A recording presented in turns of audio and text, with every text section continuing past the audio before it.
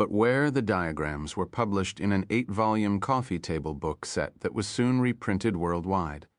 All over the planet, people tried to figure out the pictures.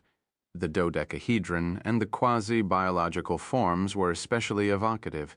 Many clever suggestions were made by the public and carefully sifted by the Argus team. Many harebrained interpretations were also widely available, especially in weekly newspapers. Whole new industries developed, doubtless unforeseen by those who devised the message, dedicated to using the diagrams to bilk the public. The ancient and mystical order of the dodecahedron was announced. The machine was a UFO. The machine was Ezekiel's wheel. An angel revealed the meaning of the message and the diagrams to a Brazilian businessman who distributed at first, at his own expense, his interpretation worldwide. With so many enigmatic diagrams to interpret, it was inevitable that many religions would recognize some of their iconography in the message from the stars. A principal cross-section of the machine looked something like a chrysanthemum, a fact that stirred great enthusiasm in Japan. If there had been an image of a human face among all the diagrams, messianic fervor might have reached a flashpoint. As it was, a surprisingly large number of people were winding up their affairs in preparation for the advent. Industrial productivity was off worldwide. Many had given away all their possessions to the poor, and then, as the end of the world was delayed, were obliged to seek help from a charity or the state. Because gifts of this sort constituted a major fraction of the resources of such charities, some of the philanthropists ended up being supported by their own gifts. Delegations approached government leaders to urge that schistosomiasis stay, or world hunger be ended by the advent, otherwise there was no telling what would happen to us. Others counseled, more quietly, that if there was a decade of real-world madness in the offing, there must be a considerable monetary or national advantage in it somewhere. Some said that there was no primer, that the whole exercise was to teach humans humility or to drive us mad.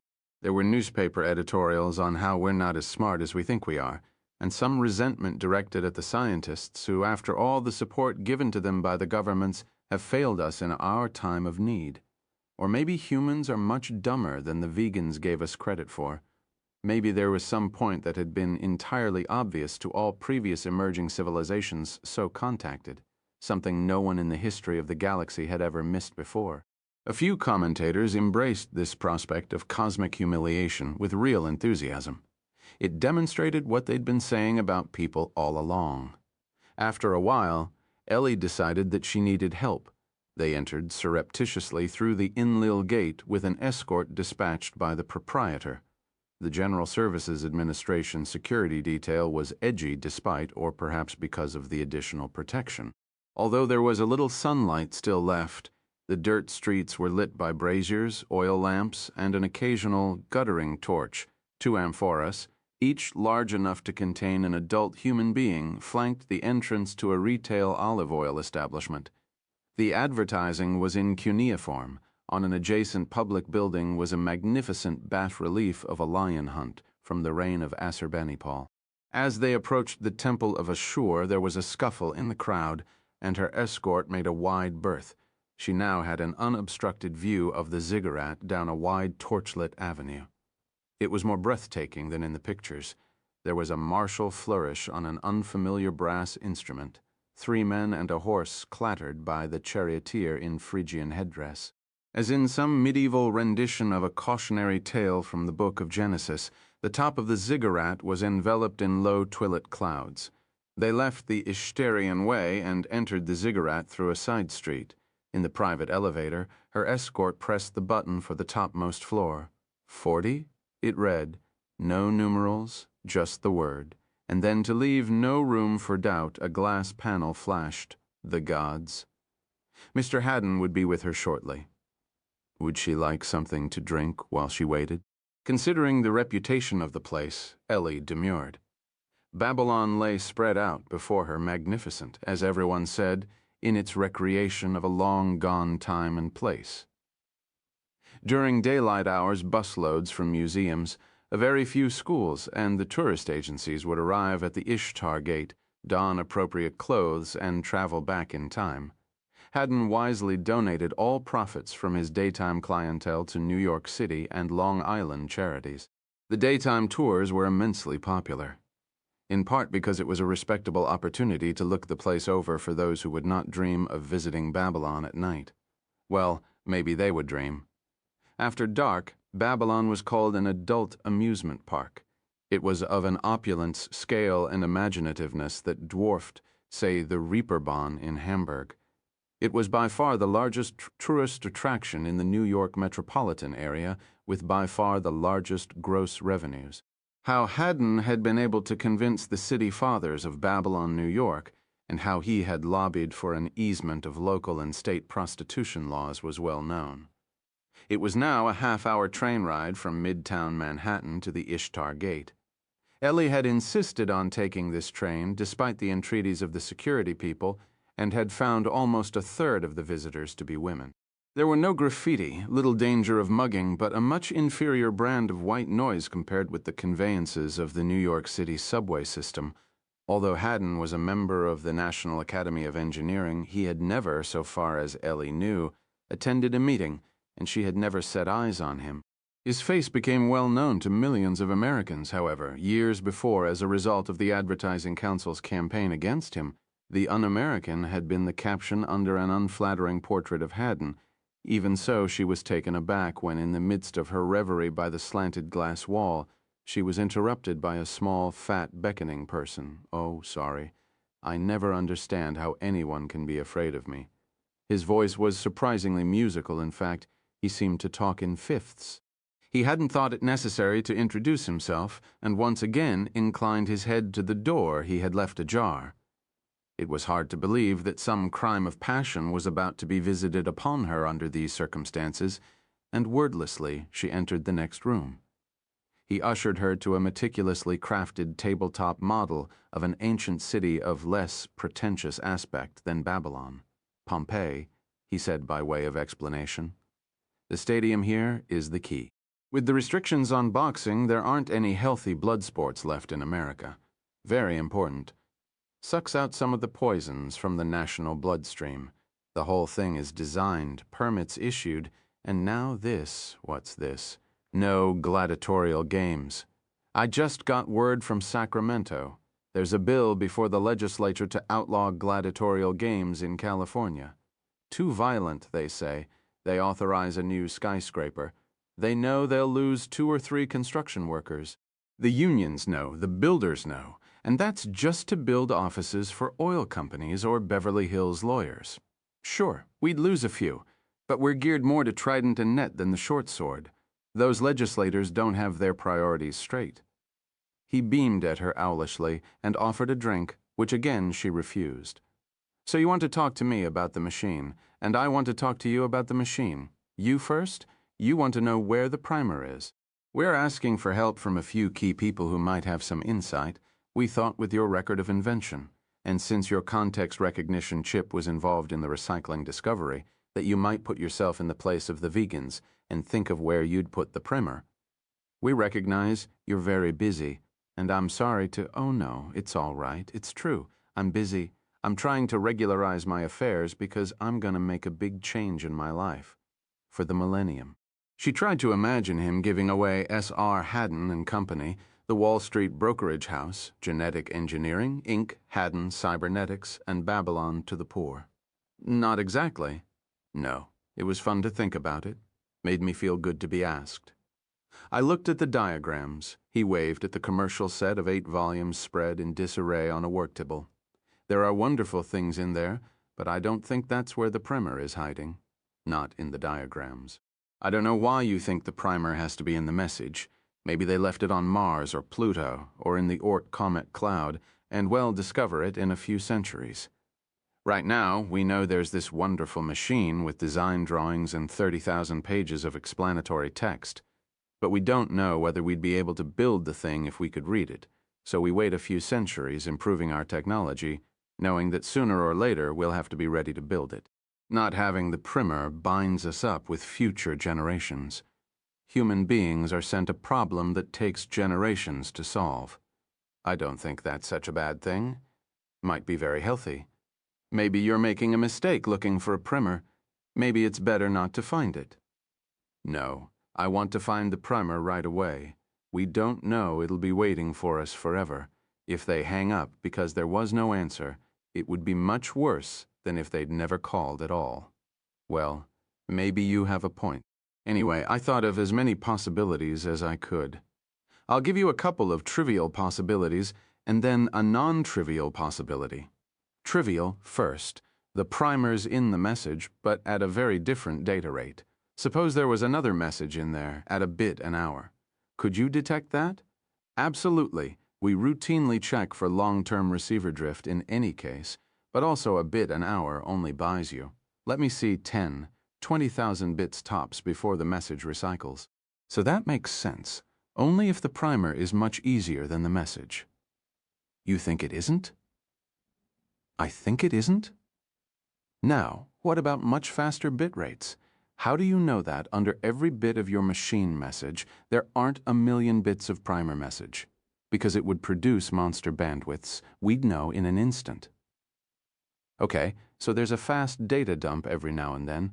Think of it as microfilm. There's a tiny dot of microfilm that's sitting in in repetitive parts of the message. I'm imagining a little box that says in your regular language, I am the primer, then right after that there's a dot, and in that dot is 100 million bits, very fast.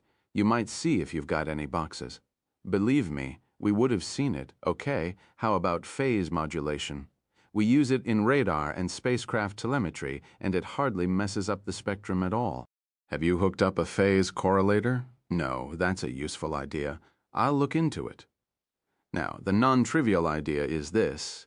If the machine ever gets made, if our people are going to sit in it, somebody's going to press a button, and then those 5 are going to go somewhere, never mind where. Now there's an interesting question whether those 5 are going to come back. Maybe not. I like the idea that all this machine design was invented by vegan body snatchers. You know, they're medical students or anthropologists or something. They need a few human bodies. It's a big hassle to come to Earth. You need permission passes from the transit authority. Hell, it's more trouble than it's worth. But with a little effort, you can send the Earth a message, and then the Earthlings'll go to all the trouble to ship you 5 bodies. It's like stamp collecting. I used to collect stamps when I was a kid. You could send a letter to somebody in a foreign country, and most of the time they'd write back. It didn't matter what they said. All you wanted was the stamp. So that's my picture. There's a few stamp collectors on Vega. They send letters out when they're in the mood, and bodies come flying back to them from all over space. Wouldn't you like to see the collection? He smiled up at her and continued. Okay, so what does this have to do with finding the primer? Nothing? It's relevant only if I'm wrong. If my picture is wrong, if the 5 people are coming back to Earth, then it would be a big help if we've invented spaceflight. No matter how smart they are, it's going to be tough to land the machine. Too many things are moving. God knows what the propulsion system is. If you pop out of space a few meters below ground, you've had it. And what's a few meters in 26 light years? It's too risky. When the machine comes back, it'll pop out, or whatever it does, in space somewhere near the Earth, but not on it or in it. So they have to be sure we have spaceflight, so the 5 people can be rescued in space. They're in a hurry and can't sit tight until the 1957 evening news arrives on Vega. So what do? They arrange, so part of the message can only be detected from space. What part is that? The primer. If you can detect the primer, you've got spaceflight and you can come back safe. So I imagine the primer is being sent at the frequency of the oxygen absorptions in the microwave spectrum, or in the near-infrared. Some part of the spectrum you can't detect until you're well out of the Earth's atmosphere. We've had the Hubble telescope, looking at Vega all through the ultraviolet, visible and near-infrared. Not a hint of anything. The Russians have repaired their millimeter wave instrument. They've hardly been looking at anything besides Vega, and they haven't found anything. But we'll keep looking. Other possibilities? Sure. You wouldn't like a drink? I don't drink myself. But so many people do. Ellie again declined. No other possibilities. Now it's my turn. See, I want to ask you for something. but I'm not good at asking for things. I never have been. My public image is rich, funny-looking, unscrupulous, somebody who looks for weaknesses in the system so he can make a fast buck. And don't tell me you don't believe any of that. Everybody believes at least some of it. You've probably heard some of what I'm going to say before, but give me 10 minutes and I'll tell you how all this began. I want you to know something about me." She settled back, wondering what he could possibly want of her, and brushed away idle fantasies involving the temple of Ishtar, Haddon, and perhaps a charioteer or two thrown in for good measure. Years before, he had invented a module that, when a television commercial appeared, automatically muted the sound. It wasn't at first a context recognition device. Instead, it simply monitored the amplitude of the carrier wave. TV advertisers had taken to running their ads louder and with less audio clutter than the programs that were their nominal vehicles. News of Haddon's module spread by word of mouth. People reported a sense of relief, the lifting of a great burden, even a feeling of joy at being freed from the advertising barrage for the 6 to 8 hours out of every day that the average American spent in front of the TV set. Before there could be any coordinated response from the TV advertising industry, Adnix had become wildly popular. It forced advertisers and networks into new choices of carrier wave strategy, each of which Haddon countered with a new invention. Sometimes he invented circuits to defeat strategies that the agencies and the networks had not yet hit upon. He would say that he was saving them the trouble of making inventions, at great cost to their shareholders, which were at any rate doomed to failure. As his sales volume increased, he kept cutting prices. It was a kind of electronic warfare, and he was winning. They tried to sue him, something about a conspiracy in restraint of trade. They had sufficient political muscle that his motion for summary dismissal was denied, but insufficient influence to actually win the case. The trial had forced Haddon to investigate the relevant legal codes. Soon after, he applied through a well-known Madison Avenue agency, in which he was now a major silent partner, to advertise his own product on commercial television. After a few weeks of controversy, his commercials were refused. He sued all 3 networks, and in this trial was able to prove conspiracy in restraint of trade. He received a huge settlement that was at the time a record for cases of this sort, and which contributed in its modest way to the demise of the original networks. There had always been people who enjoyed the commercials, of course, and they had no need for adnix, but they were a dwindling minority. Haddon made a great fortune by eviscerating broadcast advertising. He also made many enemies. By the time context recognition chips were commercially available, he was ready with Preachnix, a submodule which could be plugged into adnix. It would simply switch channels if by chance a doctrinaire religious program should be tuned in. You could pre-select keywords such as Advent or Rapture and cut great swaths through the available programming. Preachnix was a godsend for a long-suffering but significant minority of television viewers. There was talk, some of it half serious, that Haddon's next submodule would be called Jivanix and would work only on public addresses by presidents and premiers. As he further developed context recognition chips, it became obvious to him that they had much wider applications from education, science, and medicine to military intelligence and industrial espionage. It was on this issue that the lines were drawn for the famous suit United States v. Haddon Cybernetics. One of Haddon's chips was considered too good for civilian life, and on recommendation of the National Security Agency, the facilities and key personnel for the most advanced context recognition chip production were taken over by the government. It was simply too important to read the Russian mail. God knows, they told him. What would happen if the Russians could read our mail? Haddon refused to cooperate in the takeover and vowed to diversify into areas that could not possibly be connected with national security. The government was nationalizing industry, he said. They claimed to be capitalists, but when push came to shove, they showed their socialist face. He had found an unsatisfied public need and employed an existing and legal new technology to deliver what they wanted. It was classic capitalism. But there were many sober capitalists who would tell you that he had already gone too far with adnix, that he had posed a real threat to the American way of life. In a dour column signed V. Petrov, Pravda called it a concrete example of the contradictions of capitalism. The Wall Street Journal countered, perhaps a little tangentially, by calling Pravda, which in Russian means truth, a concrete example of the contradictions of communism. He suspected that the takeover was only a pretext, that his real offense had been to attack advertising and video evangelism. Adniks and preachniks were the essence of capitalist entrepreneurship, he argued repeatedly. The point of capitalism was supposed to be providing people with alternatives. Well, the absence of advertising is an alternative, I told them. There are huge advertising budgets only when there's no difference between the products. If the products really were different, people would buy the one that's better. Advertising teaches people not to trust their judgment. Advertising teaches people to be stupid. A strong country needs smart people, so Adnix is patriotic. The manufacturers can use some of their advertising budgets to improve their products. The consumer will benefit magazines and newspapers, and direct mail business will boom, and that'll ease the pain in the ad agencies. I don't see what the problem is. Adnix, much more than the innumerable libel suits against the original commercial networks, led directly to their demise. For a while, there was a small army of unemployed advertising executives, down-and-out former network officials, and penniless divines who had sworn blood oaths to revenge themselves on Haddon. And there was an ever-growing number of still more formidable adversaries. Without a doubt, she thought, Haddon was an interesting man. So I figure it's time to go. I've got more money than I know what to do with. My wife can't stand me, and I've got enemies everywhere. I want to do something important, something worthy. I want to do something so that hundreds of years from now people will look back and be glad I was around. You want?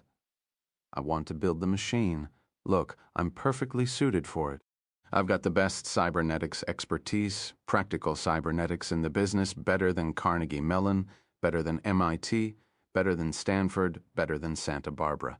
And if there's anything clear from those plans, it's that this isn't a job for an old-time tool and die maker, and you're going to need something like genetic engineering. You won't find anybody more dedicated to this job, and I'll do it at cost. Really, Mr. Haddon, who builds the machine, if we ever get to that point, isn't up to me. It's an international decision. All sorts of politics is involved. They're still debating in Paris about whether to build the thing if and when we decrypt the message. Don't you think I know that? I'm also applying through the usual channels of influence and corruption. I just want to have a good word put in for me for the right reasons by the side of the angels. Yon understand? And speaking of angels, you really shook up Palmer Joss and Billy Joe Rankin. I haven't seen them so agitated since that trouble they had about Mary's Waters.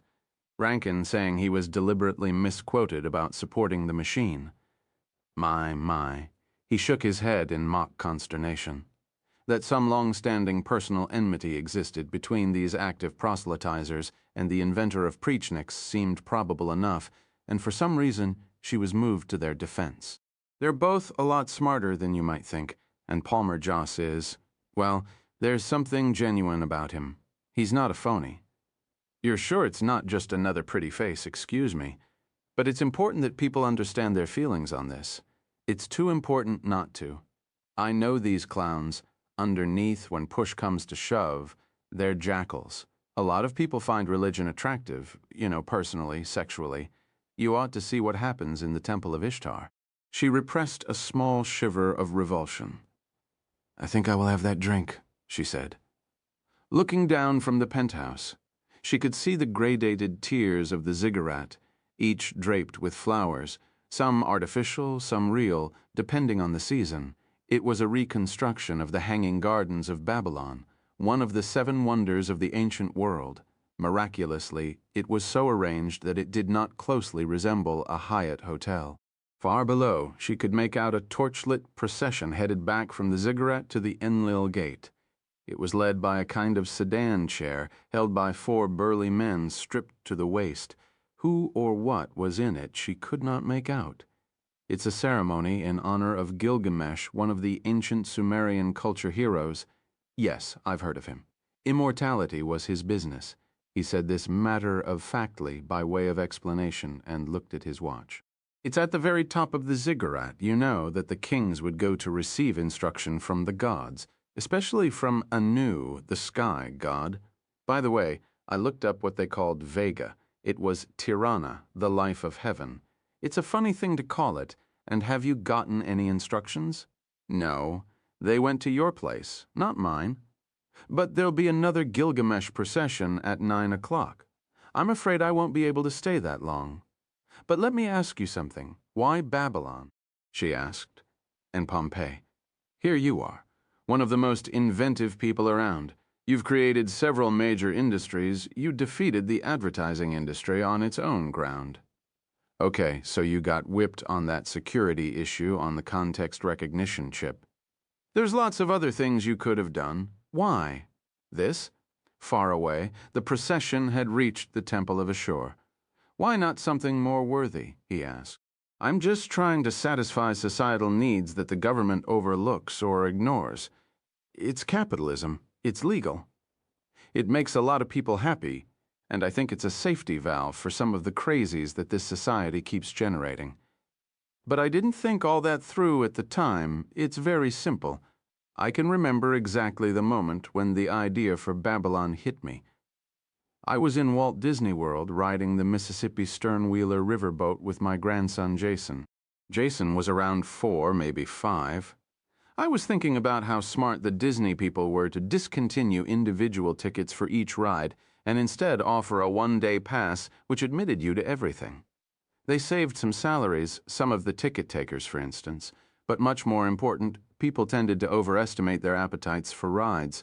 They'd pay a premium to be admitted to everything, and then they'd be happy with a lot less. Now, next to me and Jason was an 8-year-old boy with a faraway look in his eye. I'm guessing his age. Maybe he was 10. His father was asking him stuff, and he was answering in monosyllables. The boy was fondling the barrel of a toy rifle he'd propped up on his deck chair. The stock was between his legs. All he wanted was to be left alone and stroke the rifle. Behind him were the towers and spires of the Magic Kingdom, and suddenly everything fell into place. You know what I'm saying. He filled a tumbler with Diet Cola and clicked it against her glass. Confusion to your enemies, he toasted genially. I'll have them take you out by the Ishtar Gate. The procession's gonna make things too crowded toward the Enlil Gate. Both escorts magically appeared, and it was evident she was being dismissed. She had little desire to linger. Don't forget about the phase modulation and looking in the oxygen lines. But even if I'm wrong about where the primer is, don't forget, I'm the only one to build the machine. Floodlights brilliantly illuminated the Ishtar Gate. It was covered with representations in glazed tile of some blue animal. The archaeologists had called them dragons. Chapter 14. Harmonic Oscillator. Skepticism is the chastity of the intellect, and it is shameful to surrender it too soon, or to the first comer. There is nobility in preserving it coolly and proudly through long youth, until at last, in the ripeness of instinct and discretion, it can be safely exchanged for fidelity and happiness. George Santayana, Skepticism and Animal Faith. 9th. It was on a mission of insurgency and subversion. The enemy was vastly larger and more powerful. But it knew the enemy's weakness. It could take over the alien government, turning the resources of the adversary to its own purpose. Now, with millions of dedicated agents in place, she sneezed and tried to find a clean paper tissue in the bulging pocket of the terry cloth presidential bathrobe. She had no makeup on, although her chapped lips revealed patches of mentholated balm. My doctor tells me I have to stay in bed or I'll get viral pneumonia. I ask him for an antibiotic, and he tells me there's no antibiotic for viruses. So how does he know I have a virus? Derheer opened his mouth to answer, a gesture in the making when the president cut him short. No, never mind. You'll start telling me about DNA and host recognition, and I'll need what resources I've got left to listen to your story. If you're not afraid of my virus, pull up a chair. Thank you, Miss President. This is about the primer. I have the report here. There's a long technical section that's included as an appendix. I thought you might be interested in it also. Briefly, we're reading and actually understanding the thing with almost no difficulty.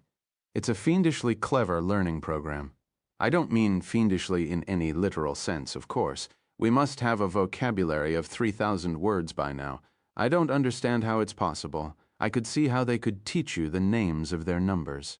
You make one dot and write the letters O-N-E underneath, and so on.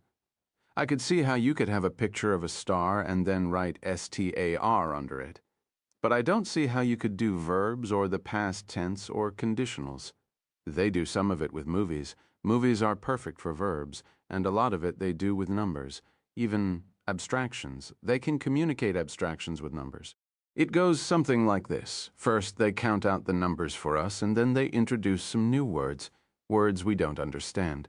Here, I'll indicate their words by letters. We read something like this. The letters stand for symbols. The vegans introduce. He wrote 1A1B2Z, 1A2B3Z, 1A7B8Z. What do you think it is?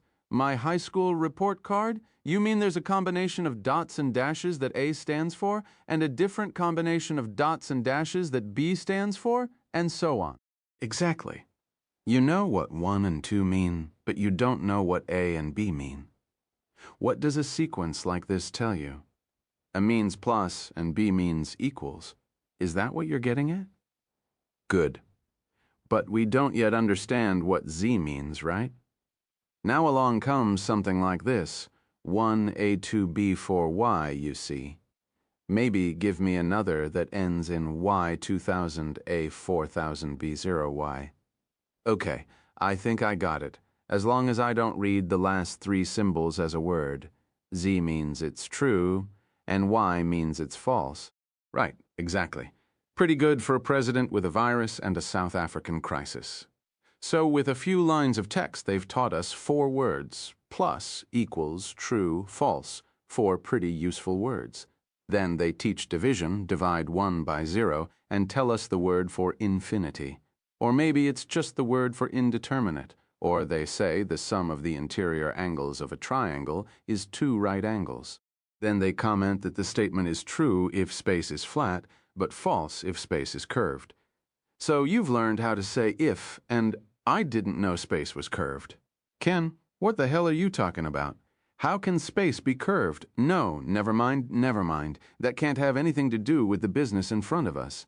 Actually, Sol Haddon tells me it was his idea where to find the primer. Don't look at me funny, here. I talk to all types. I didn't mean, ah. As I understand it, Mr. Haddon volunteered a few suggestions, which had all been made by other scientists as well. Dr. Arroway checked them out and hit pay dirt with one of them. It's called phase modulation, or phase coding. Yes. Now, is this correct, Ken? The primer is scattered throughout the message, right? Lots of repetitions, and there was some primer shortly after Arroway first picked up the signal. Shortly after she picked up the 3rd layer of the palimpsest, the machine design. And many countries have the technology to read the primer, right? Well, they need a device called a phase correlator. But yes, the countries that count anyway. Then the Russians could have read the primer a year ago, right? Or the Chinese, or the Japanese. How do you know they're not halfway to building the machine right now? I thought of that, but Marvin Yang says it's impossible. Satellite photography, electronic intelligence, people on the scene, all confirm that there's no sign of the kind of major construction project you'd need to build the machine. No, we've all been asleep at the switch. We were seduced by the idea that the primer had to come at the beginning and not interspersed through the message. It's only when the message recycled and we discovered it wasn't there that we started thinking of other possibilities. All this work has been done in close cooperation with the Russians and everybody else. We don't think anybody has the jump on us, but on the other hand, everybody has the primer now. I don't think there's any unilateral course of action for us. I don't want a unilateral course of action for us.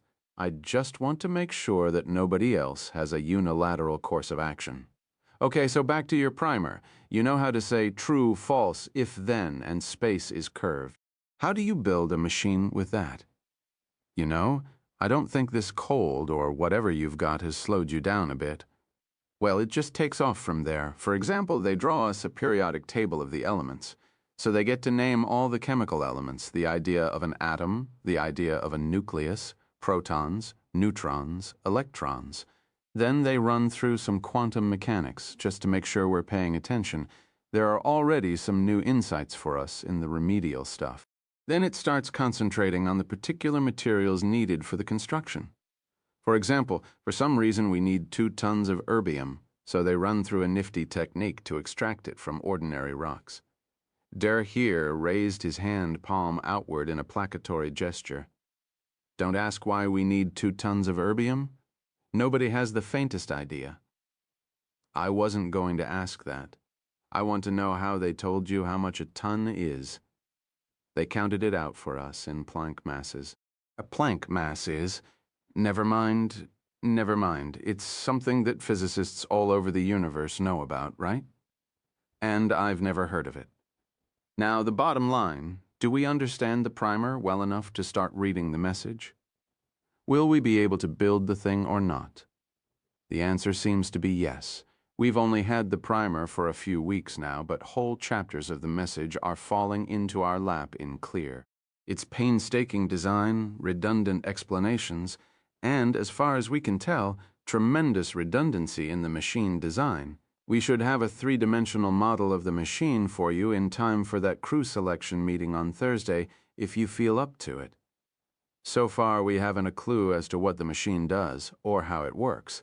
And there are some funny organic chemical components that don't make any sense as part of a machine. But almost everybody seems to think we can build the thing. Who doesn't? Well, Lunacharsky and the Russians. And Billy Joe Rankin, of course. There are still people who worry that the machine will blow up the world or tip the Earth's axis or something. But what's impressed most of the scientists is how careful the instructions are and how many different ways they go about trying to explain the same thing. And what does Eleanor Arroway say? She says if they want to do us in, they'll be here in 25 years or so, and there's nothing we could do in 25 years to protect ourselves. They're too far ahead of us. So she says, build it. And if you're worried about environmental hazards, build it in a remote place. Professor Drumlin says you can build it in downtown Pasadena for all he cares. In fact, he says he'll be there every minute it takes to construct the machine. So he'll be the first to go if it blows up. Drumlin, he's the fellow who figured out that this was the design for a machine, right? Not exactly. I'll read all the briefing material in time for that Thursday meeting. You got anything else for me? Are you seriously considering letting Haddon build the machine? Well, it's not only up to me, as you know, that treaty they're hammering out in Paris gives us about a 1/4 say.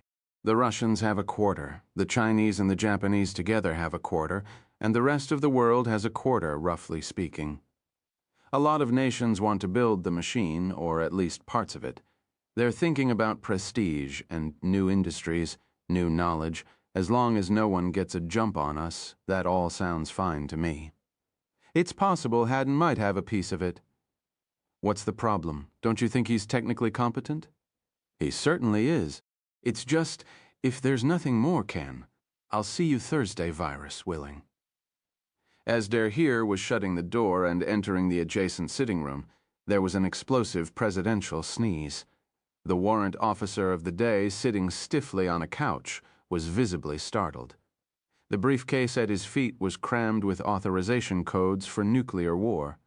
Der Heer calmed him with a repetitive gesture of his hand, fingers spread, palm down. The officer gave an apologetic smile. That's Vega. That's what all the fuss is about, the president asked with some disappointment. The photo opportunity for the press was now over, and her eyes had become almost dark adapted after the onslaught of flashbulbs and TV lighting. The pictures of the president gazing steely-eyed through the Naval Observatory telescope that appeared in all the papers the next day were, of course, a minor sham. She had been unable to see anything at all through the telescope until the photographers had left and darkness returned. Why does it wiggle? It's turbulence in the air, Miss President, Der Heer explained. Warm bubbles of air go by and distort the image, like looking at Sci across the breakfast table when there's a toaster between us. I can remember seeing one whole side of his face fall off, she said affectionately, raising her voice so the presidential consort, standing nearby talking to the uniformed commandant of the observatory, could overhear. Yeah, no toaster on the breakfast table these days, he replied amiably.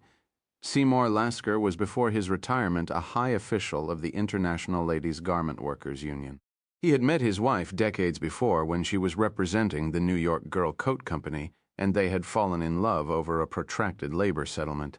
Considering the present novelty of both their positions, the apparent health of their relationship was noteworthy. I can do without the toaster, but I'm not getting enough breakfasts with Sci. She inflected her eyebrows in his general direction and then returned to the monocular eyepiece. It looks like a blue amoeba, all squishy. After the difficult crew selection meeting, the president was in a light-hearted frame of mind. Her cold was almost gone. What if there was no turbulence, Ken? What would I see then? Then it would be just like Space Telescope above the Earth's atmosphere. You'd see a steady, unflickering point of light. Just the star, just Vega, no planets, no rings, no laser battle stations. No, Ms. President, all that would be much too small and faint to see, even with a very big telescope. Well, I hope your scientists know what they're doing, she said in a near whisper. We're making an awful lot of commitments on something we've never seen. Here was a little taken aback, but we've seen 31,000 pages of text, pictures, words, plus a huge primer. In my book, that's not the same as seeing it. It's a little too inferential. Don't tell me about scientists all over the world getting the same data. I know all that. And don't tell me about how clear and unambiguous the blueprints for the machine are. I know that too. And if we back out, someone else is sure to build the machine. I know all those things, but I'm still nervous. The party ambled back through the Naval Observatory compound to the Vice President's residence. Tentative agreements on crew selection had been painstakingly worked out in Paris in the last weeks. The United States and the Soviet Union had argued for 2 crew positions each. On such matters, they were reliable allies. But it was hard to sustain this argument with the other nations in the World Message Consortium. These days, it was much more difficult for the United States and the Soviet Union, even on issues on which they agreed to work their way with the other nations of the world, than had once been the case. The enterprise was now widely touted as an activity of the human species. The name World Message Consortium was about to be changed to World Machine Consortium.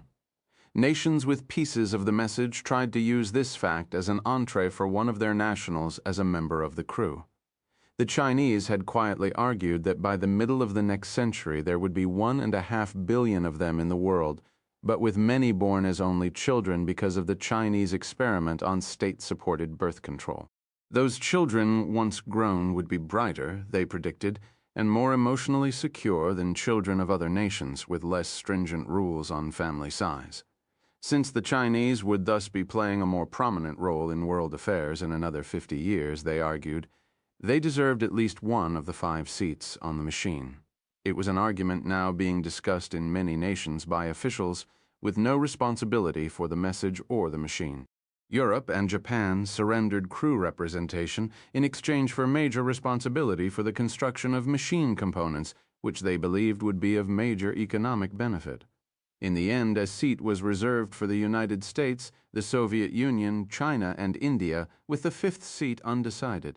This represented a long and difficult multilateral negotiation with population size, economic, industrial, and military power, present political alignments, and even a little of the history of the human species as considerations. For the 5th seat, Brazil and Indonesia made representations based on population size and geographical balance. Sweden proposed a moderating role in case of political disputes. Egypt, Iraq, Pakistan, and Saudi Arabia argued on grounds of religious equity. Others suggested that at least this 5th seat should be decided on grounds of individual merit rather than national affiliation. For the moment, the decision was left in limbo, a wild card for later in the 4 selected nations. Scientists, national leaders, and others were going through the exercise of choosing their candidates. A kind of national debate ensued in the United States. In surveys and opinion polls, religious leaders, sports heroes, astronauts, Congressional Medal of Honor winners, scientists, movie actors, a former presidential spouse, TV talk show hosts, and news anchors, members of Congress, millionaires with political ambitions, foundation executives, singers of country and western and rock and roll music, university presidents, and the current Miss America were all endorsed with varying degrees of enthusiasm. By long tradition, ever since the vice president's residence was moved to the grounds of the Naval Observatory, the house servants had been Filipino petty officers on active duty in the U.S. Navy. Wearing smart blue blazers with a patch-embroidered Vice President of the United States, they were now serving coffee. Most of the participants in the all-day crew selection meeting had not been invited to this informal evening session. It had been Seymour Lasker's singular fate to be America's first gentleman. He bore his burden, the editorial cartoons, the smarmy jokes, the witticism that he had gone where no man had gone before, with such directness and good nature that at last America was able to forgive him for marrying a woman with the nerve to imagine that she could lead half the world. Lasker had the vice president's wife and teenaged son laughing uproariously as the president guided Der Heer into an adjacent library annex. "All right," she began. "There's no official decision to be made today and no public announcement of our deliberations. But let's see if we can sum up. We don't know what the goddamn machine will do, but it's a reasonable guess that it goes to Vega. Nobody has the slightest idea of how it would work or even how long it would take. Tell me again, how far away is Vega?" 26 light years, Miss President. And so, if this machine were a kind of spaceship and could travel as fast as light, I know it can't travel as fast as light, only close to it. Don't interrupt. Then it would take 26 years for it to get there, but only as we measure time here on Earth. Is that right, Der Heer? Yes, exactly. Plus maybe a year to get up to light speed and a year to decelerate into the Vega system. But from the standpoint of the crew members, it would take a lot less. Maybe only a couple of years, depending on how close to light speed they travel. For a biologist, Der Heer, you've been learning a lot of astronomy. Thank you, Miss President. I've tried to immerse myself in the subject. She stared at him for just a moment and then went on. So as long as the machine goes very close to the speed of light, it might not matter much how old the crew members are. But if it takes 10 or 20 years or more, and you say that's possible, then we ought to have somebody young now. The Russians aren't buying this argument. We understand it's between Arkhangelsky and Lunacharsky, both in their 60s. She had read the names somewhat haltingly off a file card in front of her. The Chinese are almost certainly sending Xi. He's also in his 60s. So if I thought they knew what they're doing, I'd be tempted to say, "What the hell, let's send a 60-year-old man." Drumlin, Der Heer knew, was exactly 60 years old. On the other hand, he counterposed, I know. The Indian doctor. She's in her 40s, in a way. This is the stupidest thing I ever heard of. We're picking somebody to enter the Olympics, and we don't know what the events are.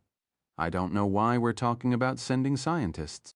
Mahatma Gandhi, that's who we should send. Or, while we're at it, Jesus Christ. Don't tell me they're not available, Der Heer, I know that. When you don't know what the events are, you send a decathlon champion, and then you discover the event is chess, or oratory, or sculpture, and your athlete finishes last. Okay, you say that it ought to be someone who's thought about extraterrestrial life and who's been intimately involved with the receipt and decrypting of the message.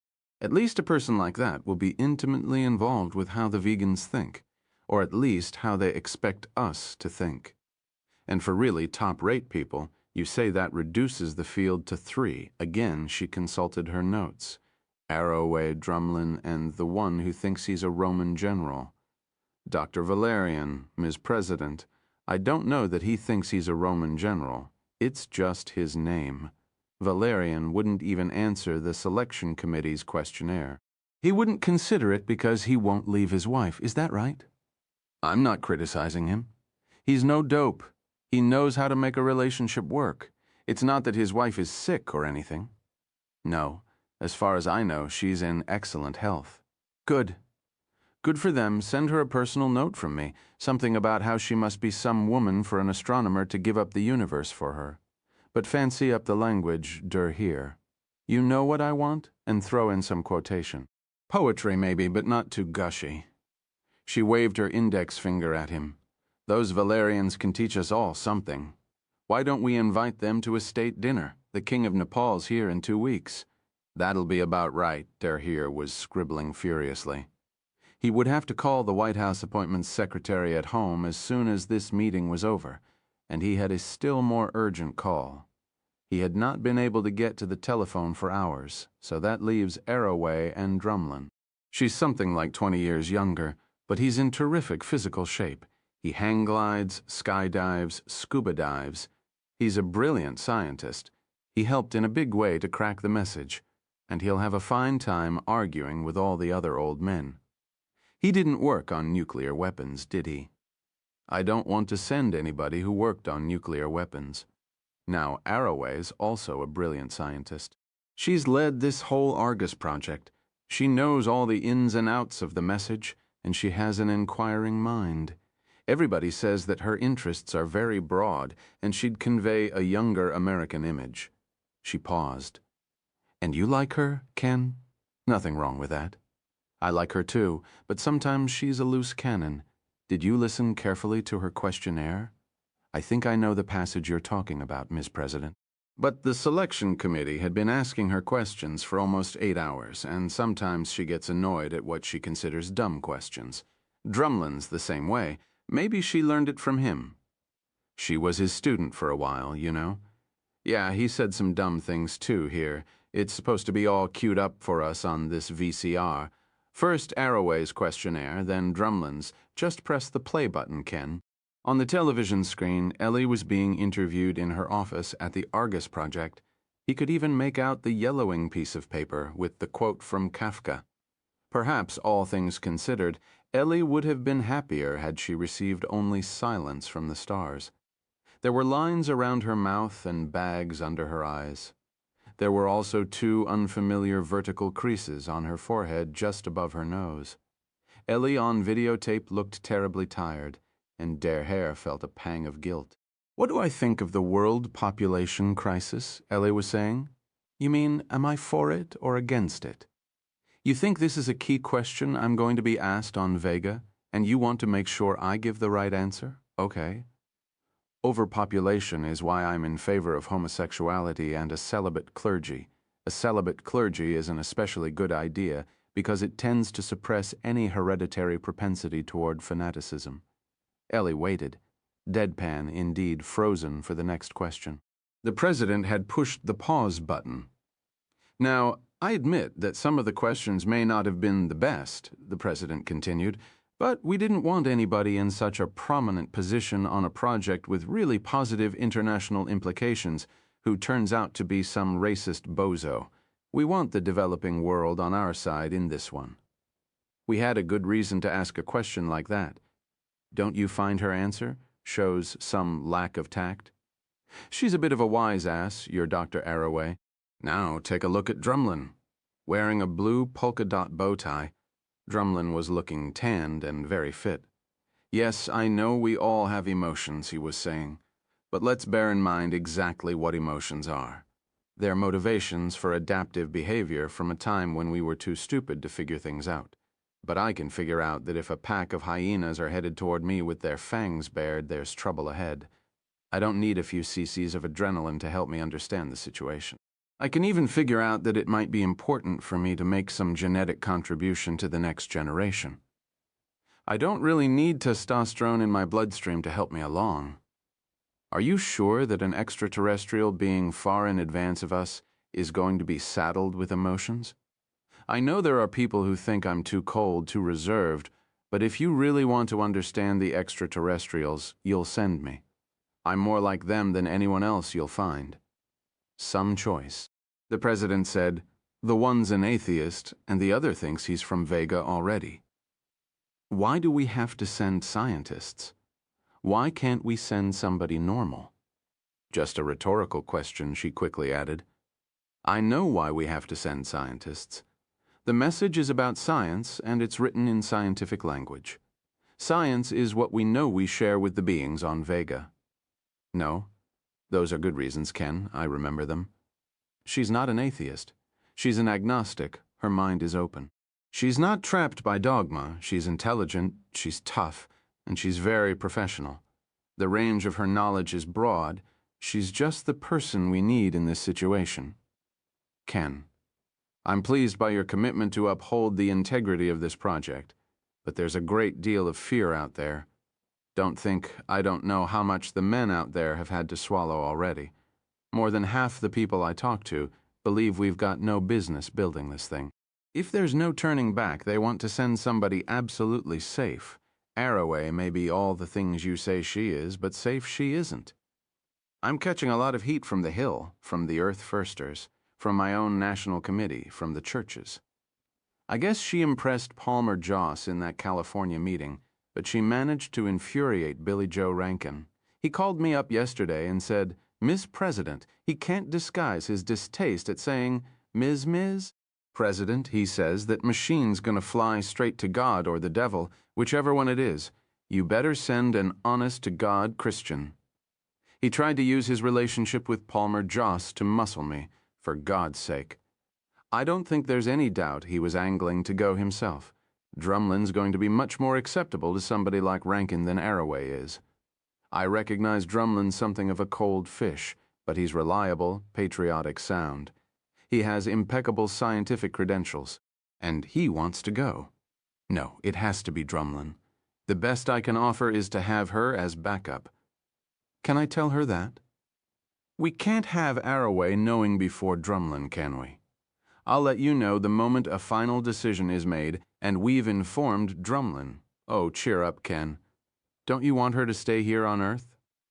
It was after 6 when Ellie finished her briefing of the State Department's Tiger team that was backstopping the American negotiators in Paris. Durr here had promised to call her as soon as the crew selection meeting was done. He wanted her to hear from him whether she had been selected, not from anybody else. She had been insufficiently deferential to the examiners, she knew, and might lose out for that reason among a dozen others. Nevertheless, she guessed, there might still be a chance. There was a message waiting for her at the hotel, not a pink while you were out form, filled in by the hotel operator, but a sealed, unstamped, hand-delivered letter. It read, "Meet me at the National Science and Technology Museum, 8 p.m. tonight. Palmer Joss." No hello, no explanations, no agenda, and no yours truly, she thought. This really is a man of faith. The stationery was her hotel's, and there was no return address. He must have sauntered in this afternoon, knowing from the Secretary of State himself, for all she knew, that Ellie was in town and expecting her to be in. It had been a tiresome day, and she was annoyed at having to spend any time away from piecing together the message. Although a part of her was reluctant to go, she showered, changed, bought a bag of cashews, and was in a taxi in 45 minutes. It was about an hour before closing, and the museum was almost empty. Huge dark machinery was stuffed into every corner of a vast entrance hall. Here was the pride of the 19th century shoemaking, textile, and coal industries. A steam calliope from the 1876 exposition was playing a jaunty piece, originally written for brass. She judged for a tourist group from West Africa. Joss was nowhere to be seen. She suppressed the impulse to turn on her heel and leave. If you had to meet Palmer Joss in this museum, she thought, and the only thing you would ever talk to him about was religion and the message, where would you meet him? It was a little like the frequency selection problem in SETI. You haven't yet received a message from an advanced civilization, and you have to decide on which frequencies these beings about whom you know virtually nothing, not even their existence, have decided to transmit. It must involve some knowledge that both you and they share. You and they certainly both know what the most abundant kind of atom in the universe is, and the single radio frequency at which it characteristically absorbs and emits. That was the logic by which the 1420 megahertz line of neutral atomic hydrogen had been included in all the early CT searches. What would the equivalent be here? Alexander Graham Bell's telephone, the telegraph, Marconi's, of course. "Does this museum have a Foucault pendulum?" she asked the guard. The sound of her heels echoed on the marble floors as she approached the rotunda. Joss was leaning over the railing, peering at a mosaic tile representation of the cardinal directions. There were small vertical hour marks, some upright, others evidently knocked down by the bob earlier in the day. Around 7 p.m., someone had stopped its swing, and it now hung motionless. They were entirely alone. He had heard her approach for a minute at least, and had said nothing. "You've decided that prayer can stop a pendulum?" She smiled. "That would be an abuse of faith," he replied. "I don't see why. You'd make an awful lot of converts. It's easy enough for God to do, and if I remember correctly, you talk to him regularly. That's not it, huh? You really want to test my faith in the physics of harmonic oscillators? Okay." A part of her was amazed that Joss would put her through this test, but she was determined to pass muster. She let her handbag slide off her shoulder and removed her shoes. He gracefully hurdled the brass guardrail and helped her over. They half walked and half slid down the tiled slope until they were standing alongside the bob. It had a dull black finish, and she wondered whether it was made of steel or lead. "You'll have to give me a hand," she said. She could easily put her arms around the bob, and together they wrestled it until it was inclined at a good angle from the vertical and flush against her face. Joss was watching her closely. He didn't ask her whether she was sure. He neglected to warn her about falling forward. He offered no cautions about giving the bob a horizontal component of velocity as she let go. Behind her was a good meter or meter and a half of level floor before it started sloping upward to become a circumferential wall. If she kept her wits about her, she said to herself, this was a lead pipe cinch. She let go. The bob fell away from her. The period of a simple pendulum, she thought a little giddily, is 2 pi, square root L over G, where L is the length of the pendulum and G is the acceleration due to gravity. Because of friction in the bearing, the pendulum can never swing back farther than its original position. All I have to do is not sway forward, she reminded herself. Near the opposite railing, the bob slowed and came to a dead stop. Reversing its trajectory, it was suddenly moving much faster than she had expected. As it careened toward her, it seemed to grow alarmingly in size. It was enormous and almost upon her. She gasped. I flinched, Ellie said in disappointment, as the bob fell away from her. Only the littlest bit. No, I flinched. You believe in science. There's only a tiny smidgen of doubt. No, that's not it. That was a million years of brains fighting a billion years of instinct. That's why your job is so much easier than mine. In this matter, our jobs are the same, my turn, he said, and jarringly grabbed the bob at the highest point in its trajectory. But we're not testing your belief in the conservation of energy. He smiled and tried to dig in his feet. What you doing down there? A voice asked. Are you folks crazy? A museum guard, dutifully checking that all visitors would leave by closing time, had come upon this unlikely prospect of a man, a woman, a pit, and a pendulum in an otherwise deserted recess of the cavernous building. Oh, it's all right, officer, Joss said cheerfully. We're just testing our faith. You can't do that in the Smithsonian Institution, the guard replied. This is a museum, laughing. Joss and Ellie wrestled the bob to a nearly stationary position and clambered up the sloping tile walls. It must be permitted by the First Amendment, she said. Or the First Commandment, he replied. She slipped on her shoes, shouldered her bag, and head held high accompanied Joss and the guard out of the rotunda. Without identifying themselves and without being recognized, they managed to talk him out of arresting them. But they were escorted out of the museum by a tight phalanx of uniformed personnel who were concerned perhaps that Ellie and Joss might next sidle aboard the steam calliope in pursuit of an elusive god. The street was deserted. They walked wordlessly along the mall. The night was clear, and Ellie made out Lyra against the horizon. The bright one over there. That's Vega, she said. He stared at it for a long time. That decoding was a brilliant achievement, he said at last. Oh, nonsense. It was trivial. It was the easiest message an advanced civilization could think of. It would have been a genuine disgrace if we hadn't been able to figure it out. You don't take compliments well, I've noticed. No, this is one of those discoveries that change the future, our expectations of the future anyway. It's like fire, or writing, or agriculture, or the Annunciation. He stared again at Vega. If you could have a seat in that machine, if you could write it back to its sender, what do you think you would see? Evolution is a stochastic process. There are just too many possibilities to make reasonable predictions about what life elsewhere might be like. If you had seen the Earth before the origin of life, would you have predicted a katydid or a giraffe? I know the answer to that question. I guess you imagine that we just make this stuff up, that we read it in some book, or pick it up in some prayer tent. But that's not how it is. I have certain positive knowledge from my own direct experience. I can't put it any plainer than that. I have seen God face to face. About the depth of his commitment there seemed no doubt. Tell me about it. So he did. Okay, she said finally. You were clinically dead. Then you revived, and you remember rising through the darkness into a bright light. You saw a radiance with a human form that you took to be God, but there was nothing in the experience that told you the radiance made the universe or laid down moral law. The experience is an experience. You were deeply moved by it, no question. But there are other possible explanations, such as, well, like birth. Birth is rising through a long, dark tunnel into a brilliant light. Don't forget how brilliant it is. The baby has spent 9 months in the dark.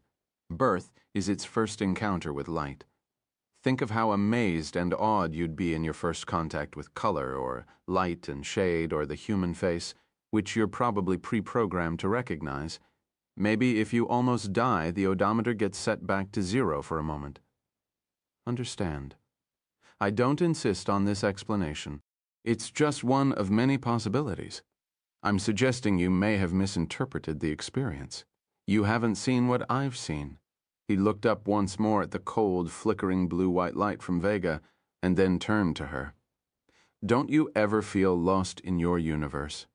How do you know what to do, how to behave, if there's no God, just obey the law or get arrested? You're not worried about being lost, Palmer. You're worried about not being central, not the reason the universe was created. There's plenty of order in my universe: gravitation, electromagnetism, quantum mechanics, superunification. They all involve laws, and as for behavior, why can't we figure out what's in our best interest as a species? That's a warm-hearted and noble view of the world, I'm sure, and I'd be the last to deny that there's goodness in the human heart. But how much cruelty has been done when there was no love of God? And how much cruelty when there was? Savonarola and Torquemada loved God, or so they said. Your religion assumes that people are children and need a boogeyman so they'll behave. You want people to believe in God so they'll obey the law. That's the only means that occurs to you, a strict secular police force, and the threat of punishment by an all-seeing God for whatever the police overlook. You sell human beings short. Palmer, you think if I haven't had your religious experience, I can't appreciate the magnificence of your God, but it's just the opposite. I listen to you, and I think his God is too small. One paltry planet, a few thousand years, hardly worth the attention of a minor deity, much less the creator of the universe. You're confusing me with some other preacher. That museum was Brother Rankin's territory. I'm prepared for a universe billions of years old. I just say the scientists haven't proved it, and I say you haven't understood the evidence. How can it benefit the people if the conventional wisdom, the religious truths, are a lie? When you really believe that people can be adults, you'll preach a different sermon. There was a brief silence, punctuated only by the echoes of their footfalls. I'm sorry if I've been a little too strident, she said. It happens to me from time to time. I give you my word, Doctor. Arroway, I'll carefully ponder what you've said this evening. You've raised some questions I should have answers for, but in the same spirit, let me ask you a few questions, okay? She nodded, and he continued. Think of what consciousness feels like, what it feels like this minute. Does that feel like billions of tiny atoms wiggling in place? And beyond the biological machinery where in science can a child learn what love is, here's her beeper buzzed. It was probably Ken with the news she had been waiting for. If so, it had been a very long meeting for him. Maybe it was good news nevertheless. She glanced at the letters and numbers forming in the liquid crystal. Ken's office number. There were no public telephones in sight, but after a few minutes they were able to flag down a taxicab. "I'm sorry I have to leave so suddenly," she apologized. "I enjoyed our conversation, and I'll think seriously about your questions. You wanted to pose one more." "Yes. What is there in the precepts of science that keeps a scientist from doing evil?" Chapter 15. Erbium Dowell. The earth that is sufficient. I do not want the constellations any nearer. I know they are very well where they are. I know they suffice for those who belong to them. Walt Whitman, Leaves of Grass. Song of the Open Road, 1855. It took years. It was a technological dream and a diplomatic nightmare. But finally they got around to building the machine. Various neologisms were proposed and project names evocative of ancient myths. But from the beginning, everyone had called it simply the machine, and that became its official designation. The continuing complex and delicate international negotiations were described by Western editorial writers as machine politics. When the first reliable estimate of the total cost was generated, even the titans of the aerospace industry gasped. Eventually, it came to $500 billion a year for some years, roughly a third of the total military budget, nuclear and conventional, of the planet. There were fears that building the machine would ruin the world economy. "Economic warfare from Vega?" asked the London Economist. The daily headlines in the New York Times were, by any dispassionate measure, more bizarre than any in the now defunct National Enquirer a decade earlier. The record will show that no psychic, seer, prophet, or soothsayer, no person with claimed precognitive abilities, no astrologer, no numerologist, and no late December copywriter on the year ahead had predicted the message or the machine, much less Vega, prime numbers, Adolf Hitler, the Olympics, and the rest. There were many claims, however, by those who had clearly foreseen the events, but had carelessly neglected to write the precognition down. Predictions of surprising events always prove more accurate if not set down on paper beforehand. It is one of those odd regularities of everyday life. Many religions were in a slightly different category. A careful and imaginative perusal of their sacred writings will reveal, it was argued, a clear foretelling of these wondrous happenings. For others, the machine represented a potential bonanza for the world aerospace industry, which had been in worrisome decline since the Hiroshima Accords took full force. Very few new strategic weapon systems were under development. Habitats in space were a growing business, but they hardly compensated for the loss of orbiting laser battle stations and other accoutrements of the strategic defense envisioned by an earlier administration. Thus, some of those who worried about the safety of the planet, if the machine were to be built, swallowed their scruples when contemplating the implications for jobs, profits, and career advancement. A well-placed few argued that there was no richer prospect for the high-technology industries than a threat from space. There would have to be defenses, immensely powerful surveillance radars, eventual outposts on Pluto or in the Oort comet cloud. No amount of discourse about military disparities between terrestrials and extraterrestrials could daunt these visionaries. "Even if we can't defend ourselves against them," they asked, "don't you want us to see them coming?" There was profit here, and they could smell it. They were building the machine, of course, trillions of dollars worth of machine, but the machine was only the beginning if they played their cards right. An unlikely political alliance coalesced behind the re-election of President Lasker, which became in effect a national referendum on whether to build the machine. Her opponent warned of Trojan horses and doomsday machines and the prospect of demoralization of American ingenuity in the face of aliens who had already invented everything. The president pronounced herself confident that American technology would rise to the challenge, and implied, although she did not actually say, that American ingenuity would eventually equal anything they had on Vega. She was re-elected by a respectable, but by no means overwhelming margin. The instructions themselves were a decisive factor, both in the primer on language and basic technology, and in the message on the construction of the machine, nothing was left unclear. Sometimes intermediate steps that seemed entirely obvious were spelled out in tedious detail, as when, in the foundations of arithmetic, it is proved that if 2 times 3 equals 6, then 3 times 2 also equals 6. At every stage of construction there were checkpoints. The erbium produced by this process should be 96% pure, with no more than a fraction of a percent impurity from the other rare earths. When component 31 is completed and placed in a 6-molar solution of hydrofluoric acid, the remaining structural elements should look like the diagram in the accompanying figure. When component 408 is assembled, application of a 2 megagauss transverse magnetic field should spin the rotor up to so many revolutions per second before it returns itself to a motionless state. If any of the tests failed, you went back and redid the whole business. After a while, you got used to the tests and you expected to be able to pass them. It was akin to rote memorization. Many of the underlying components, constructed by special factories designed from scratch by following the primer instructions, defied human understanding. It was hard to see why they should work, but they did. Even in such cases, practical applications of the new technologies could be contemplated.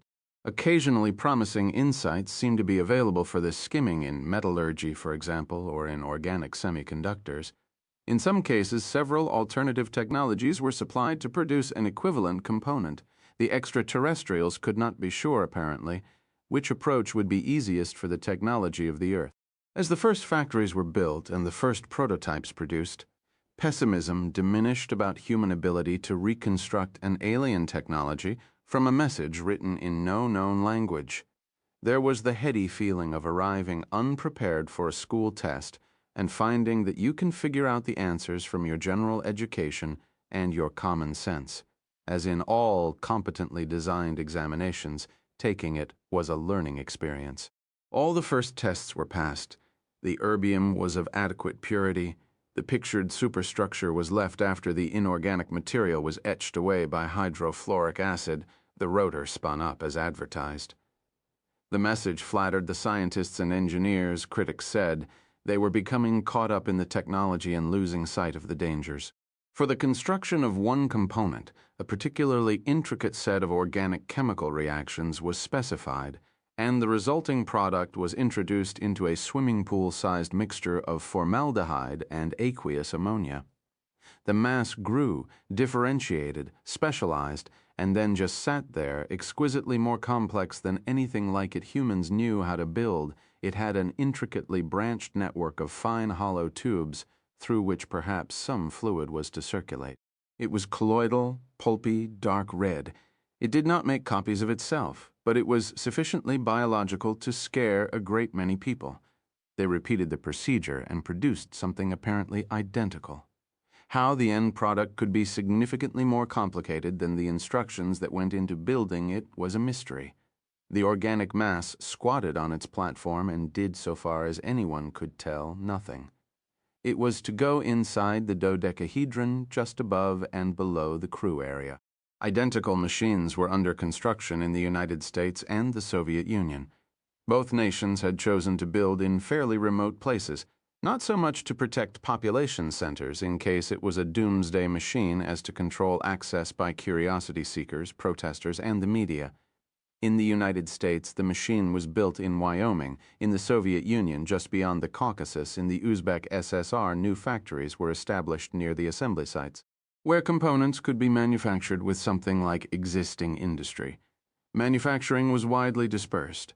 An optical subcontractor in Jena, for example, would make and test components to go to the American and Soviet machines and to Japan, where every component was systematically examined to understand how it worked, so far as was possible.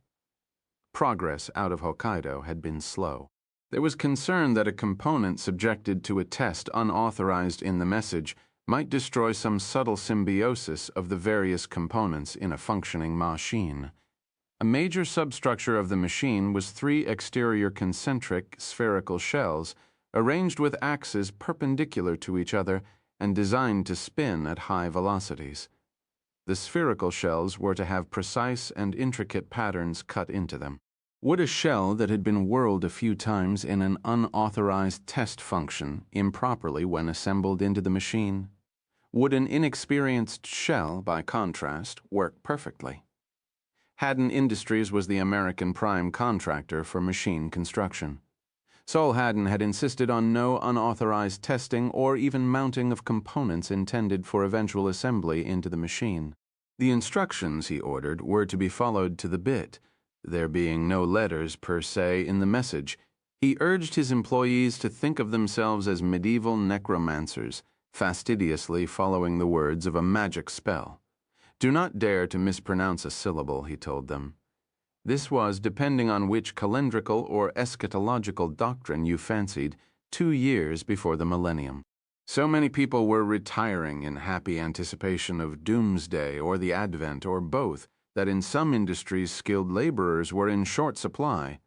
Haddon's willingness to restructure his workforce to optimize machine construction and to provide incentives for subcontractors was seen to be a major factor in the American success so far.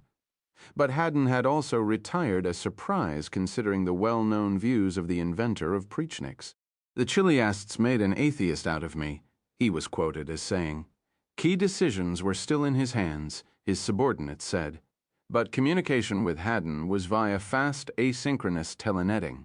His subordinates would leave progress reports, authorization requests, and questions for him in a locked box of a popular scientific telenetting service. His answers would come back in another locked box. It was a peculiar arrangement, but it seemed to be working.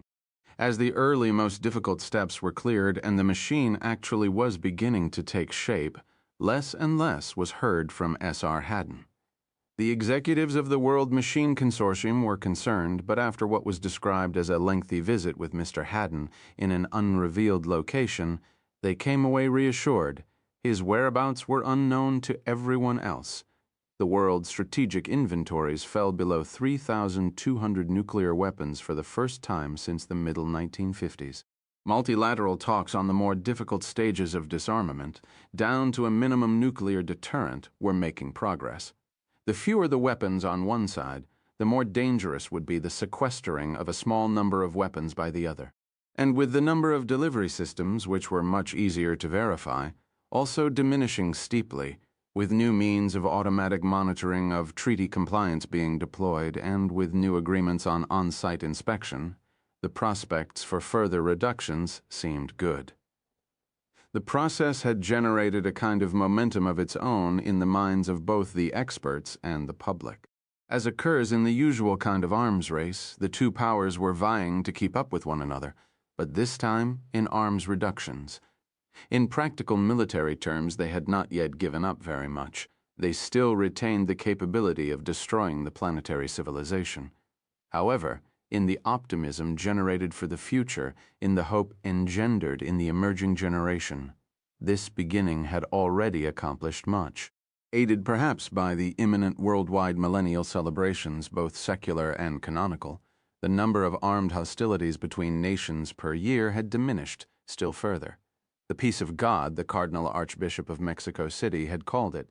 In Wyoming and Uzbekistan, new industries had been created and whole cities were rising from the ground.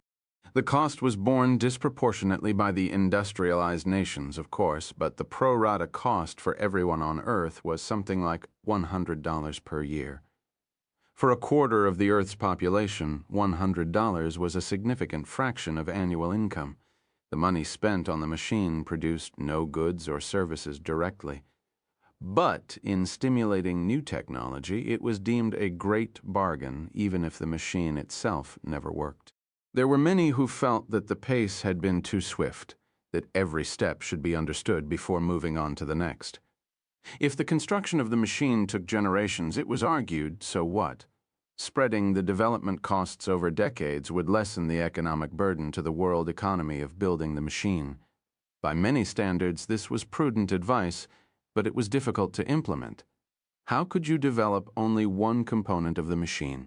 All over the world, scientists and engineers of varying disciplinary persuasions were straining to be let loose on those aspects of the machine that overlapped their areas of expertise.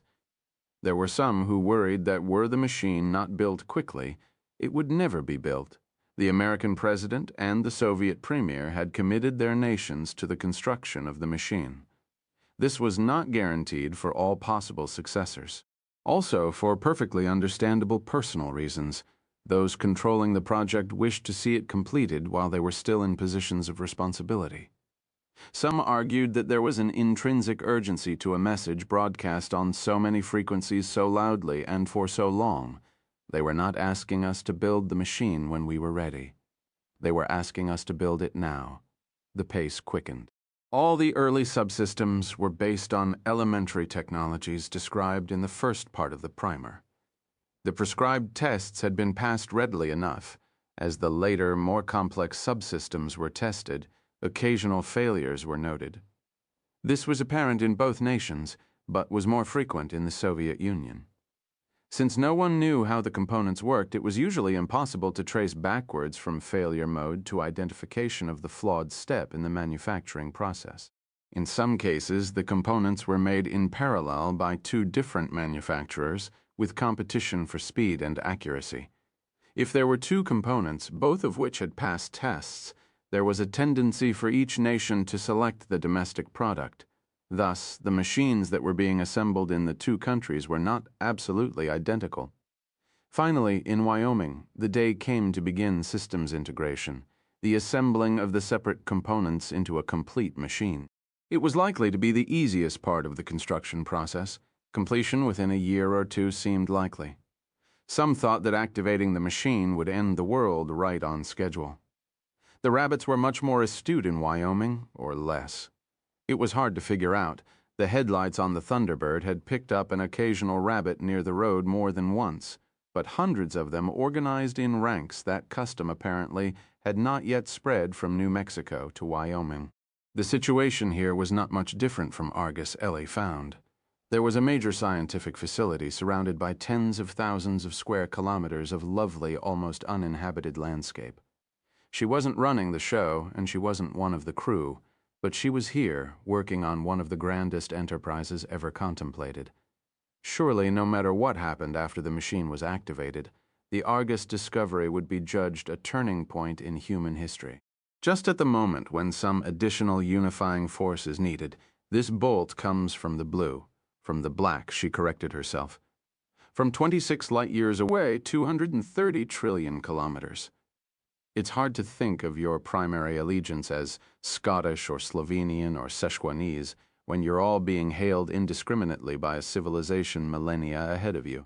The gap between the most technologically backward nation on the Earth and the industrialized nations was certainly much smaller than the gap between the industrialized nations and the beings on Vega.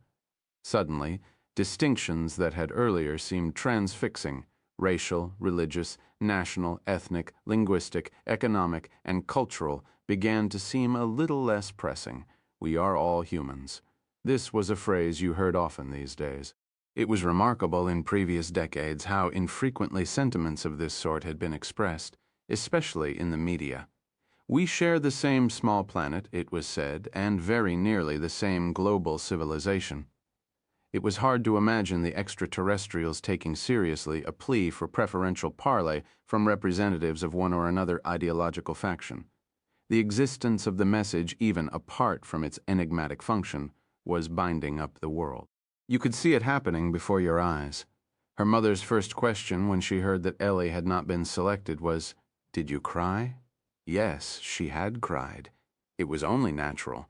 There was, of course, a part of her that longed to be aboard, but Drumlin was a first-rate choice, she had told her mother. No decision had been made by the Soviets between Lunacharsky and Arkhangelsk. Both would train for the mission. It was hard to see what training might be appropriate beyond understanding the machine as best they or anyone else could. Some Americans charged that this was merely an attempt by the Soviets to acquire two principal machine spokesmen, but Ellie thought this was mean-spirited. Both Lunacharsky and Arkhangelsk were extremely capable. She wondered how the Soviets would decide which to send. Lunacharsky was in the United States, but not here in Wyoming. He was in Washington with a high-level Soviet delegation meeting with the Secretary of State and Michael Kitts, newly promoted to Deputy Secretary of Defense. Arkhangelsk was back in Uzbekistan. The new metropolis growing up in the Wyoming wilderness was called Machine, Wyoming. Its Soviet counterpart was given the Russian equivalent, Makhina. Each was a complex of residences, utilities, residential and business districts, and most of all factories. Some of them were unpretentious, at least on the outside. But in others you could see in a single glance their bizarre aspects, domes and minarets, miles of intricate exterior piping.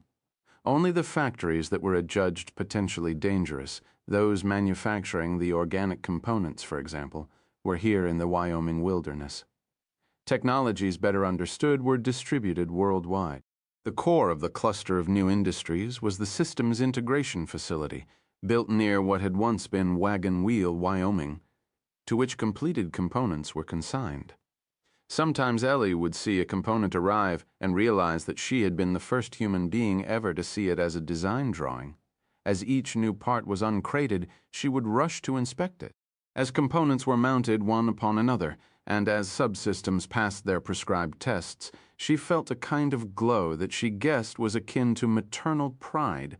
L.E. Drumlin and Valerian arrived for a routine and long-scheduled meeting on the now wholly redundant worldwide monitoring of the signal from Vega.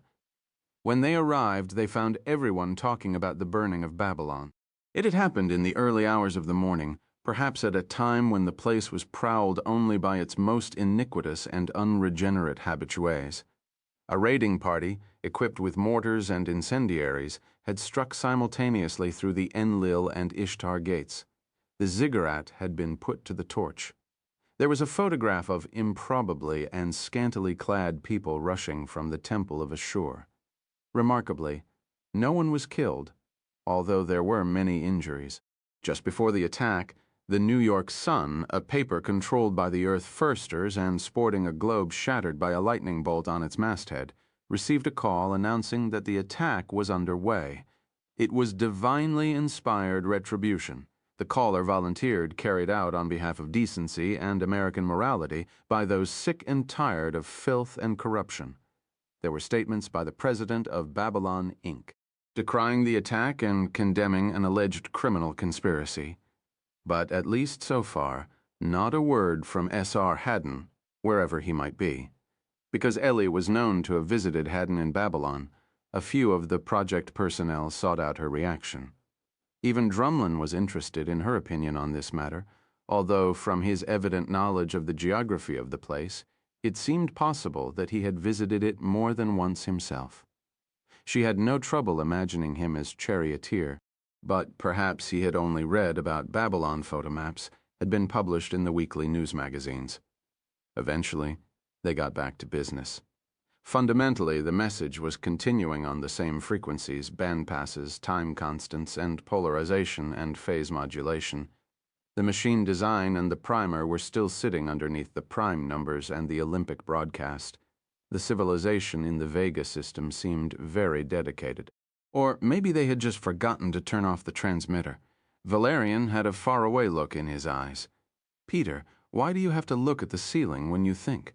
Drumlin was reputed to have mellowed over the last few years, but, as with this comment, his reform was not always apparent. Being chosen by the President of the United States to represent the nation to the extraterrestrials was, he would say, a great honor. The trip, he told his intimates, would be the crowning point of his life. His wife, temporarily transplanted to Wyoming and still doggedly faithful, had to endure the same slideshows presented to new audiences of scientists and technicians building the machine. Since the site was near his native Montana, Drumlin visited there briefly from time to time. Once Ellie had driven him to Missoula. For the first time in their relationship, he had been cordial to her for a few consecutive hours. "Shh, I'm thinking," replied Valerian. "It's a noise suppression technique. I'm trying to minimize the distractions in my visual field, and then you present a distraction in the audio spectrum. You might ask me why I don't just as well stare at a piece of blank paper, but the trouble is that the paper's too small. I can see things in my peripheral vision. Anyway, what I was thinking is this. Why are we still getting the Hitler message, the Olympic broadcast? Years have passed. They must have received the British coronation broadcast by now. Why haven't we seen some close-ups of orb and scepter and ermine and a voice intoning, now crowned as George VI by the grace of God, King of England and Northern Ireland, and Emperor of India? Are you sure Vega was over England at the time of the coronation transmission? Ellie asked. Yes, we checked that out within a few weeks of receipt of the Olympic broadcast. And the intensity was stronger than the Hitler thing. I'm sure Vega could have picked up the coronation transmission. You're worried that they don't want us to know everything they know about us? She asked. They're in a hurry, said Valerian. He was given occasionally to Delphic utterances. More likely, offered Ellie. They want to keep reminding us that they know about Hitler. That's not entirely different from what I'm saying, Valerian replied. All right, let's not waste too much time in Fantasyland. Drumlin groaned. He was always impatient with speculation on extraterrestrial motivation. It was a total waste of time to guess, he would say. We'll know soon enough. Meanwhile, he urged all and sundry to concentrate on the message. It was hard data, redundant, unambiguous, brilliantly composed. Here, a little reality might fix you two up. Why don't we go into the assembly area? I think they're doing systems integration with the erbium dowels. The geometric design of the machine was simple. The details were extremely complex. The 5 chairs in which the crew would sit were amidships in the dodecahedron, where it bulged out most prominently. There were no facilities for eating or sleeping or other bodily functions, clear evidence that the trip aboard the machine, if there was one, would be short. Some thought this meant that the machine, when activated, would quickly rendezvous with an interstellar space vehicle in the vicinity of the Earth. The only difficulty was that meticulous radar and optical searches could find no trace of such a ship. It seemed scarcely likely that the extraterrestrials had overlooked elementary human physiological needs. Maybe the machine didn't go anywhere, maybe it did something to the crew. There were no instruments in the crew area, nothing to steer with, not even an ignition key, just the 5 chairs pointed inward, so each crew member could watch the others. And there was a carefully prescribed upper limit on the weight of the crew and their belongings. In practice, the constraint worked to the advantage of people of small stature. Above and below the crew area, in the tapering part of the dodecahedron, were the organics with their intricate and puzzling architecture. Placed throughout the interior of this part of the dodecahedron, apparently at random, were the dowels of erbium, and surrounding the dodecahedron were the 3 concentric spherical shells, each in a way representing one of the 3 physical dimensions. The shells were apparently magnetically suspended. At least the instructions included a powerful magnetic field generator, and the space between the spherical shells and the dodecahedron was to be a high vacuum. The message did not name any machine component. Erbium was identified as the atom with 68 protons and 99 neutrons. The various parts of the machine were also described numerically, component 31, for example. So the rotating concentric spherical shells were named benzels by a Czech technician who knew something of the history of technology. Gustav Benzel had, in 1870, invented the merry-go-round. The design and function of the machine were unfathomed. It required whole new technologies to construct, but it was made of matter. The structure could be diagrammed. Indeed, cutaway engineering drawings had appeared in mass media all over the world, and its finished form was readily visualized. There was a continuing mood of technological optimism. Drumlin, Valerian, and Arroway went through the usual identification sequence, involving credentials, thumbprint, and voiceprint, and were then admitted to the vast assembly bay. 3-story overhead cranes were positioning erbium dowels in the organic matrix. Several pentagonal panels for the exterior of the dodecahedron were hanging from an elevated railroad track. While the Soviets had had some problems, the U.S. subsystems had finally passed all their tests, and the overall architecture of the machine was gradually emerging. It's all coming together, Ellie thought. She looked to where the benzels would be assembled when completed. The machine would look from the outside like one of those armillary spheres of the Renaissance astronomers. What would Johannes Kepler have made of all this? The floor and the circumferential tracks at various altitudes in the assembly building were crowded with technicians, government officials, and representatives of the World Machine Consortium as they watched. Valerian mentioned that the president had established an occasional correspondence with his wife, who would not tell Peter even what it was about. She had pleaded the right of privacy. The positioning of the dowels was almost completed, and a major systems integration test was about to be attempted for the first time. Some thought the prescribed monitoring device was a gravity wave telescope. Just as the test was to begin, they walked around a stanchion to get a better view. Suddenly Drumlin was in the air, flying. Everything else seemed to be flying too. It reminded her of the tornado that had carried Dorothy to Oz.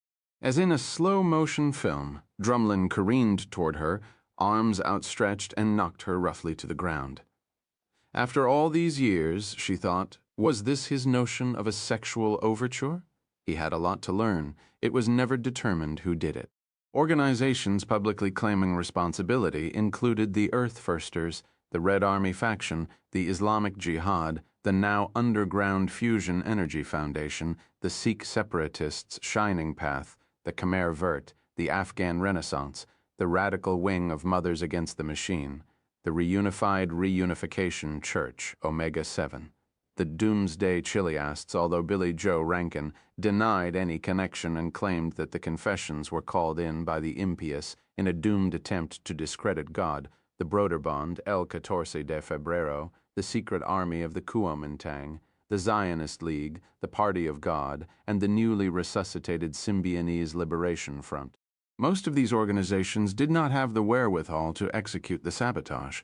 The length of the list was merely an index of how widespread opposition to the machine had become. The Ku Klux Klan, the American Nazi Party, the Democratic National Socialist Party, and a few like-minded organizations restrained themselves and did not claim responsibility. An influential minority of their membership believed that the message had been dispatched by Hitler himself. According to one version, he had been spirited off the Earth by German rocket technology in May 1945, and quite some progress had been made by the Nazis in the intervening years. "I don't know where the machine was going," the president said some months later, "but if it was half as whacked out as this planet is, it probably wasn't worth the trip anyway." As reconstructed by the Commission of Inquiry, one of the erbium dowels was sundered by an explosion. The two pillbox-shaped fragments careened downward from a height of 20 meters and were also propelled laterally with considerable velocity. A weight-bearing interior wall was struck and collapsed under the impact. 11 people were killed and 48 injured. A number of major machine components were destroyed and, since an explosion was not among the testing protocols prescribed by the message, the explosion might have ruined apparently unaffected components. When you had no idea at all about how the thing worked, you had to be very careful about building it. Despite the profusion of organizations that craved credit, suspicion in the United States focused immediately on two of the few groups that had not claimed responsibility: the extraterrestrials and the Russians. Talk about doomsday machines filled the air once again. The extraterrestrials had designed the machine to explode catastrophically when assembled, but fortunately, some said we were careless in assembling it, and only a small charge, perhaps the trigger for the doomsday machine, blew up. They urged halting construction before it was too late and burying the surviving components in widely dispersed salt mines. But the Commission of Inquiry found evidence that the machine disaster, as it came to be known, was of more earthly origin. The dowels had a central ellipsoidal cavity of unknown purpose, and its interior wall was lined with an intricate network of fine gadolinium wires. This cavity had been packed with plastic explosive and a timer, materials not on the message's inventory of parts. The dowel had been machined, the cavity lined, and the finished product tested and sealed in a Haddon Cybernetics facility in Terre Haute, Indiana. The gadolinium wiring had been too intricate to do by hand. Robot servomechanisms were required, and they in turn had required a major factory to be constructed. The cost of building the factory was defrayed entirely by Haddon Cybernetics, but there would be other more profitable applications for its wares. The other 3 erbium dowels in the same lot were inspected and revealed no plastic explosive. Soviet and Japanese crews had performed a range of remote sensing experiments before daring to split their dowels open. Somebody had carefully packed a tamped charge and timer into the cavity near the end of the construction process in Terre Haute. Once out of the factory, this dowel and those from other batches had been transported by special train and under armed guard to Wyoming. The timing of the explosion and the nature of the sabotage suggested someone with knowledge of the machine construction. It was an inside job, but the investigation made little progress.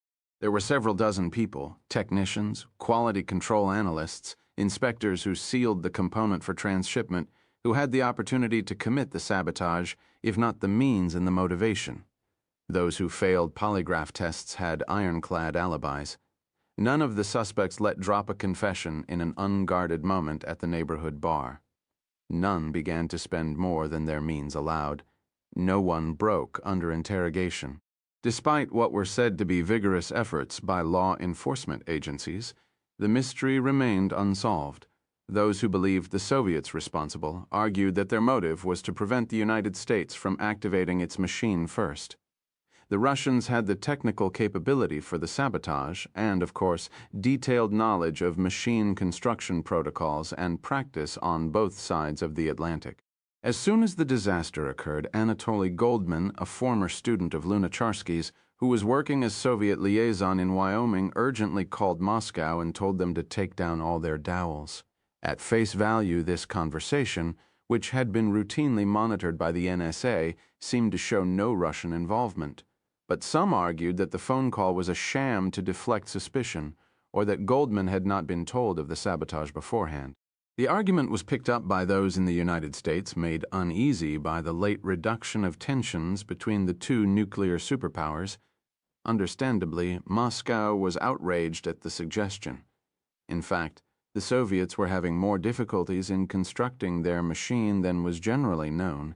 Using the decrypted message, the Ministry of Medium-Heavy Industry made considerable progress in ore extraction, metallurgy, machine tools, and the like.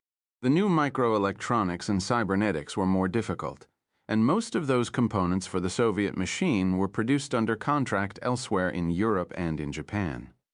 Even more difficult for Soviet domestic industry was the organic chemistry, much of which required techniques developed in molecular biology.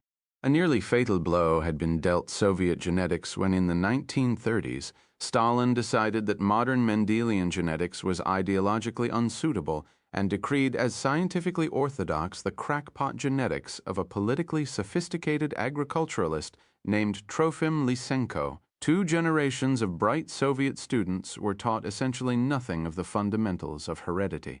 Now, 60 years later, Soviet molecular biology and genetic engineering were comparatively backward, and few major discoveries in the subject had been made by Soviet scientists. Something similar had happened, but abortively, in the United States, where for theological reasons attempts had been made to prevent public school students from learning about evolution, the central idea of modern biology. The issue was clear-cut because a fundamentalist interpretation of the Bible was widely held to be inconsistent with the evolutionary process. Fortunately for American molecular biology, the fundamentalists were not as influential in the United States as Stalin had been in the Soviet Union.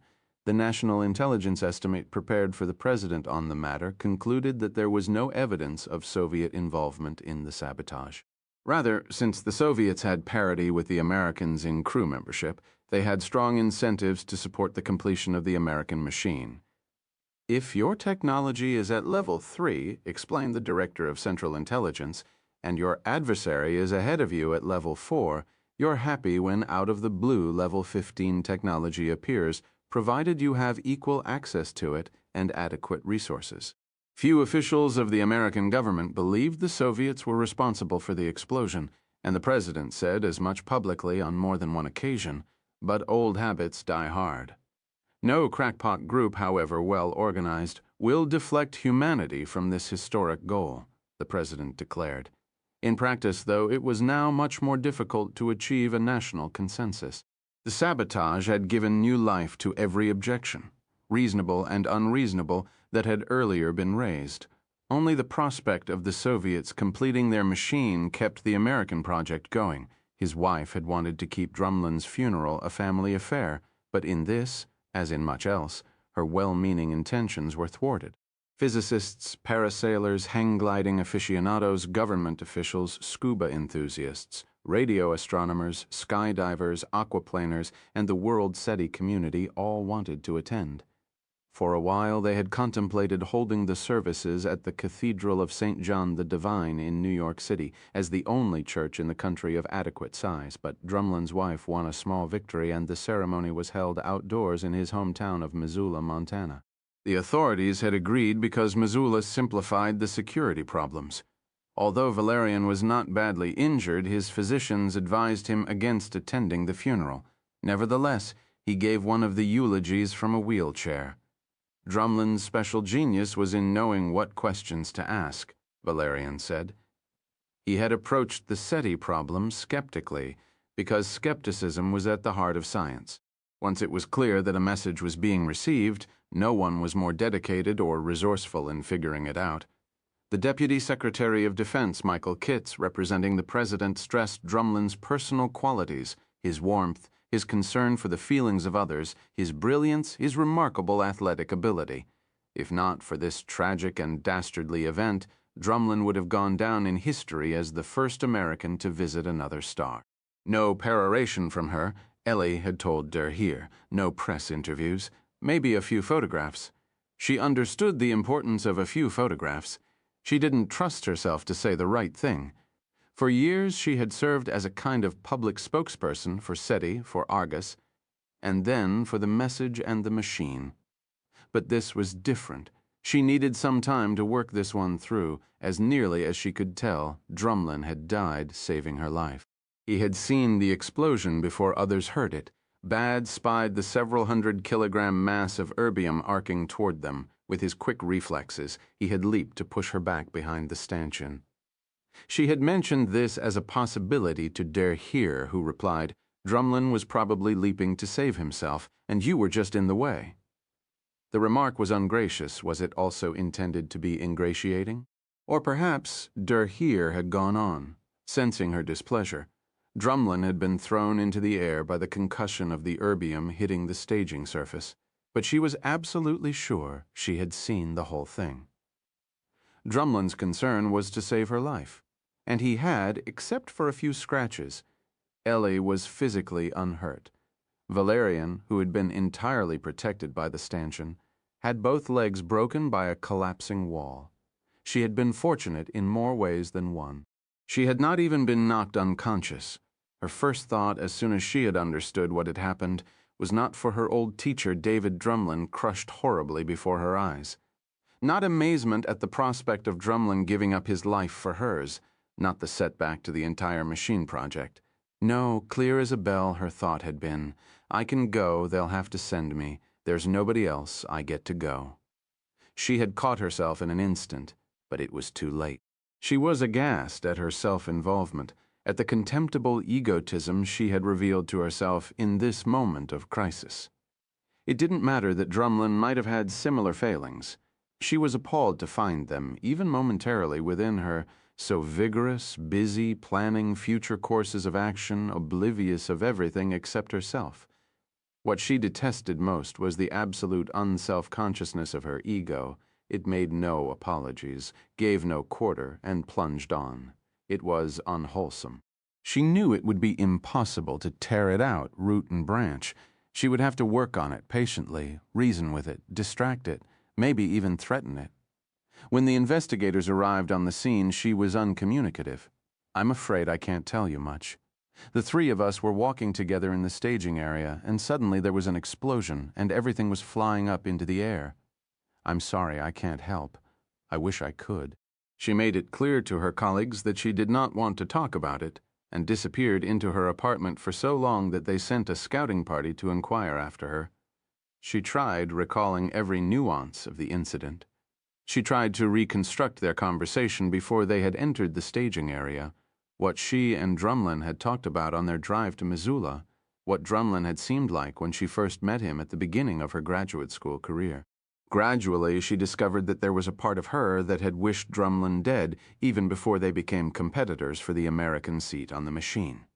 She hated him for having diminished her before the other students in class, for opposing Argus, for what he had said to her the moment after the Hitler film had been reconstructed. She had wanted him dead, and now he was dead. By a certain reasoning, she recognized it immediately as convoluted and spurious. She believed herself responsible. Would he even have been here if not for her? Certainly, she told herself. Someone else would have discovered the message, and Drumlin would have leaped in, so to say. But had she not, through her own scientific carelessness perhaps, provoked him into deeper involvement in the machine project? Step by step, she worked through the possibilities. If they were distasteful, she worked especially hard on them. There was something hiding there. She thought about men who for one reason or another she had admired. Drumlin, Valerian, Der Heer, Haddon, Joss, Jesse, Stoughton. Her father, Dr. Arroway. Ellie was roused somewhat gratefully from this meditation by a stout blonde woman of middle age in a blue print dress. Her face was somehow familiar. The cloth identification badge on her ample bosom read H. Bork, Göteborg. Dr. Arroway, I'm so sorry for your 4-hour loss. David told me all about you. Of course, the legendary Helga Bork, Drumlin's scuba diving companion in so many tedious graduate student slideshows. Who, she wondered for the first time, had taken those pictures? Did they invite a photographer to accompany them on their underwater trysts? He told me how close you both were. What is this woman trying to tell me? Did Drumlin insinuate to her, her eyes welled with tears? I'm sorry, Dr. Bork, I don't feel very well right now.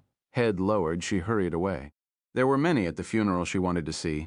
Vege, Arkhangelsky, Gottsridze, Baruda, Yu, Shi, Devi, and Abanema Ida, who was increasingly being talked about as the 5th crew member. If the nations had any sense, she thought, and if there was to be such a thing as a completed machine, but her social stamina was in tatters, and she could not now abide long meetings. For one thing, she didn't trust herself to speak. How much that she'd be saying would be for the good of the project, and how much to satisfy her own needs. The others were sympathetic and understanding. She had, after all, been the person closest to Drumlin when the erbium dowel struck and pulped him. Chapter 16. The Elders of Ozone. The God whom science recognizes must be a God of universal laws exclusively, a God who does a wholesale, not a retail business. He cannot accommodate his processes to the convenience of individuals. William James, The Varieties of Religious Experience, 1902. At a few 100 kilometers altitude, the earth fills half your sky, and the band of blue that stretches from Mindanao to Bombay, which your eye encompasses in a single glance, can break your heart with its beauty. Home, you think? Home. This is my world. This is where I come from. Everyone I know, everyone I ever heard of, grew up down there, under that relentless and exquisite blue. You race eastward from horizon to horizon, from dawn to dawn, circling the planet in an hour and a half. After a while, you get to know it. You study its idiosyncrasies and anomalies. You can see so much with the naked eye. Florida will soon be in view again. Has that tropical storm system you saw last orbit, swirling and racing over the Caribbean, reached Fort Lauderdale? Are any of the mountains in the Hindu Kush snow-free this summer? You tend to admire the aquamarine reefs in the Coral Sea. You look at the West Antarctic ice pack and wonder whether its collapse could really inundate all the coastal cities on the planet. In the daylight, though, it's hard to see any sign of human habitation. But at night, except for the polar aurora, everything you see is due to humans, humming and blinking all over the planet. That swath of light is eastern North America, continuous from Boston to Washington, a megalopolis in fact, if not in name. Over there is the burn-off of natural gas in Libya. The dazzling lights of the Japanese shrimp fishing fleet have moved toward the South China Sea. On every orbit the Earth tells you new stories. You can see a volcanic eruption in Kamchatka, a Saharan sandstorm approaching Brazil, unseasonably frigid weather in New Zealand. You get to thinking of the Earth as an organism, a living thing. You get to worry about it, care for it, wish it well. National boundaries are as invisible as meridians of longitude or the tropics of Cancer and Capricorn. The boundaries are arbitrary. The planet is real. Spaceflight, therefore, is subversive. If they are fortunate enough to find themselves in Earth orbit, most people, after a little meditation, have similar thoughts. The nations that had instituted spaceflight had done so largely for nationalistic reasons. It was a small irony that almost everyone who entered space received a startling glimpse of a transnational perspective of the Earth as one world. It wasn't hard to imagine a time when the predominant loyalty would be to this blue world, or even to the cluster of worlds huddling around the nearby yellow dwarf star on which humans, once unaware that every star is a sun, had bestowed the definite article, the sun. It was only now, when many people were entering space for long periods and had been afforded a little time for reflection, that the power of the planetary perspective began to be felt. A significant number of these occupants of low Earth orbit, it turned out, were influential down there on Earth. They had, from the beginning, from before humans ever entered space, sent animals up there. Amoebas, fruit flies, rats, dogs, and apes had become hardy space veterans. As space flights of longer and longer duration became possible, something unexpected was found. It had no effect on microorganisms and little effect on fruit flies. But for mammals, it seemed, zero gravity extended the lifespan. By 10 or 20%, if you lived in 0G, your body would spend less energy fighting the force of gravity, your cells would oxidize more slowly, and you would live longer. There were some physicians who claimed that the effects would be much more pronounced on humans than on rats. There was the faintest aroma of immortality in the air. The rate of new cancers was down 80% for the orbital animals compared with a control group on the Earth. Leukemia and lymphatic carcinomas were down 90%. There was even some evidence, perhaps not yet statistically significant, that the spontaneous remission rate for neoplastic diseases was much greater in zero gravity. The German chemist Otto Warburg had half a century before proposed that oxidation was the cause of many cancers. The lower cellular oxygen consumption in the weightless condition suddenly seemed very attractive. People who in earlier decades would have made a pilgrimage to Mexico for Lala trial now clamored for a ticket into space. But the price was exorbitant. Whether preventive or clinical medicine, spaceflight was for the few. Suddenly, hitherto unheard of, sums of money became available for investment in civilian orbital stations. By the very end of the second millennium, there were rudimentary retirement hotels a few hundred kilometers up. Aside from the expense, there was a serious disadvantage, of course. Progressive osteological and vascular damage would make it impossible for you ever to come back to the gravitational field at the surface of the Earth. But for some of the wealthy elderly, this was no major impediment. In exchange for another decade of life, they were happy to retire to the sky and eventually to die there. There were those who worried that this was an imprudent investment of the limited wealth of the planet. There were too many urgent needs and just grievances of the poor and powerless to spend it on pampering the rich and powerful. It was foolhardy, they said, to permit an elite class to emigrate to space, with the masses left back on Earth, a planet, in effect, given over to absentee landlords. Others professed it to be a godsend. The owners of the planet were picking up in droves and leaving. They couldn't do nearly as much damage up there. It was argued as down here. Hardly anyone anticipated the principal outcome, the transfer of a vivid planetary perspective to those who could do the most good. After some years, there were few nationalists left in Earth orbit.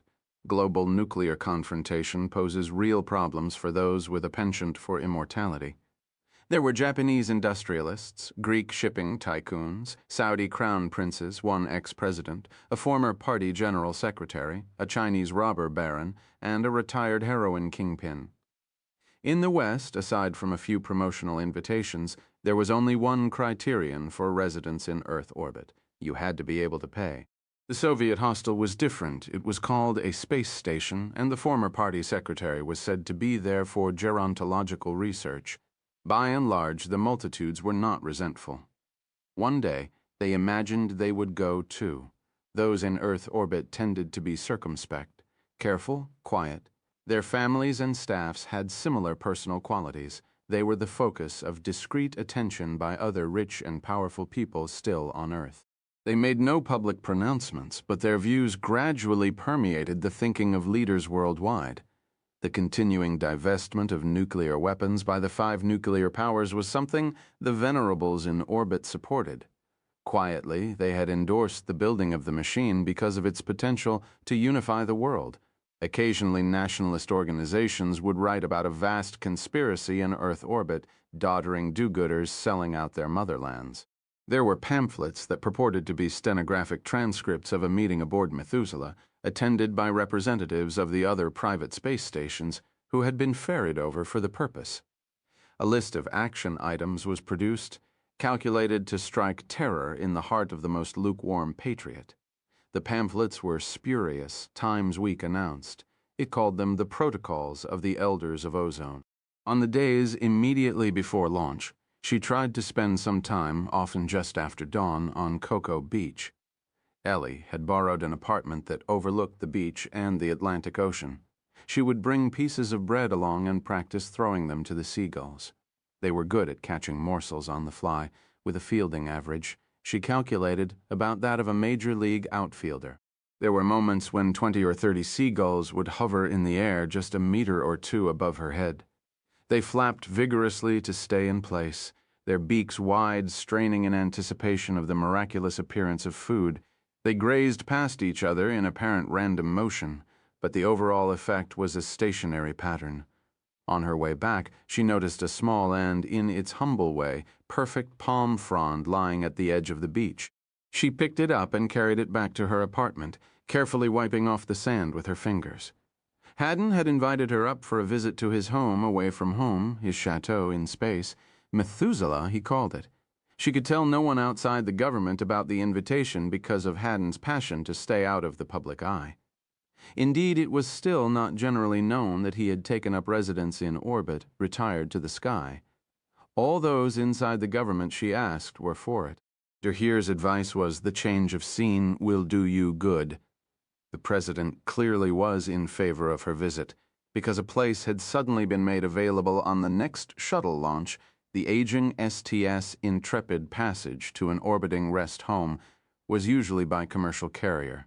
A much larger non-reusable launch vehicle was undergoing final flight qualification, but the aging shuttle fleet was still the workhorse of U.S. government space activities, both military and civilian. We just flake off tiles by the handful when we re-enter, and then we just stick 'em back on again before liftoff, one of the astronaut pilots explained to her. Beyond general good health, there were no special physical requirements for the flight. Commercial launches tended to go up full and come back empty. By contrast, the shuttle flights were crowded both on the way up and on the way down. Before Intrepid's latest landing, the previous week, it had rendezvoused and docked with Methuselah to return 2 passengers to Earth. She recognized their names. One was a designer of propulsion systems, the other a cryobiologist. Ellie wondered what they had been doing on Methuselah. "You'll see," the pilot continued. "It'll be like falling off a log. Hardly anybody hates it, and most folks just love it." She did. Crowded in with the pilot, 2 mission specialists, a tight-lipped military officer, and an employee of the Internal Revenue Service, she experienced a flawless liftoff and the exhilaration of her first experience in zero gravity longer than the ride in the high deceleration elevator at the World Trade Center in New York. 1.5 orbits later, they rendezvoused with Methuselah. In 2 days, the commercial transport Narnia would bring Ellie down. The chateau, Haddon insisted on calling it. That was slowly spinning. 1 revolution about every 90 minutes, so that the same side of it was always facing the Earth. Haddon's study featured a magnificent panorama on the earthward bulkhead, not a television screen, but a real transparent window. The photons she was seeing had been reflected off the snowy Andes just a fraction of a second ago, except toward the periphery of the window where the slant path through the thick polymer was longer. Hardly any distortion was evident. There were many people she knew, even people who considered themselves religious, for whom the feeling of awe was an embarrassment. But you would have to be made of wood, she thought. to stand before this window and not feel it. They should be sending up young poets and composers, artists, filmmakers, and deeply religious people not wholly enthralled to the sectarian bureaucracies. This experience could easily be conveyed, she thought, to the average person on Earth. What a pity it had not yet been attempted seriously. The feeling was numinous. You get used to it, Haddon told her. But you don't get tired of it. From time to time, it's still inspiring. Abstemiously, he was nursing a Diet Cola. She had refused the offer of something stronger. The premium on ethanol in orbit must be high, she thought. Of course you miss things. Long walks, swimming in the ocean, old friends dropping in, unannounced. But I was never much into those things anyway, and as you see, friends can come by for a visit. At huge expense, she replied. A woman comes up to visit Yamagishi, my neighbor in the next wing. Second Tuesday of every month, rain or shine. I'll introduce you to him later. He's quite a guy. Class A war criminal, but only indicted, you understand, never convicted. What's the attraction? She asked. You don't think the world is about to end? What are you doing up here? I like the view, and there are certain legal niceties. She looked at him querulously. You know, someone in my position, new inventions, new industries, is always on the thin edge of breaking some law or other. Usually it's because the old laws haven't caught up with the new technology. You can spend a lot of your time in litigation. It cuts down your effectiveness, while all this, he gestured expansively, taking in both the chateau and the earth, doesn't belong to any nation. This chateau belongs to me, my friend Yamagishi, and a few others. There could never be anything illegal about supplying me with food and material needs just to be on the safe side, though. We're working on closed ecological systems. There's no extradition treaty between this chateau and any of the nations down there. It's more efficient for me to be up here. I don't want you to think that I've done anything really illegal, but we're doing so many new things. It's smart to be on the safe side. For instance, there are people who actually believe I sabotaged the machine when I spent a ridiculous amount of my own money trying to build it. And you know what they did to Babylon? My insurance investigators think it might have been the same people in Babylon and Terre Haute. I seem to have a lot of enemies. I don't understand why. I think I've done a lot of good for people anyway. All in all, it's better for me to be up here now. It's the machine I wanted to talk to you about. That was awful, that erbium dowel catastrophe in Wyoming. I'm really sorry about Drumlin. He was a tough old pisser, and it must have been a big shock for you. Sure you don't want a drink? But she was content to look out at the earth and listen. If I'm not disheartened about the machine, he went on, I don't see why you should be. You're probably worried that there never will be an American machine, that there are too many people who want it to fail. The president's worried about the same thing, and those factories we built, those aren't assembly lines. We've been making custom-made products. It's going to be expensive to replace all the broken parts. But mainly you're thinking, maybe it was a bad idea in the first place. Maybe we've been foolish to go so fast. So let's take a long, careful look at the whole thing, even if you're not thinking like that, the president is. But if we don't do it soon, I'm worried we'll never do it. And there's another thing. I don't think this invitation is open forever. Funny, you should say that? That's just what Valerian, Drumlin, and I were talking about before the accident. The sabotage, she corrected herself. Please go on. You see, the religious people, most of them really think this planet is an experiment. That's what their beliefs come down to. Some god or other is always fixing and poking, messing around with tradesmen's wives, giving tablets on mountains, commanding you to mutilate your children, telling people what words they can say and what words they can't say, making people feel guilty about enjoying themselves and like that. Why can't the gods leave well enough alone? All this intervention speaks of incompetence. If God didn't want Lot's wife to look back, why didn't he make her obedient so she'd do what her husband told her? Or if he hadn't made Lot such a shithead, maybe she would have listened to him more. If God is omnipotent and omniscient, why didn't he start the universe out in the first place so it would come out the way he wants? Why is he constantly repairing and complaining? No, there's one thing the Bible makes clear. The biblical God is a sloppy manufacturer. He's not good at design. He's not good at execution. He'd be out of business if there was any competition. That's why I don't believe we're an experiment. There might be lots of experimental planets in the universe, places where apprentice gods get to test out their skills. What a shame Rankin and Joss weren't born on one of those planets. But on this planet, again he waved at the window, there isn't any micro-intervention. The gods don't drop in on us to fix things up when we've botched it. You look at human history and it's clear we've been on our own. Until now, she said. Deus ex machina. That's what yon think. You think the gods finally took pity on us and sent the machine? More like machina ex deo or whatever the right Latin is. No, I don't think we're the experiment. I think we're the control, the planet that nobody was interested in, the place where nobody intervened at all. A calibration world gone to seed. This is what happens if they don't intervene. The Earth is an object lesson for the apprentice gods. If you really screw up, they get told you'll make something like Earth, but of course it'd be a waste to destroy a perfectly good world, so they look in on us from time to time just in case, maybe each time they bring by the gods who screwed up. Last time they looked we're frolicking in the savannas, trying to outrace the antelopes.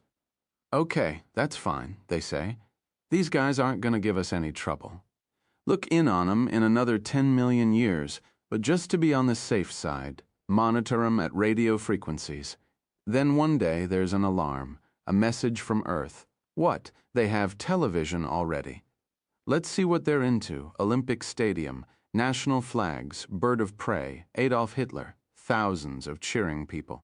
Uh-oh, they say. They know the warning signs. Quick as a flash, they tell us. Cut it out, you guys. That's a perfectly good planet you have there. Disorganized but serviceable. Here, build this machine instead. They're worried about us. They see we're on a downward slope. They think we should be in a hurry to get repaired. So I think so too. We have to build the machine. She knew what Drumlin would have thought of arguments like this, although much that Haddon had just said resonated with her own thinking. She was tired of these beguiling and confident speculations on what the vegans had in mind. She wanted the project to continue, the machine completed and activated, the new stage in human history begun. She still mistrusted her own motives, was still wary even when she was mentioned as a possible member of the crew on a completed machine. So the delays in resuming construction served a purpose for her. They bought time for her to work her problems through. We'll have dinner with Yamagishi. You'll like him, but we're a little worried about him. He keeps his oxygen partial pressure so low at night. What do you mean? Well, the lower the oxygen content in the air, the longer you live. At least that's what the doctors tell us. So we all get to pick the amount of oxygen in our rooms. In daytime, you can't bring it much below 20% because you get groggy. It impairs mental functioning. But at night, when you're sleeping anyway, you can lower the oxygen partial pressure. There's a danger, though. You can lower it too much. Yamagishi's down to 14% these days because he wants to live forever. As a result, he's not lucid until lunchtime. I've been that way all my life, at 20% oxygen, she laughed. Now he's experimenting with nootropic drugs to remove the grogginess. You know, like paracetam. They definitely improve memory. I don't know that it actually makes you smarter, but that's what they say. So Yamagishi is taking an awful lot of nootropics, and he's not breathing enough oxygen at night. So does he behave cuckoo? Cuckoo? It's hard to tell. I don't know very many 92-year-old Class A war criminals. That's why every experiment needs a control, she said. He smiled. Even at his advanced age, Yamagishi displayed the erect bearing he had acquired during his long service in the Imperial Army.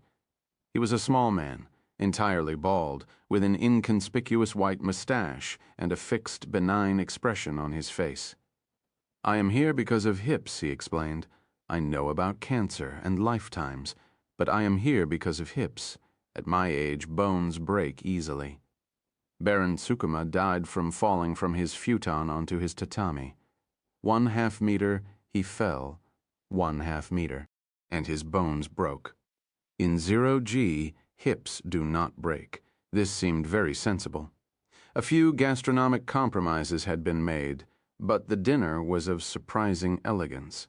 A specialized small technology had been developed for weightless dining. Serving utensils had lids, wine glasses had tops and straws, foods such as nuts or dried cornflakes were prohibited. Yamagishi urged the caviar on her. It was one of the few Western foods, Bee explained, that cost more per kilogram to buy on Earth than to ship to space. The cohesion of the individual caviar eggs was a lucky break, Ellie mused. She tried to imagine thousands of separate eggs in individual free fall, clouding the passageways of this orbiting retirement home. Suddenly, she remembered that her mother was also in a retirement home, several orders of magnitude more modest than this one. In fact, orienting herself by the Great Lakes, visible out the window at this moment, she could pinpoint her mother's location.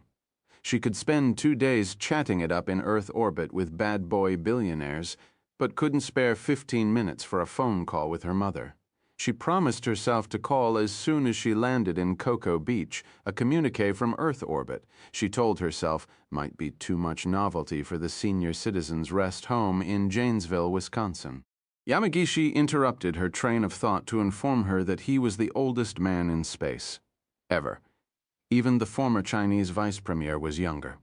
He removed his coat, rolled up his right sleeve, flexed his biceps, and asked her to feel his muscle. He was soon full of vivid and quantitative detail about the worthy charities to which he had been a major contributor. She tried to make polite conversation. "It's very placid and quiet up here. You must be enjoying your retirement." She had addressed this bland remark to Yamagishi, but Haddon replied, "It's not entirely uneventful. Occasionally there's a crisis and we have to move fast." Solar flare, extremely bad.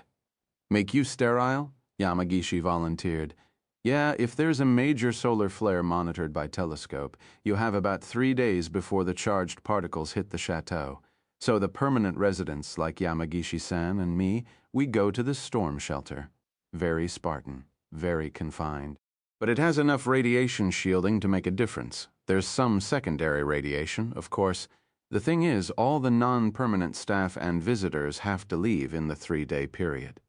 That kind of an emergency can tax the commercial fleet. Sometimes we have to call in NASA or the Soviets to rescue people. You wouldn't believe who you flush out in solar flare events: mafiosi, heads of intelligence services, beautiful men and women." "Why do I get the feeling that sex is high on the list of imports from Earth?" she asked a little reluctantly. "Oh, it is. There's lots of reasons, the clientele, the location, but the main reason is 0G. In 0G, you can do things at 80 you never thought possible at 20. You ought to take a vacation up here with your boyfriend. Consider it a definite invitation." 90, said Yamagishi. "I beg your pardon? You can do things at 90 you didn't dream of at 20. That's what Yamagishi-san is saying. That's why everyone wants to come up here, over coffee." Haddon returned to the topic of the machine. "Yamagishi-san and me are partners with some other people. He's the honorary chairman of the board of Yamagishi Industries. As you know, they're the prime contractor for the machine component testing going on in Hokkaido. Now imagine our problem. I'll give you a for instance. There are 3 big spherical shells, one inside the other. They're made of a niobium alloy. They have peculiar patterns cut into them, and they're obviously designed to rotate in 3 orthogonal directions, very fast in a vacuum. Benzels, they're called. You know all this, of course. What happens if you make a scale model of the 3 benzels and spin them very fast? What happens? All knowledgeable physicists think nothing will happen. But, of course, nobody's done the experiment. This precise experiment. So nobody really knows. Suppose something does happen when the full machine is activated. Does it depend on the speed of rotation? Does it depend on the composition of the benzels, on the pattern of the cutouts? Is it a question of scale? So we've been building these things and running them, scale models and full-scale copies, both. We want to spin our version of the big benzels, the ones that'll be mated to the other components in the 2 machines. Suppose nothing happens then. Then we'd want to add additional components one by one. We'd keep plugging them in, A small systems integration job at every step. And then maybe there'd be a time when we plug in a component, not the last one, and the machine does something that knocks our socks off. We're only trying to figure out how the machine works. You see what I'm driving at? You mean you've been secretly assembling an identical copy of the machine in Japan? Well, it's not exactly a secret. We're testing out the individual components. Nobody said we can only test them one at a time. So here's what Yamagishi-san and I propose. We change the schedule on the experiments in Hokkaido. We do full-up systems integration now, and if nothing works, we'll do the component-by-component testing later. The money's all been allocated anyway. We think it'll be months, maybe years, before the American effort gets back on track, and we don't think the Russians can do it even in that time. Japan's the only possibility. We don't have to announce it right away. We don't have to make a decision about activating the machine right away. We're just testing components. Can you two make this kind of decision on your own? Oh, it's well within what they call our designated responsibilities. We figure we can catch up to where the Wyoming machine was in about 6 months. We'll have to be much more careful about sabotage, of course. But if the components are okay, I think the machine will be okay. Hokkaido's kind of hard to get to. Then, when everything is checked and ready, we can ask the World Machine Consortium if they'd like to give it a try. If the crew is willing, I bet you the consortium will go along. What do you think, Yamagishi-san? Yamagishi had not heard the question. He was softly singing Free Fall to himself. It was a current hit song full of vivid detail about succumbing to temptation in Earth orbit. He did not know all the words he explained when the question was repeated. Unperturbed, Haddon continued. Now some of the components will have been spun or dropped or something. But in any case, they'll have to pass the prescribed tests. I didn't think that would be enough to scare you off. Personally, I mean. Personally? What makes you think I'm going? Nobody's asked me, for one thing, and there are a number of new factors. The probability is very high that the selection committee will ask you, and the president will be for it enthusiastically. Seaman, he said, grinning, you want to spend your whole life in the sticks? It was cloudy over Scandinavia and the North Sea, and the English Channel was covered with a lacy, almost transparent cobweb of fog. Yes, you go. Yamagishi was on his feet, his hands stiffly at his sides. He gave her a deep bow. Speaking for the 22 million employees of the corporations I control, very nice to meet you. She dozed fitfully in the sleeping cubicle they had assigned her. It was tethered loosely to 2 walls, so she would not, in the course of turning over in 0G, propel herself against some obstacle. She awoke while everyone else seemed to be still asleep and pulled herself along a series of handholds until she found herself before the grand window. They were over the night side. The earth was in darkness except for a patchwork and sprinkle of light, the plucky attempt of humans to compensate for the opacity of the earth when their hemisphere was averted from the sun. 20 minutes later, at sunrise, she decided that if they asked her, she would say yes.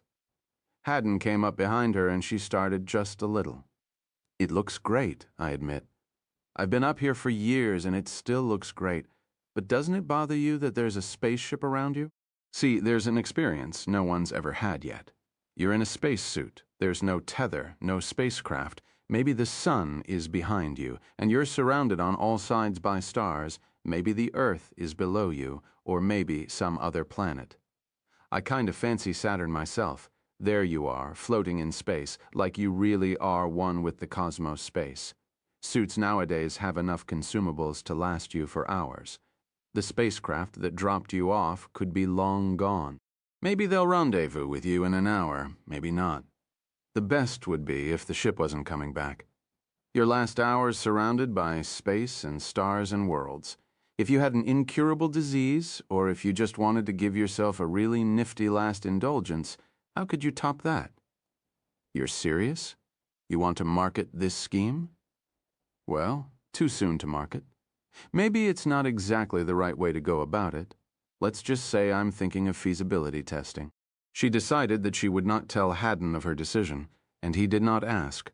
Later, as the Narnia was beginning its rendezvous and docking with Methuselah, Haddon took her aside. We were saying that Yamagishi is the oldest person up here. Well, If you talk about permanently up here, I don't mean staff and astronauts and dancing girls. I'm the youngest person up here. I've got a vested interest in the answer, I know, but it's a definite medical possibility that zero-gill keep me alive for centuries. See, I'm engaged in an experiment on immortality. Now, I'm not bringing this up so I can boast. I'm bringing it up for a practical reason. If we're figuring out ways to extend our lifespans, think of what those creatures on Vega must have done. They probably are immortal, or close enough. I'm a practical person, and I've thought a lot now about immortality. I've probably thought longer and more seriously about it than anybody else, and I can tell you one thing for sure about immortals. They're very careful. They don't leave things to chance. They've invested too much effort in becoming immortal. I don't know what they look like. I don't know what they want from you, but if you ever get to see them, this is the only piece of practical advice I have for you. Something you think is dead, cinch safe, they'll consider an unacceptable risk. If there's any negotiating you get to do up there, don't forget what I'm telling you. Chapter 17.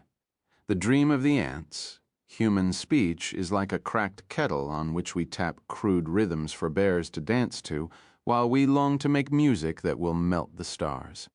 Gustave Flaubert, Madame Bovary, 1857.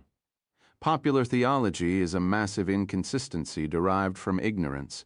The gods exist because nature herself has imprinted a conception of them on the minds of men. Cicero, De Natura Deorum, I 1. Ellie was in the midst of packing notes, magnetic tapes, and a palm frond for shipment to Japan when she received word that her mother had suffered a stroke. Immediately afterward, she was brought a letter by Project Courier. It was from John Stoughton, and there were no polite preliminaries. Your mother and I would often discuss your deficiencies and shortcomings. It was always a difficult conversation. When I defended you, and although you may not believe it, this happened often, she told me that I was putty in your hands. When I criticized you, she told me to mind my own business. But I want you to know that your unwillingness to visit her in the last few years since this Vega business was a source of continuing pain to her. She would tell her cronies at that dreadful nursing home she insisted on going to that you'd be visiting her soon. For years she told them that. Soon. She planned how she would show her famous daughter around, in what order she'd introduce you to that decrepit bunch. You probably won't want to hear this, and I tell it to you with sorrow, but it's for your own good. Your behavior was more painful to her than anything that ever happened to her, even your father's death. You may be a big shot now, your hologram available all over the world, hobnobbing with politicians and so on, but as a human being, you haven't learned anything since high school. Her eyes welling with tears, she began to crumple the letter and its envelope, but discovered some stiff piece of paper inside, a partial hologram made from an old two-dimensional photograph by a computer extrapolation technique. You had a faint but satisfactory sense of being able to see around edges and corners. It was a photo she had never seen before. Her mother, as a young woman, quite lovely, smiled out of the picture, her aim casually draped over the shoulder of Ellie's father, who sported what seemed to be a day's growth of beard. They both seemed radiantly happy. With a surge of anguish, guilt, fury at Stoughton, and a little self-pity, Ellie weighed the evident reality that she would never see either of the people in that picture again.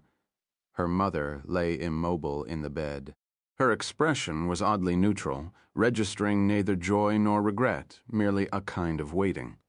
Her only motion was an occasional blink of her eyes. Whether she could hear or understand what Ellie was saying was unclear. Ellie thought about communication schemes. She couldn't help it. The thought arose unbidden. One blink for yes, two blinks for no, or hook up an encephalograph with a cathode ray tube that her mother could see and teach her to modulate her beta waves. But this was her mother, not Alpha Lyrae, and what was called for here was not decryption algorithms, but feeling. She held her mother's hand and talked for hours. She rambled on about her mother and her father, her childhood. She recalled being a toddler among the newly washed sheets, being swept up to the sky. She talked about John Stoughton. She apologized for many things. She cried a little. Her mother's hair was awry, and finding a brush, she prettified her. She examined the lined face and recognized her own. Her mother's eyes, deep and moist, stared fixedly, with only an occasional blink into, it seemed, a great distance. "I know where I come from," Ellie told her softly. Almost imperceptibly, her mother shook her head from side to side as though she were regretting all those years in which she and her daughter had been estranged. Ellie gave her mother's hand a little squeeze and thought she felt one in return. Her mother's life was not in danger, she was told. If there was any change in her condition, they would call at once to her office in Wyoming. In a few days, they would be able to move her from the hospital back to the nursing home, where the facilities, she was assured, were adequate. Stoughton seemed subdued, but with a depth of feeling for her mother she had not guessed at. She would call often, she told him. The austere marble lobby displayed, perhaps incongruously, a real statue, not a holograph of a nude woman in the style of Praxiteles. They ascended in an Otis Hitachi elevator in which the second language was English rather than Braille, and she found herself ushered through a large barn of a room in which people were huddled over word processors. A word would be typed in hiragana, the 51-letter Japanese phonetic alphabet, and on the screen would appear the corresponding Chinese ideogram in kanji. There were hundreds of thousands of such ideograms or characters stored in the computer memories, although only 3,000 or 4,000 were generally needed to read a newspaper. Because many characters of entirely different meanings were expressed by the same spoken word, all possible translations into kanji were printed out, in order of probability. The word processor had a contextual subroutine in which the candidate characters were also cued according to the computer's estimate of the intended meaning. It was rarely wrong. In a language which had, until recently, never had a typewriter, the word processor was working a communications revolution, not fully admired by traditionalists. In the conference room, they seated themselves on low chairs, an evident concession to Western tastes, around a low lacquered table, and tea was poured. In Ellie's field of view, beyond the window, was the city of Tokyo. She was spending much time before windows, she thought. The newspaper was the Asahi Shimbun, the Rising Sun News, and she was interested to see that one of the political reporters was a woman, a rarity by the standards of the American and Soviet media. Japan was engaged in a national reassessment of the role of women. Traditional male privileges were being surrendered slowly in what seemed to be an unreported street-by-street battle. Just yesterday, the president of a firm called Nanoelectronics had bemoaned to her that there wasn't a girl in Tokyo who still knew how to tie an obi.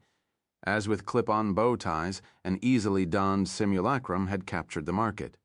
Japanese women bade better things to do than spend half an hour every day wrapping and tucking. The reporter was dressed in an austere business suit, the hem falling to her calves. To maintain security, no press visitors were permitted at the Hokkaido machine site. Instead, when crew members or project officials came to the main island of Honshu, they routinely scheduled a round of interviews with the Japanese and foreign news media. As always, the questions were familiar. Reporters all over the world had nearly the same approach to the machine if you made a few allowances for local idiosyncrasies. Was she pleased that after the American and Soviet disappointments, a machine was being built in Japan? Did she feel isolated in the northern island of Hokkaido? Was she concerned because the machine components being used in Hokkaido had been tested beyond the strictures of the message? Before 1945, this district of the city had been owned by the Imperial Navy, and indeed, immediately adjacent, she could see the roof of the Naval Observatory, its 2 silver domes housing telescopes still used for timekeeping and calendrical functions. They were gleaming in the noonday sun. Why did the machine include a dodecahedron and the 3 spherical shells called benzels? Yes, the reporters understood that she didn't know. But what did she think? She explained that on an issue of this sort, it was foolish to have an opinion in the absence of evidence. They persisted, and she pleaded the virtues of a tolerance for ambiguity. If there was a real danger, should they send robots instead of people, as a Japanese artificial intelligence expert had recommended? Are there any personal effects she would be taking with her? Any family pictures, microcomputers, a Swiss Army knife? Ellie noticed two figures emerge through a trapdoor onto the roof of the nearby observatory. Their faces were obscured by visors. They were garbed in the blue-gray quilted armor of medieval Japan, brandishing wooden staffs taller than they were. They bowed one to another, paused for a heartbeat, and then pummeled and parried for the next half hour. Her answers to the reporters became a little stilted. She was mesmerized by the spectacle before her. No one else seemed to notice the staffs must have been heavy because the ceremonial combat was slow, as if they were warriors from the ocean bottom. Had she known Dr. Lunacharsky and Dr. Sukhavati for many years before the receipt of the message? What about Dr. Ida, Mr. Shi? What did she think of them, their accomplishments? How well were the five of them getting on? Indeed, she marveled to herself that she was a member of such a select group. What were her impressions of the quality of the Japanese components? What could she say about the meeting the five had had with Emperor Akihito? Were their discussions with Shinto and Buddhist leaders part of a general effort by the Machine Project to gain the insights of world religious figures before the machine was activated, or just a courtesy to Japan as the host country? Did she think the device could be a Trojan horse or a doomsday machine? In her answers, she tried to be courteous, succinct, and non-controversial. The Machine Project public relations officer who had accompanied her was visibly pleased. Abruptly, the interview was over. They wished her and her colleagues all success. The managing editor said they had every expectation of interviewing her when she returned. They hoped she would visit Japan often afterward. Her hosts were smiling and bowing. The quilted warriors had retreated down the trapdoor. She could see her security people, eyes darting outside the now open door of the conference room. On the way out, she asked the woman reporter about the apparitions from medieval Japan. "Oh, yes," she replied. "They are astronomers for the Coast Guard. They practice kendo at their lunch hour every day. You can set your watch by them." Ji had been born on the Long March and had fought the Kuomintang as a youngster during the Revolution. He served as an intelligence officer in Korea, rising eventually to a position of authority over Chinese strategic technology. But in the Cultural Revolution he was publicly humiliated and condemned to domestic exile, although later he was rehabilitated with some fanfare. One of Xi's crimes in the eyes of the Cultural Revolution had been to admire some of the ancient Confucian virtues, and especially one passage from the Great Learning, which for centuries before every Chinese with even a rudimentary education knew by heart. It was upon this passage Sun Yat-sen had said that his own revolutionary nationalist movement at the beginning of the 20th century was based. The ancients who wished to illustrate illustrious virtue throughout the kingdom first ordered well their own states.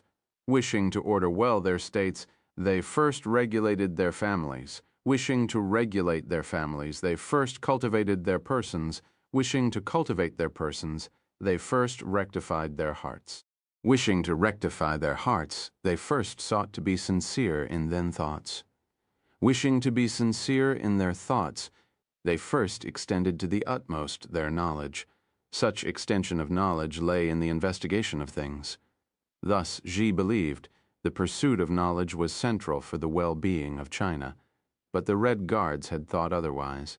During the Cultural Revolution, Xi had been consigned as a worker on an impoverished collective farm in Ningxia province, near the Great Wall, a region with a rich Muslim tradition, where, while plowing an unpromising field, he uncovered an intricately ornamented bronze helmet from the Han dynasty. When re-established in the leadership, he turned his attention from strategic weapons to archaeology. The Cultural Revolution had attempted to sever a 5,000-year-old continuous Chinese cultural tradition. Xi's response was to help build bridges to the nation's past.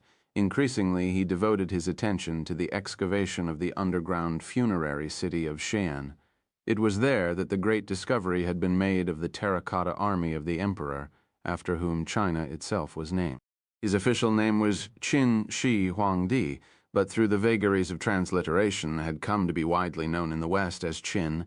In the 3rd century BC, Qin unified the country, built the Great Wall, and compassionately decreed that upon his death lifelike terracotta models be substituted for the members of his entourage, soldiers, servants, and nobles who, according to earlier tradition, would have been buried alive with his body. The terracotta army was composed of 7,500 soldiers, roughly a division. Every one of them had distinct facial features. You could see that people from all over China were represented. The emperor had welded many separate and warring provinces into one nation. A nearby grave contained the almost perfectly preserved body of the Marchioness of Tai, a minor functionary in the emperor's court. The technology for preserving bodies, you could dearly see the severe expression on the face of the Marchioness, refined perhaps from decades of dressing down the servants, was vastly superior to that of ancient Egypt. Qin had simplified the writing, codified the law, built roads, completed the Great Wall, and unified the country. He also confiscated weapons. While he was accused of massacring scholars who criticized his policies and burning books because some knowledge was unsettling, Bi maintained that Hebad eliminated endemic corruption and instituted peace and order. Xi was reminded of the Cultural Revolution. He imagined reconciling these conflicting tendencies in the heart of a single person. Qin's arrogance had reached staggering proportions to punish a mountain that had offended him. He ordered it denuded of vegetation and painted red, the color worn by condemned criminals. Qin was great, but he was also mad. Could you unify a collection of diverse and contentious nations without being a little mad? You'd have to be crazy even to attempt it. Xi laughingly told Ellie with increasing fascination. Xi had arranged for massive excavations at Xi'an.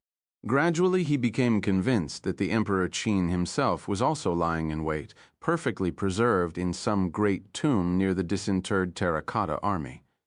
Nearby, according to ancient records, was also buried under a great mound a detailed model of the nation of China in 210 BC, with every temple and pagoda meticulously represented. The rivers, it was said, were made of mercury, with the emperor's barge in miniature perpetually navigating his underground domain. When the ground at Xi'an was found to be contaminated with mercury, Xi's excitement grew.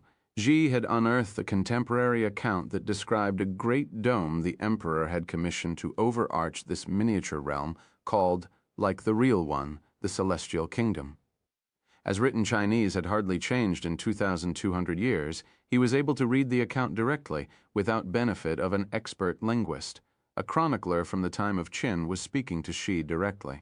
Many nights Xi would put himself to sleep trying to envision the great Milky Way that sundered the vault of the sky in the domed tomb of the great emperor, and the night ablaze with comets which had appeared at his passing to honor his memory. The search for Qin's tomb and for his model of the universe had occupied Xi over the last decade. He had not found it yet, but his quest bad captured the imagination of China. It was said of him, "There are 1 billion people in China, but there is only one Xi." In a nation slowly easing restraints on individuality, he was seen as exerting a constructive influence. Qin, it was clear, had been obsessed by immortality. The man who gave his name to the most populous nation on Earth, the man who built what was then the largest structure on the planet, was, predictably enough, afraid he would be forgotten. So he caused more monumental structures to be erected, preserved, or reproduced for the ages, the bodies and faces of his courtiers, built his own still elusive tomb and world model, and sent repeated expeditions into the Eastern Sea to seek the elixir of life. He complained bitterly of the expense as he launched each new voyage. One of these missions involved scores of ocean-going junks and a crew of 3,000 young men and women. They never returned, and their fate is unknown. The water of immortality was unavailable. Just 50 years later, wet rice agriculture and iron metallurgy suddenly appeared in Japan, developments that profoundly altered the Japanese economy and created a class of warrior aristocrats. Xi argued that the Japanese name for Japan clearly reflected the Chinese origin of Japanese culture, the land of the rising sun. "Where would you have to be standing," Xi asked, "for the sun to be rising over Japan?" So the very name of the daily newspaper that Ellie had just visited was, Xi proposed a reminder of the life and times of the Emperor Qin. Ellie thought that Qin made Alexander the Great a schoolyard bully by comparison. Well, almost. If Qin had been obsessed with immortality, Xi was obsessed with Qin. Ellie told him about her visit to Sol Had-Den in Earth orbit, and they agreed that were the Emperor Qin alive in the waning years of the 20th century, Earth orbit is where he would be. She introduced Xi to Haddon by videophone and then left them to talk alone. Xi's excellent English had been honed during his recent involvement in the transfer of the Crown Colony of Hong Kong to the Chinese People's Republic. They were still talking when the Methuselah set and bad to continue through the network of communications satellites in geosynchronous orbit. They must have hit it off. Soon after, Haddon requested that the activation of the machine be synchronized so that he would be overhead at that moment. He wanted Hokkaido in the focus of his telescope, he said, when the time came. Do Buddhists believe in God or not? Ellie asked on their way to have dinner with the abbot. Their position seems to be, Vege replied dryly, that their God is so great he doesn't even have to exist. As they sped through the countryside, they talked about Utsumi, the abbot of the most famous Zen Buddhist monastery in Japan. A few years before, at ceremonies marking the 50th anniversary of the destruction of Hiroshima, Utsumi had delivered a speech that commanded worldwide attention. He was well connected in Japanese political life and served as a kind of spiritual advisor to the ruling political party, but he spent most of his time in monastic and devotional activities. His father was also the abbot of a Buddhist monastery, Sukhavati mentioned. Ellie raised her eyebrows. Don't look so surprised. Marriage was permitted to them like the Russian Orthodox clergy. Isn't that right? Vege? That was before my time, he said, a little distractedly. The restaurant was set in a grove of bamboo and was called Angetsu, the clouded moon, and indeed there was a clouded moon in the early evening sky. Their Japanese hosts had arranged that there be no other guests. Ellie and her companions removed their shoes and padding in their stocking feet, entered a small dining room which looked out on stalks of bamboo. The abbot's head was shaved, his garment a robe of black and silver. He greeted them in perfect colloquial English, and his Chinese, Xi later told her, turned out to be passable as well. The surroundings were restful, the conversation light-hearted. Each course was a small work of art, edible jewels. She understood how Nouvelle cuisine had its origins in the Japanese culinary tradition. If the custom were to eat the food blindfolded, she would have been content. If instead the delicacies were brought out only to be admired and never to be eaten, she would also have been content. To look and eat both was an intimation of heaven. Ellie was seated across from the abbot and next to Lunacharsky. Others inquired about the species, or at least the kingdom of this or that morsel. Between the sushi and the ginkgo nuts, the conversation turned, after a fashion, to the mission. But why do we communicate? The abbot asked. To exchange information, replied Lunacharsky, seemingly devoting full attention to his recalcitrant chopsticks. But why do we wish to exchange information? Because we feed on information. Information is necessary for our survival. Without information, we die. Lunacharsky was intent on a ginkgo nut that slipped off his chopsticks each time he attempted to raise it to his mouth. He lowered his head to meet the chopsticks halfway. I believe, continued the abbot, that we communicate out of love or compassion. He reached with his fingers for one of his own ginkgo nuts and placed it squarely in his mouth. Then you think, she asked, that the machine is an instrument of compassion? You think there is no risk? I can communicate with a flower, he went on, as if in response. I can talk to a stone. You would have no difficulty understanding the beings, that is the proper word, of some other world. I am perfectly prepared to believe that the stone communicates to you, Lunacharsky said, chewing on the ginkgo nut. He had followed the abbot's example. But I wonder about you communicating to the stone. How would you convince us that you can communicate with a stone? The world is full of error. How do you know you are not deceiving yourself? Ah, scientific skepticism. The abbot flashed a smile that Ellie found absolutely winning. It was innocent, almost childlike. To communicate with a stone, you must become much less preoccupied. You must not do so much thinking, so much talking. When I say I communicate with a stone, I am not talking about words. The Christians say, in the beginning was the Word. But I'm talking about a communication much earlier, much more fundamental than that. It's only the Gospel of St. John that talks about the Word, Ellie commented. A little pedantically, she thought as soon as the words were out of her mouth. The earlier synoptic Gospels say nothing about it. It's really an accretion from Greek philosophy. What kind of pre-verbal communication do you mean? Your question is made of words. You ask me to use words to describe what has nothing to do with words. Let me see. There is a Japanese story called The Dream of the Ants. It is set in the kingdom of the ants. It is a long story, and I will not tell it to you now. But the point of the story is this: to understand the language of the ants, you must become an ant. The language of the ants is, in fact, a chemical language, said Lunacharsky, eyeing the abbot keenly.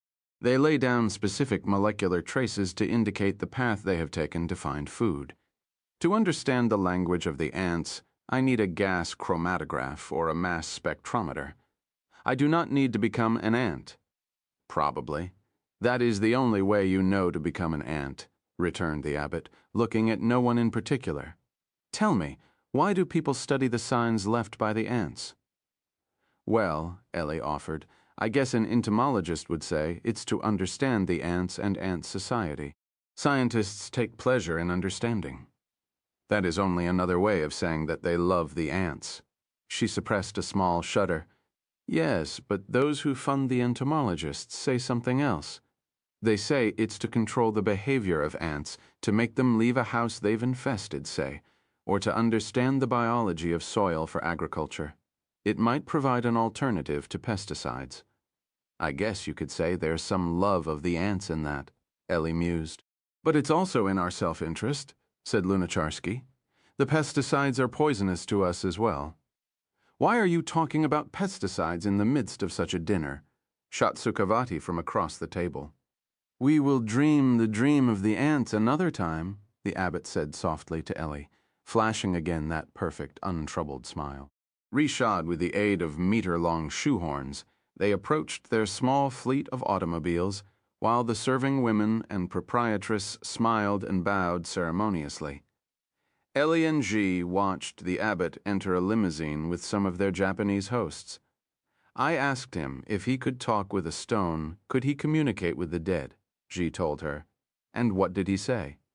He said the dead were easy. His difficulties were with the living. Chapter 18, Superunification, a rough sea, stretched out over Sado, the Milky Way. Matsuo Basho, 1644-94, poem. Perhaps they had chosen Hokkaido because of its maverick reputation. The climate required construction techniques that were highly unconventional by Japanese standards. And this island was also the home of the Ainu, the hairy aboriginal people still despised by many Japanese. Winters were as severe as the ones in Minnesota or Wyoming. Hokkaido posed certain logistical difficulties, but it was out of the way in case of a catastrophe, being physically separated from the other Japanese islands. It was by no means isolated, however, now that the 51-kilometer-long tunnel connecting it with Honshu had been completed. It was the longest submarine tunnel in the world. Hokkaido had seemed safe enough for the testing of individual machine components, but concern had been expressed about actually assembling the machine in Hokkaido. This was as the mountains that surrounded the facility bore eloquent testimony, a region surging with recent volcanism. One mountain was growing at the rate of a meter a day. Even the Soviets, Sakhalin Island was only 43 kilometers away across the Soya, or La Perouse Strait had voiced some misgivings on this score. But in for a kopeck, in for a ruble. For all they knew, even a machine built on the far side of the moon could blow up the Earth when activated. The decision to build the machine was the key fact in assessing dangers. Where the thing was built was an entirely secondary consideration. By early July, the machine was once again taking shape. In America, it was still embroiled in political and sectarian controversy, and there were apparently serious technical problems with the Soviet machine. But here, in a facility much more modest than that in Wyoming, the dowels had been mounted and the dodecahedron completed, although no public announcement had been made. The ancient Pythagoreans who first discovered the dodecahedron had declared its very existence a secret, and the penalties for disclosure were severe, so perhaps it was only fitting that this house-sized dodecahedron halfway around the world and 2,600 years later was known only to a few. The Japanese project director had decreed a few days' rest for everyone. The nearest city of any size was Obihiro, a pretty place at the confluence of the Yubetsu and Tokachi rivers. Some went to ski on strips of unmelted snow on Mount Asahi, others to dam thermal streams with a makeshift rock wall, warming themselves with the decay of radioactive elements cooked in some supernova explosion billions of years before. A few of the project personnel went to the Bamba races, in which massive draft horses pulled heavy ballasted sledges over parallel strips of farmland, but for a serious celebration, the 5 flew by helicopter to Sapporo, the largest city on Hokkaido, situated less than 200 kilometers away. Propitiously enough, they arrived in time for the Tanabata festival. The security risk was considered small because it was the machine itself, much more than these 5 people, that was essential for the success of the project. They had undergone no special training beyond thorough study of the message, the machine, and the miniaturized instruments they would take with them. In a rational world, they would be easy to replace, Ellie thought, although the political impediments in selecting 5 humans acceptable to all members of the World Machine Consortium had been considerable. Ikzai and Veigei had unfinished business, they said, which could not be completed except over sake.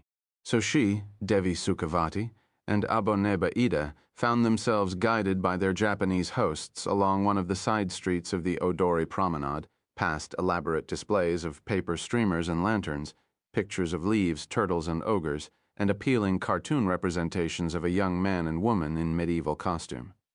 Between 2 buildings was stretched a large piece of sailcloth on which had been painted a peacock rampant. She glanced at Ida in his flowing embroidered linen robe and high stiff cap, and at Sukhavati in another stunning silk sari, and delighted in the company. The Japanese machine had so far passed all the prescribed tests, and a crew had been agreed upon that was not merely representative, if imperfectly, of the population of the planet, but which included genuine individuals not stamped out by the official cookie cutters of 5 nations. Every one of them was in some sense a rebel. Ida, for instance, here he was, the great physicist, the discoverer of what was called superunification, one elegant theory which included as special cases physics that ran the gamut from gravitation to quarks. It was an achievement comparable to Isaac Newton's or Albert Einstein's, and Ida was being compared to both. He had been born a Muslim in Nigeria, not unusual in itself, but he was an adherent of an unorthodox Islamic faction called the Ahmadiyya, which encompassed the Sufis. The Sufis, he explained after the evening with Abbot Utsumi, were to Islam what Zen was to Buddhism. Ahmadiyya proclaimed a jihad of the pen, not the sword. Despite his quiet, indeed humble demeanor, Ida was a fierce opponent of the more conventional Muslim concept of jihad, holy war, and argued instead for the most vigorous free exchange of ideas. In this, he was an embarrassment for much of conservative Islam, and opposition to his participation in the machine crew had been made by some Islamic nations. Nor were they alone. A black Nobel laureate said, occasionally to be the smartest person on earth, proved too much for some who had masked their racism as a concession to the new social amenities. When Ida visited Tyrone Free in prison 4 years earlier, there was a marked upsurge in pride among black Americans, and a new role model for the young. Ida brought out the worst in the racists and the best in everyone else. The time necessary to do physics is a luxury, he told Ellie. There are many people who could do the same if they had the same opportunity, but if you must search the streets for food, you will not have enough time for physics. It is my obligation to improve conditions for young scientists in my country. As he had slowly become a national hero in Nigeria, he spoke out increasingly about corruption, about an unfair sense of entitlement, about the importance of honesty in science and everywhere else, about how great a nation Nigeria could be. It had as many people as the United States in the 1920s, he said.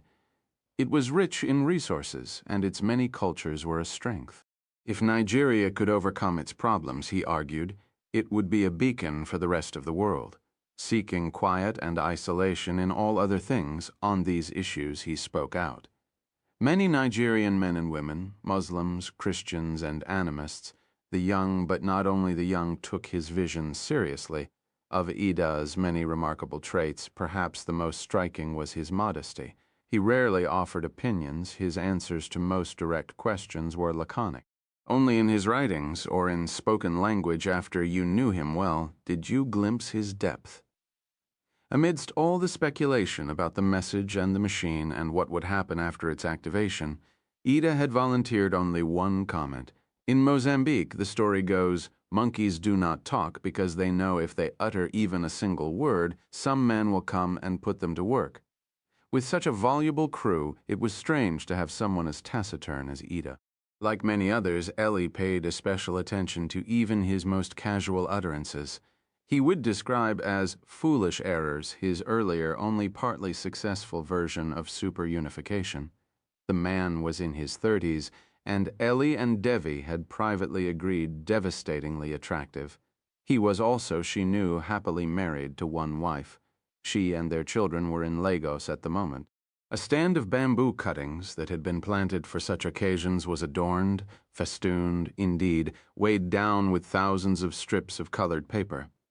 Young men and women especially could be seen augmenting the strange foliage. The Tanabata festival is unique in Japan for its celebration of love. Representations of the central story were displayed on multi-paneled signs, and in a performance on a makeshift outdoor stage, two stars were in love, but separated by the Milky Way. Only once a year, on the 7th day of the 7th month of the lunar calendar, could the lovers contrive to meet, provided it did not rain. Ellie looked up at the crystalline blue of this alpine sky and wished the lovers well. The young man's star, the legend went, was a Japanese sort of cowboy, and was represented by the A7 dwarf star Altair. The young woman was a weaver and represented by Vega. It seemed odd to Ellie that Vega should be central to a Japanese festival a few months before machine activation. But if you survey enough cultures, you will probably find interesting legends about every bright star in the sky. The legend was of Chinese origin, and had been alluded to by she when she had heard him years ago at the first meeting of the World Message Consortium in Paris. In most of the big cities, the Tanabata festival was dying.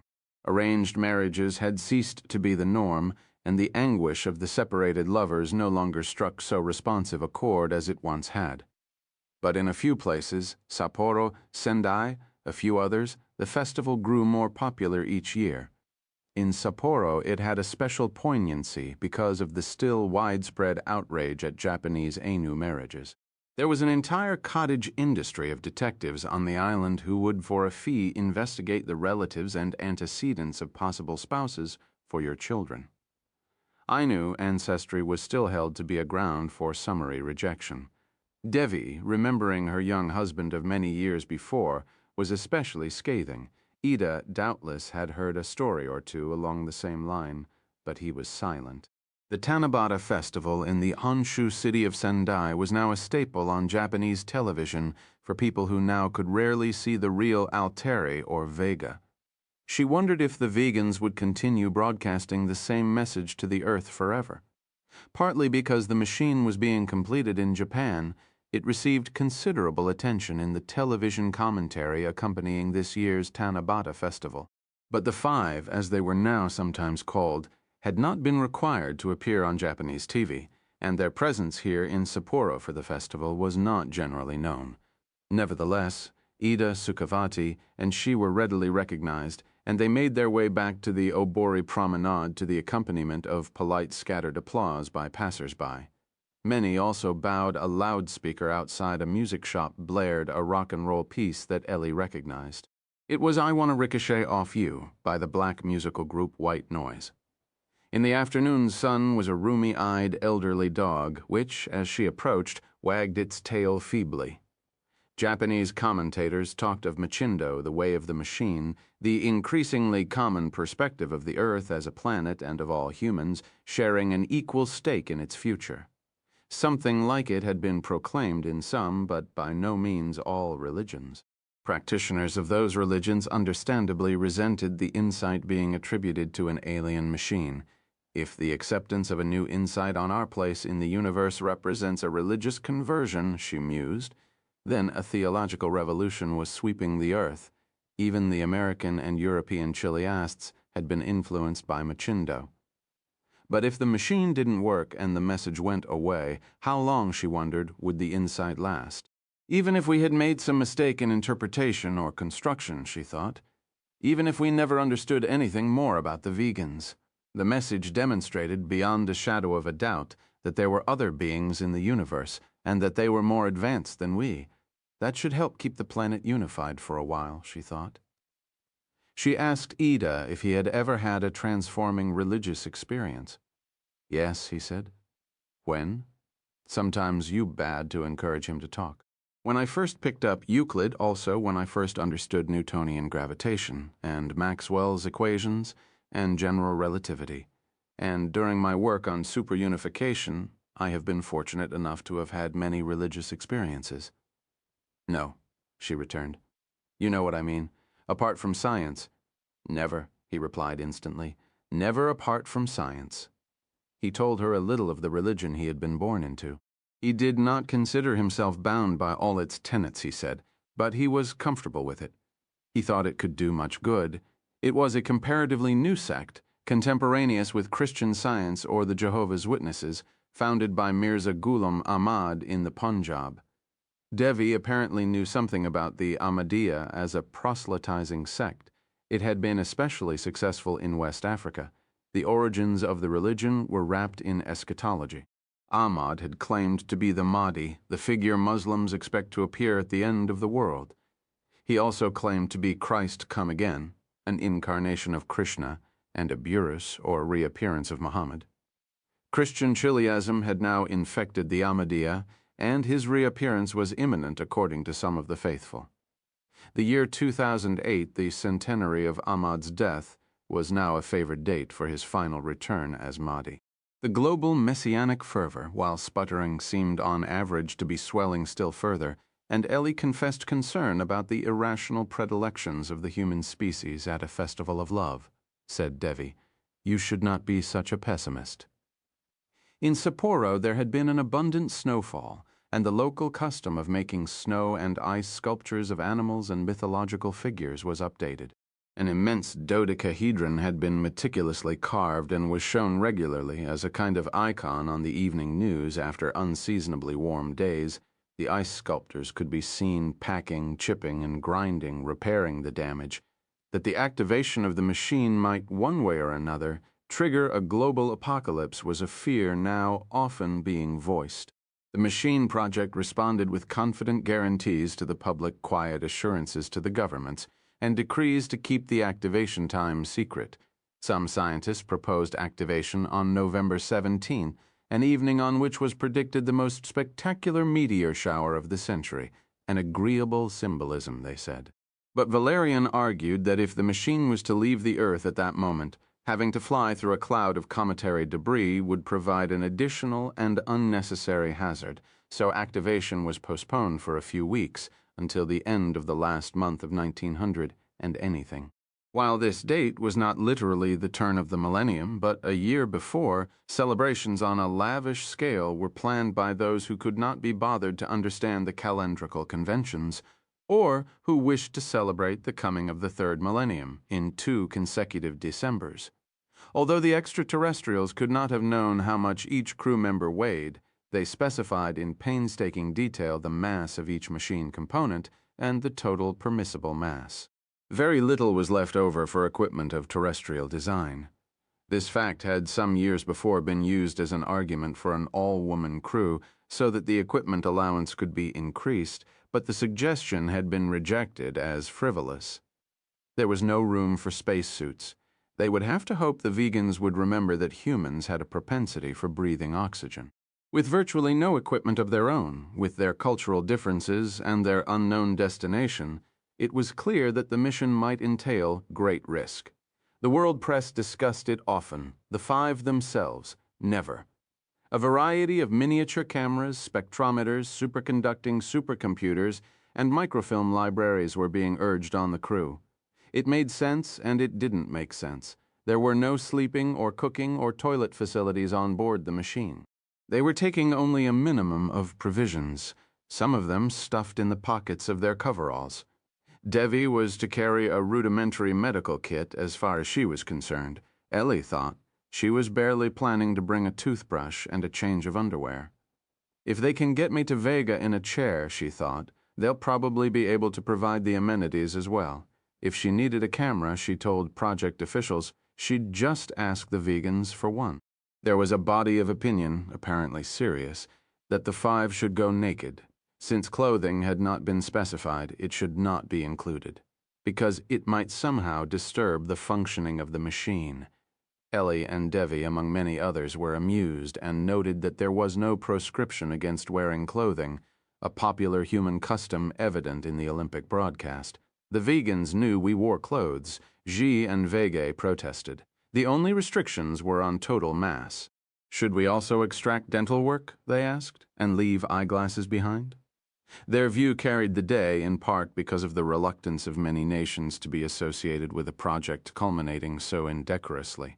But the debate generated a little raw humor among the press, the technicians, and the 5. For that matter, Lunacharsky said, it doesn't actually specify that human beings are to go. Maybe they would find 5 chimpanzees equally acceptable. Even a single 2-dimensional photograph of an alien machine could be invaluable, she was told. And imagine a picture of the aliens themselves. Would she please reconsider and bring a camera? Here, who was now on Hokkaido with a large American delegation, told her to be serious. The stakes were too high, he said, but she cut him short with a look so withering that he could not complete the sentence. In her mind, she knew what he was going to say for childish behavior. Amazingly, Here was acting as if he had been the injured party in their relationship. She described it all to Devi, who was not fully sympathetic. Here, she said, was very sweet. Eventually, Ellie agreed to take an ultra-miniaturized video camera in the manifest that the project required under personal effects. She listed frond palm 0.81 kilograms. Here was sent to reason with her. You know, there's a splendid infrared imaging system you can carry along for 2/3 of a kilogram. Why would you want to take the branch of a tree? A frond. It's a palm frond. I know you grew up in New York, but you must know what a palm tree is. It's all in Ivanhoe. Didn't you read it in high school? At the time of the Crusades, pilgrims who made the long journey to the Holy Land took back a palm frond to show they'd really been there. It's to keep my spirits up. I don't care how advanced they are. The earth is my holy land. I'll bring a frond to them to show them where I came from. Here only shook his head, but when she described her reasons to Vega, he said this, I understand very well. Ellie remembered Vega's concerns and the story he had told her in Paris about the droshky sent to the impoverished village. But this was not her worry at all. The palm frond served another purpose. She realized she needed something to remind her of Earth. She was afraid she might be tempted not to come back. The day before the machine was to be activated, she received a small package that had been delivered by hand to her apartment on the site in Wyoming and transshipped by courier.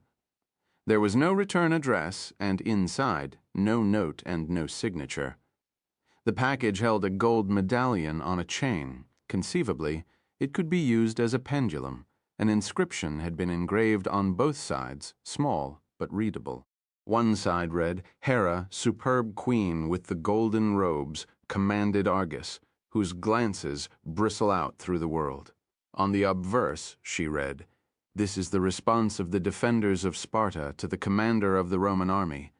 If you are a god, you will not hurt those who have never injured you. If you are a man, advance, and you will find men equal to yourself, and women.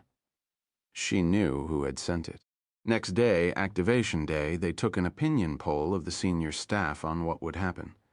Most thought nothing would happen, that the machine would not work.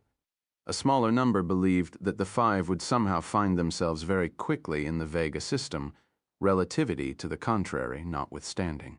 Others suggested variously that the machine was a vehicle for exploring the solar system, the most expensive practical joke in history, a classroom, a time machine, or a galactic telephone booth. One scientist wrote, 5 very ugly replacements with green scales and sharp teeth will slowly materialize in the chairs. This was the closest to the Trojan horse scenario in any of the responses. Another, but only one, read Doomsday Machine. There was a ceremony of sorts. Speeches were made, food and drink were served. People hugged one another, some cried quietly. Only a few were openly skeptical. You could sense that if anything at Ale happened on activation, the response would be thunderous. There was an intimation of joy in many faces. Ellie managed to call the nursing home and wish her mother goodbye. She spoke the word into the mouthpiece on Hokkaido, and in Wisconsin the identical sound was generated, but there was no response. Her mother was recovering some motor functions on her stricken side, the nurse told her. Soon she might be able to speak a few words. By the time the call had been completed, Ellie was feeling almost lighthearted. The Japanese technicians were wearing hakimaki, cloth bands around their heads, that were traditionally donned in preparation for mental, physical, or spiritual effort, especially combat. Printed on the headband was a conventional projection of the map of the Earth.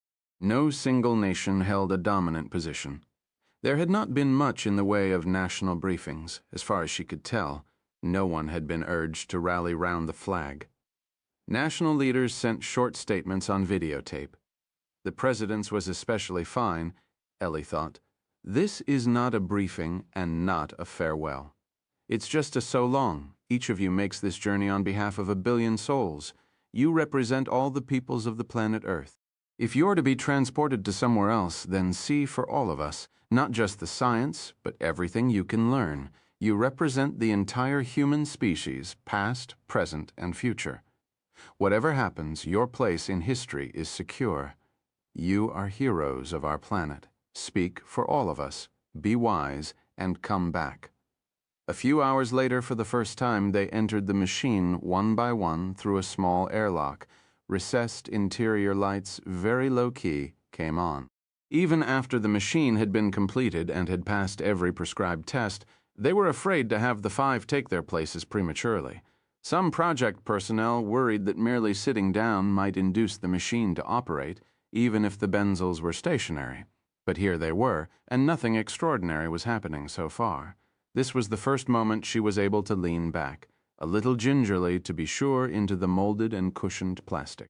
She had wanted chintz. Chintz slipcovers would have been perfect for these chairs, but even this, she discovered, was a matter of national pride. The plastic seemed more modern, more scientific, more serious. Knowing of Vege's careless smoking habits, they had decreed that no cigarettes could be carried on board the machine. Lunacharsky had uttered fluent maledictions in 10 languages.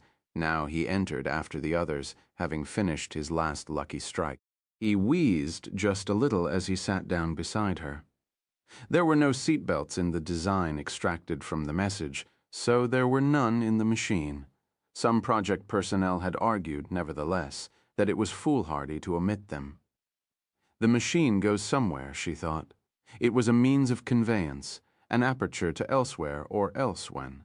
It was a freight train barreling and wailing into the night. If you had climbed aboard, it could carry you out of the stifling provincial towns of your childhood to the great crystal cities. It was discovery and escape and an end to loneliness. Every logistical delay in manufacture and every dispute over the proper interpretation of some subcodicil of the instructions had plunged her into despair. It was not glory she was seeking, not mainly, not much, but instead a kind of liberation. She was a wonder junkie. In her mind, she was a hill tribesman standing slack-jawed before the real Ishtar gate of ancient Babylon. Dorothy catching her first glimpse of the vaulted spires of the Emerald City of Oz. A small boy from darkest Brooklyn plunked down in the corridor of nations of the 1939 World's Fair, the Trilon and Perisphere beckoning in the distance. She was Pocahontas sailing up the Thames estuary with London spread out before her from horizon to horizon. Her heart sang in anticipation. She would discover, she was sure, what else is possible, what could be accomplished by other beings, great beings. Beings who had, it seemed likely, been voyaging between the stars when the ancestors of humans were still brachiating from branch to branch in the dappled sunlight of the forest canopy. Drumlin, like many others she had known over the years, had called her an incurable romantic, and she found herself wondering again why so many people thought it some embarrassing disability. Her romanticism had been a driving force in her life, and a fount of delights. Advocate and practitioner of romance, she was off to see the wizard. A status report came through by radio. There were no apparent malfunctions, so far as could be detected with the battery of instrumentation that had been set up exterior to the machine. Their main weight was for the evacuation of the space between and around the benzels. A system of extraordinary efficiency was pumping out the air to attain the highest vacuum ever reached on Earth. She double-checked the stowage of her video microcamera system and gave the palm frond a pat. Powerful lights on the exterior of the dodecahedron had turned on. 2 of the spherical shells had now spun up to what the message had defined as critical speed. They were already a blur to those watching outside. The 3rd benzel would be there in a minute. A strong electrical charge was building up when all 3 spherical shells with their mutually perpendicular axes were up to speed. The machine would be activated, or so the message had said. G's face showed fierce determination, she thought. Lunacharsky's a deliberate calm.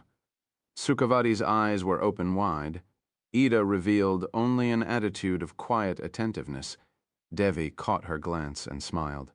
She wished she had had a child. It was her last thought before the walls flickered and became transparent, and it seemed the earth opened up and swallowed her. Part 3, The Galaxy. So I walk on uplands unbounded, and know that there is hope for that which thou didst mold out of dust, to have consort with things eternal, the Dead Sea Scrolls, chapter 19. Naked singularity, mount to paradise, by the stairway of surprise. Ralph Waldo Emerson, Merlin Poems, 1847. It is not impossible that to some infinitely superior being the whole universe may be as one plane, the distance between planet and planet being only as the pores in a grain of sand, and the spaces between system and system no greater than the intervals between one grain and the grain adjacent. Samuel Taylor Coleridge. Omniania, the where falling. The pentagonal panels of the dodecahedron had become transparent. So had the roof and the floor, above and below, she could make out the organosilicate lacework and the implanted erbium dowels, which seemed to be stirring. All 3 benzels had disappeared. The dodecahedron plunged, racing down a long, dark tunnel just broad enough to permit its passage. The acceleration seemed somewhere around 1g. As a result, Ellie, facing forward, was pressed backward in her chair, while Devi, opposite her, was bending slightly at the waist. Perhaps they should have added seat belts. It was hard not to entertain the thought that they had plunged into the mantle of the earth, bound for its core of molten iron. Or maybe they were on their way straight to... She tried to imagine this improbable conveyance as a ferryboat upon the river Styx. There was a texture to the tunnel walls from which she could sense their speed. The patterns were irregular, soft-edged mottlings, nothing with a well-defined form. The walls were not memorable for their appearance, only for their function. Even a few hundred kilometers beneath the Earth's surface, the rocks would be glowing with red heat. There was no hint of that. No minor demons were managing the traffic, and no cupboards with jars of marmalade were in evidence. Every now and then, a forward vertex of the dodecahedron would brush the wall, and flakes of an unknown material would be scraped off. The dodec itself seemed unaffected. Soon, quite a cloud of fine particles was following them. Every time the dodecahedron touched the wall, she could sense an undulation, as if something soft had retreated to lessen the impact. The faint yellow lighting was diffuse, uniform. Occasionally, the tunnel would swerve gently, and the dodec would obligingly follow the curvature. Nothing, so far as she could see, was headed toward them. At these speeds, even a collision with a sparrow would produce a devastating explosion. Or what if this was an endless fall into a bottomless well? She could feel a continuous physical anxiety in the pit of her stomach. Even so, she entertained no second thoughts. Black hole? She thought. Black hole. I'm falling through the event horizon of a black hole toward the dread singularity. Or maybe this isn't a black hole and I'm headed toward a naked singularity. That's what the physicists called it, a naked singularity. Near a singularity, causality could be violated. Effects could precede causes, time could flow backward, and you were unlikely to survive, much less remember the experience. For a rotating black hole she dredged up from her studies years before, there was not a point but a ring singularity, or something still more complex to be avoided. Black holes were nasty. The gravitational tidal forces were so great that you would be stretched into a long, thin thread if you were so careless as to fall in. You would also be crushed laterally. Happily, there was no sign of any of this. Through the gray, transparent surfaces that were now the ceiling and floor, she could see a great flurry of activity. The organosilicate matrix was collapsing on itself in some places and unfolding in others. The embedded erbium dowels were spinning and tumbling. Everything inside the dodeck, including herself and her companions, looked quite ordinary. Well, maybe a bit excited, but they were not yet long, thin threads. These were idle ruminations, she knew. The physics of black holes was not her field. Anyway, she could not understand how this could have anything to do with black holes, which were either primordial, made during the origin of the universe, or produced in a later epoch by the collapse of a star more massive than the sun. Then the gravity would be so strong that except for quantum effects, even light could not escape, although the gravitational field certainly would remain. Hence black, hence hole. But they hadn't collapsed a star, and she couldn't see any way in which they had captured a primordial black hole anyway. No one knew where the nearest primordial black hole might be hiding. They had only built the machine and spun up the benzels. She glanced over to Ida, who was figuring something on a small computer. By bone conduction, she could feel as well as hear a low-pitched roaring every time the dodeck scraped the wall, and she raised her voice to be heard. "Do you understand what's going on?" "Not at all," he shouted back. "I can almost prove this can't be happening. Do you know the Boyer-Lindquist coordinates?" "No, sorry. I'll explain it to you later." She was glad he thought there would be a later. Ellie felt the deceleration before she could see it, as if they had been on the downslope of a roller coaster, had leveled out, and now were slowly climbing. Just before the deceleration set in, the tunnel had made a complex sequence of bobs and weaves. There was no perceptible change either in the color or in the brightness of the surrounding light. She picked up her camera, switched to the long focal-length lens, and looked as far ahead of her as she could. She could see only to the next jag in the tortuous path. Magnified, the texture of the wall seemed intricate, irregular, and just for a moment faintly self-luminous. The dodecahedron had slowed to a comparative crawl. No end to the tunnel was in sight. She wondered if they would make it to wherever they were going. Perhaps the designers had miscalculated. Maybe the machine had been built imperfectly, just a little bit off.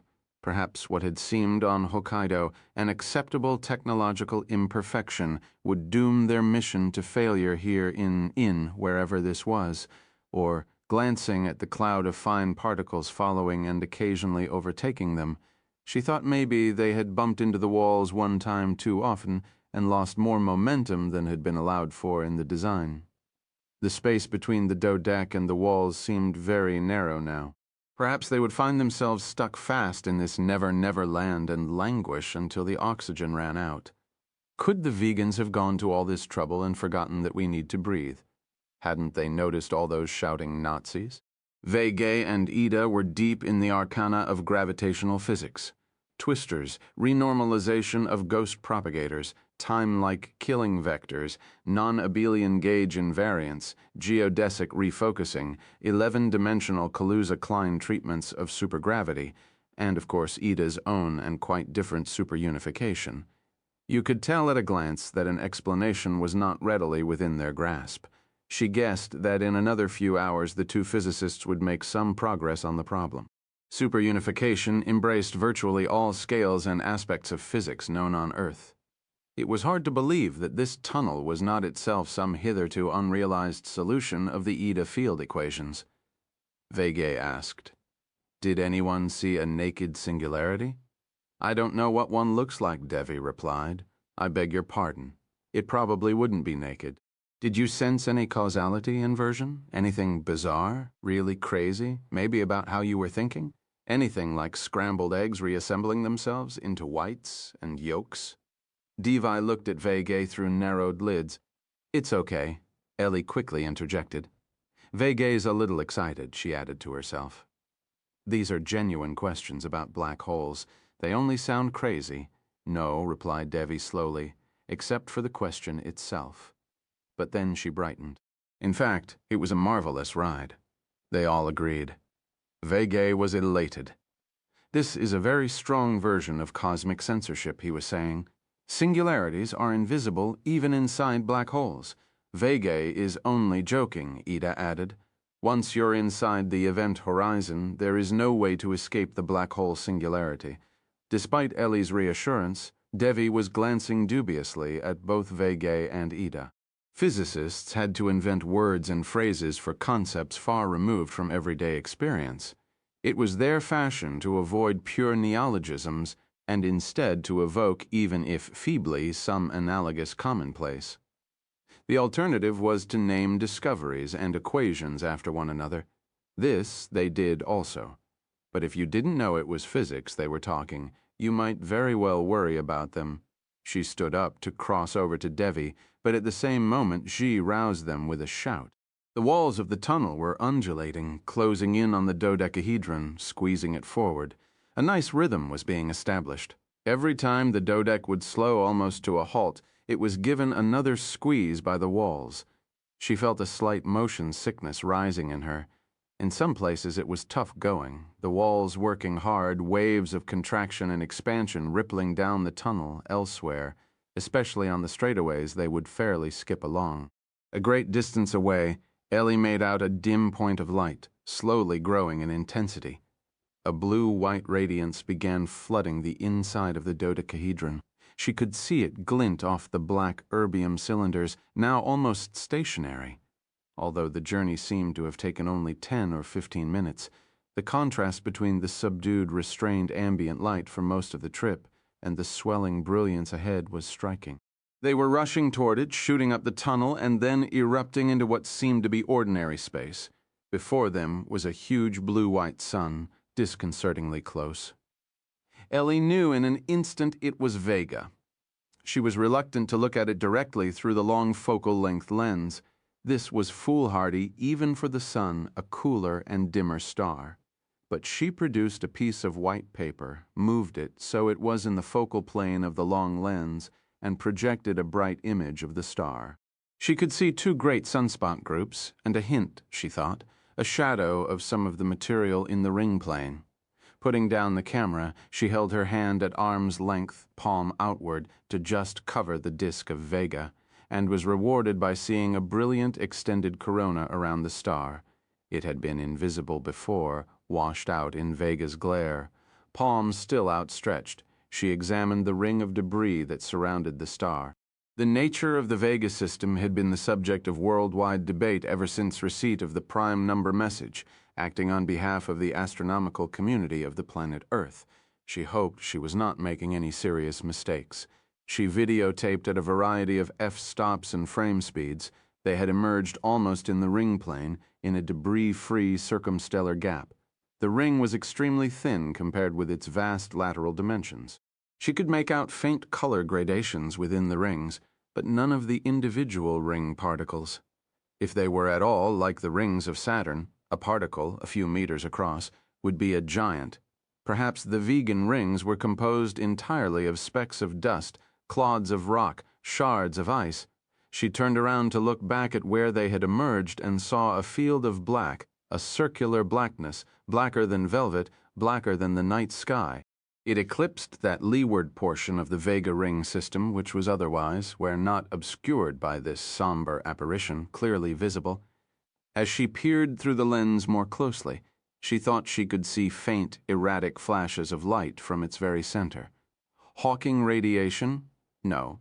Its wavelength would be much too long, or light from the planet Earth still rushing down the tube on the other side of that blackness was Hokkaido. Planets.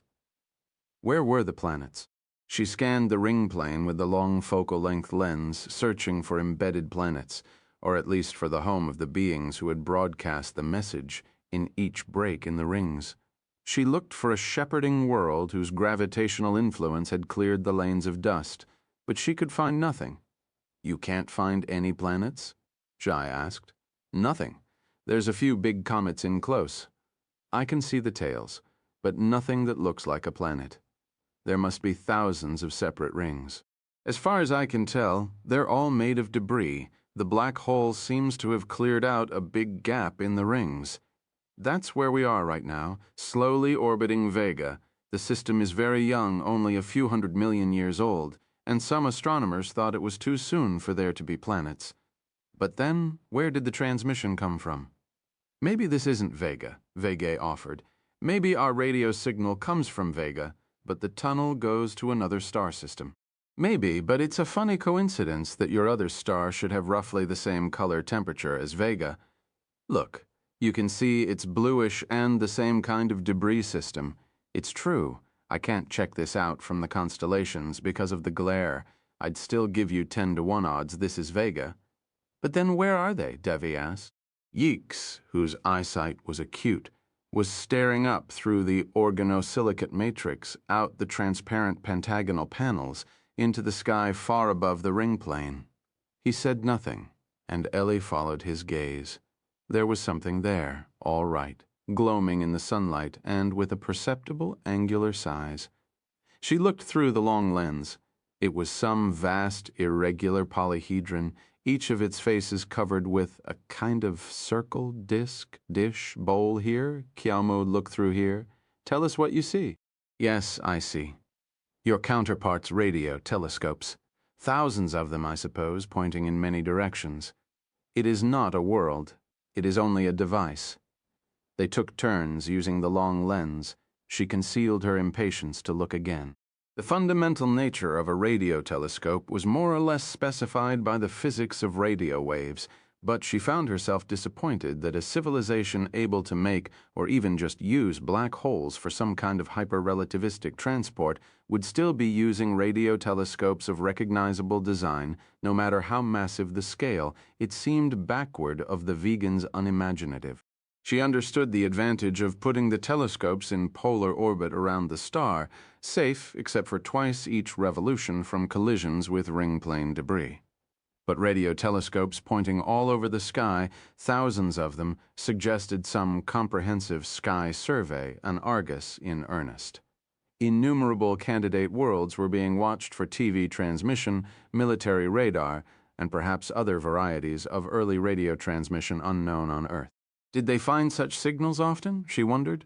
Or was the Earth their first success in a million years of looking? There was no sign of a welcoming committee. Was a delegation from the provinces so unremarkable that no one had been assigned even to note their arrival? When the lens was returned to her, she took great care with focus, f-stop, and exposure time. She wanted a permanent record to show the National Science Foundation what really serious radio astronomy was like. She wished there were a way to determine the size of the polyhedral world. The telescopes covered it like barnacles on a whaler. A radio telescope in 0G could be essentially any size. After the pictures were developed, she would be able to determine the angular size, maybe a few minutes of arc, but the linear size, the real dimensions, that was impossible to figure out unless you knew how far away the thing was. Nevertheless, she sensed it was vast. "If there are no worlds here," Xi was saying, "then there are no vegans. No one lives here. Vega is only a guardhouse, a place for the border patrol to warm their hands. Those radio telescopes," he glanced upward, "are the watchtowers of the Great Wall. If you are limited by the speed of light, it is difficult to hold a galactic empire together. You order the garrison to put down a rebellion. 10,000 years later, you find out what happened. Not good. Too slow. So you give autonomy to the garrison commanders, then no more empire. But those," and now he gestured at the receding blot covering the sky behind them. "Those are imperial roads. Persia had them, Rome had them, China had them. Then you are not restricted to the speed of light. With roads you can hold an empire together." But Ida, lost in thought, was shaking his bead. Something about the physics was bothering him. The black hole, if that was what it really was, could now be seen orbiting Vega in a broad lane entirely clear of debris. Both inner and outer rings gave it wide berth. It was hard to believe how black it was. As she took short video pans of the debris ring before her, she wondered whether it would someday form its own planetary system, the particles colliding, sticking, growing, ever larger gravitational condensations taking place, until at last only a few large worlds orbited the star. It was very like the picture astronomers had of the origin of the planets around the Sun 4.5 billion years ago. She could now make out inhomogeneities in the rings, places with a discernible bulge where some debris had apparently accreted together. The motion of the black hole around Vega was creating a visible ripple in the bands of debris immediately adjacent. The dodecahedron was doubtless producing some more modest wake. She wondered if these gravitational perturbations, these spreading rarefactions and condensations, would have any long-term consequence, changing the pattern of subsequent planetary formation. If so, then the very existence of some planet billions of years in the future might be due to the black hole in the machine, and therefore to the message, and therefore to Project Argus. She knew she was over-personalizing. Had she never lived, some other radio astronomer would surely have received the message, but earlier or later, the machine would have been activated at a different moment, and the dodec would have found its way here in some other time, so some future planet in this system might still owe its existence to her. Then, by symmetry, she had snatched out of existence some other world that was destined to form bad she never lived. It was vaguely burdensome, being responsible by your innocent actions for the fates of unknown worlds. She attempted a panning shot, beginning inside the dodecahedron, then out to the struts, joining the transparent pentagonal panels, and beyond to the gap in the debris rings in which they, along with the black hole, were orbiting. She followed the gap, flanked by two bluish rings further and further from her. There was something a little odd up ahead, a kind of bowing in the adjacent inner ring. "Kiao Mu," she said, handing him the long lens. "Look over there. Tell me what you sec." "Where?" She pointed again. After a moment, he had found it. She could tell because of his slight but quite unmistakable intake of breath. "Another black hole," he said. Much bigger. They were falling again. This time the tunnel was more commodious, and they were making better time. "That's it?" Ellie found herself shouting at Devi. "They take us to Vega to show off their black holes. They give us a look at their radio telescopes from 1,000 kilometers away. We spend 10 minutes there, and they pop us into another black hole and ship us back to Earth. That's why we spent $2 trillion. Maybe we're beside the point." Lunacharsky was saying, maybe the only real point was to plug themselves into the Earth. She imagined nocturnal excavations beneath the gates of Troy. Ida, fingers of both hands outspread, was making a calming gesture. "Wait and see," he said. "This is a different tunnel. Why should you think it goes back to Earth?" "Vega's not where we're intended to go," Devi asked. "The experimental method. Let's see where we pop out next." In this tunnel there was less scraping of the walls and fewer undulations. Ida and Vega were debating a space-time diagram they had drawn in Kruskal-Shekera's coordinates. Ellie had no idea what they were talking about. The deceleration stage, the part of the passage that felt uphill, was still disconcerting. This time, the light at the end of the tunnel was orange. They emerged at a considerable speed into the system of a contact binary, two suns touching. The outer layers of a swollen, elderly red giant star were pouring onto the photosphere of a vigorous, middle-aged yellow dwarf, something like the sun. The zone of contact between the two stars was brilliant. She looked for debris rings or planets or orbiting radio observatories, but could find none. That doesn't mean very much, she told herself. These systems could have a fair number of planets, and I'd never know it with this dinky long lens. She projected the double sun onto the piece of paper and photographed the image with a short focal length lens. Because there were no rings, there was less scattered light in this system than around Vega. With the wide-angle lens, she was able, after a bit of searching, to recognize a constellation that sufficiently resembled the Big Dipper, but she had difficulty recognizing the other constellations, Since the bright stars in the Big Dipper are a few hundred light years from Earth, she concluded that they had not jumped more than a few hundred light years. She told this to Ida and asked him what he thought. "What do I think? I think this is an underground." An underground? She recalled her sensation of falling into the depths of hell it had seemed for a moment, just after the machine had been activated. A metro, a subway. These are the stations, the stops, Vega and this system and others. Passengers get on and off at the stops. You change trains here. He gestured at the contact binary, and she noticed that his hand cast two shadows, one anti-yellow and the other anti-red. Like it was the only image that came to mind. A discotheque, but we cannot get off. Ida continued. We are in a closed railway car. We're headed for the terminal, the end of the line. Drumlin had called such speculations Fantasyland, and this was, so far as she knew, the first time Ida had succumbed to the temptation. Of the five, she was the only observational astronomer.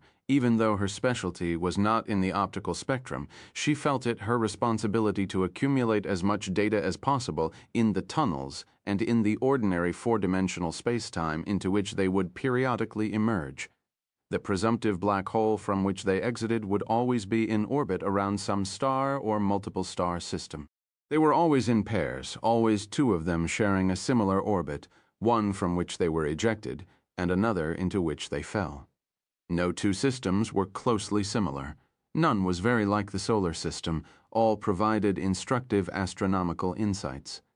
Not one of them exhibited anything like an artifact, a second dodecahedron, or some vast engineering project to take apart a world and reassemble it into what she had called a device. At this time, they emerged near a star visibly changing its brightness. She could tell from the progression of FS stops required. Perhaps it was one of the RR Lyrae stars. Next was a quintuple system, then a feebly luminous brown dwarf. Some were in open space, some were embedded in nebulosity, surrounded by glowing molecular clouds. She recalled the warning, "This will be deducted from your share in paradise." Nothing had been deducted from hers. Despite a conscious effort to retain a professional calm, her heart soared at this profusion of suns. She hoped that every one of them was a home to someone, or would be one day, but after the fourth jump, she began to worry. Subjectively, and by her wristwatch, it felt something like an hour since they had left Hokkaido. If this took much longer, the absence of amenities would be felt. Probably there were aspects of human physiology that could not be deduced even after attentive television viewing by a very advanced civilization. And if the extraterrestrials were so smart, why were they putting us through so many little jumps? All right, maybe the hop from Earth used rudimentary equipment because only primitives were working one side of the tunnel.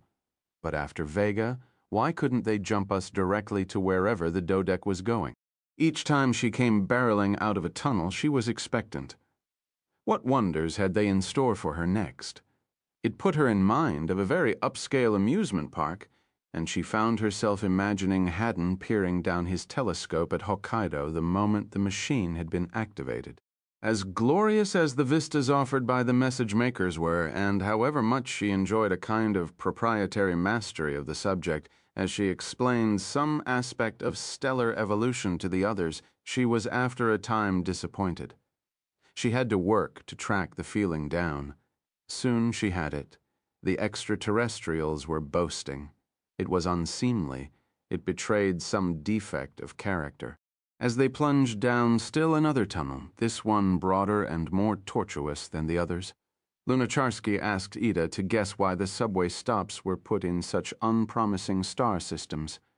Why not around a single star, a young star in good health and with no debris? Because, Ida replied, "Of course, I am only guessing as you ask, because all such systems are inhabited, and they don't want the tourists scaring the natives." Sukhavati shot back. Ida smiled. Or the other way around. But that's what you mean, isn't it? There's some sort of ethic of non-interference with primitive planets. They know that every now and then some of the primitives might use the subway, and they're pretty sure of the primitives, Ellie. Continued the thought, But they can't be absolutely sure. After all, primitives are primitive, so you let them ride only on subways that go to the sticks.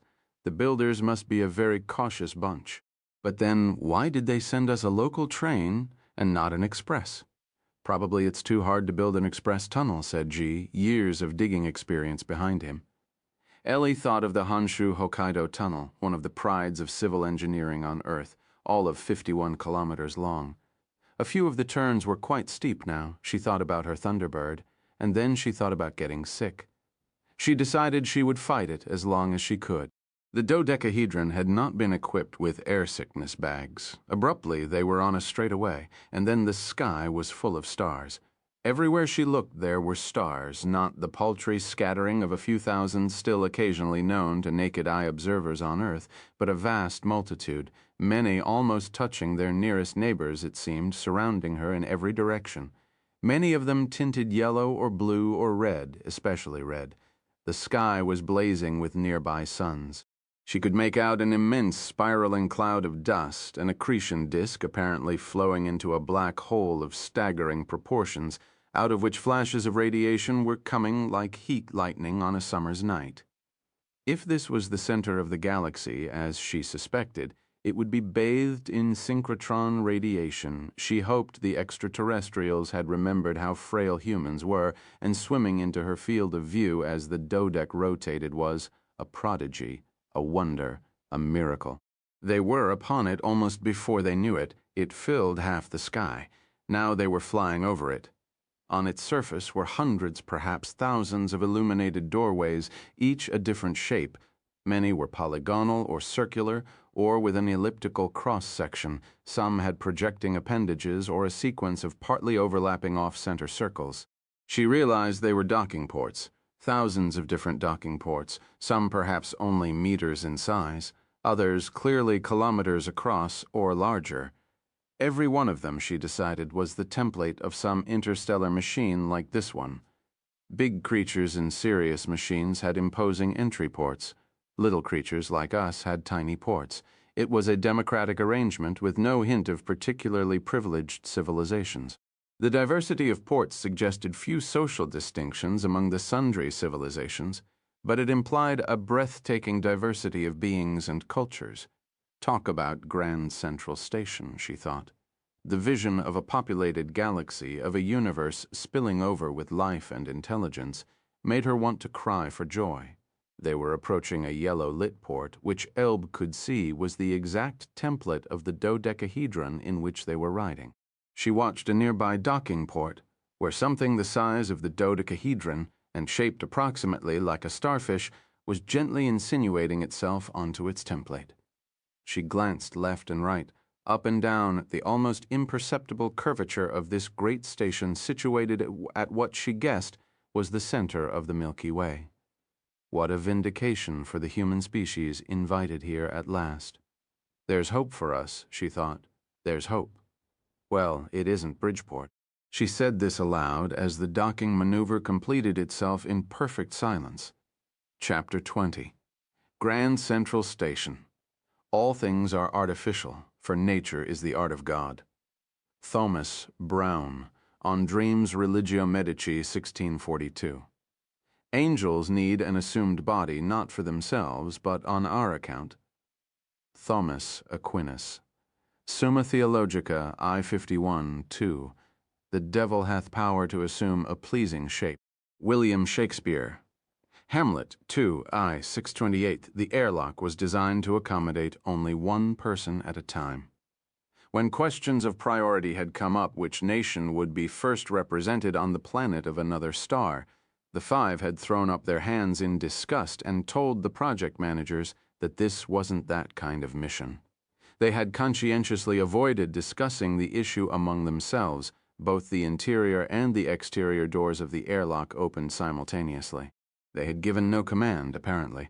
This sector of Grand Central was adequately pressurized and oxygenated. Well, who wants to go first?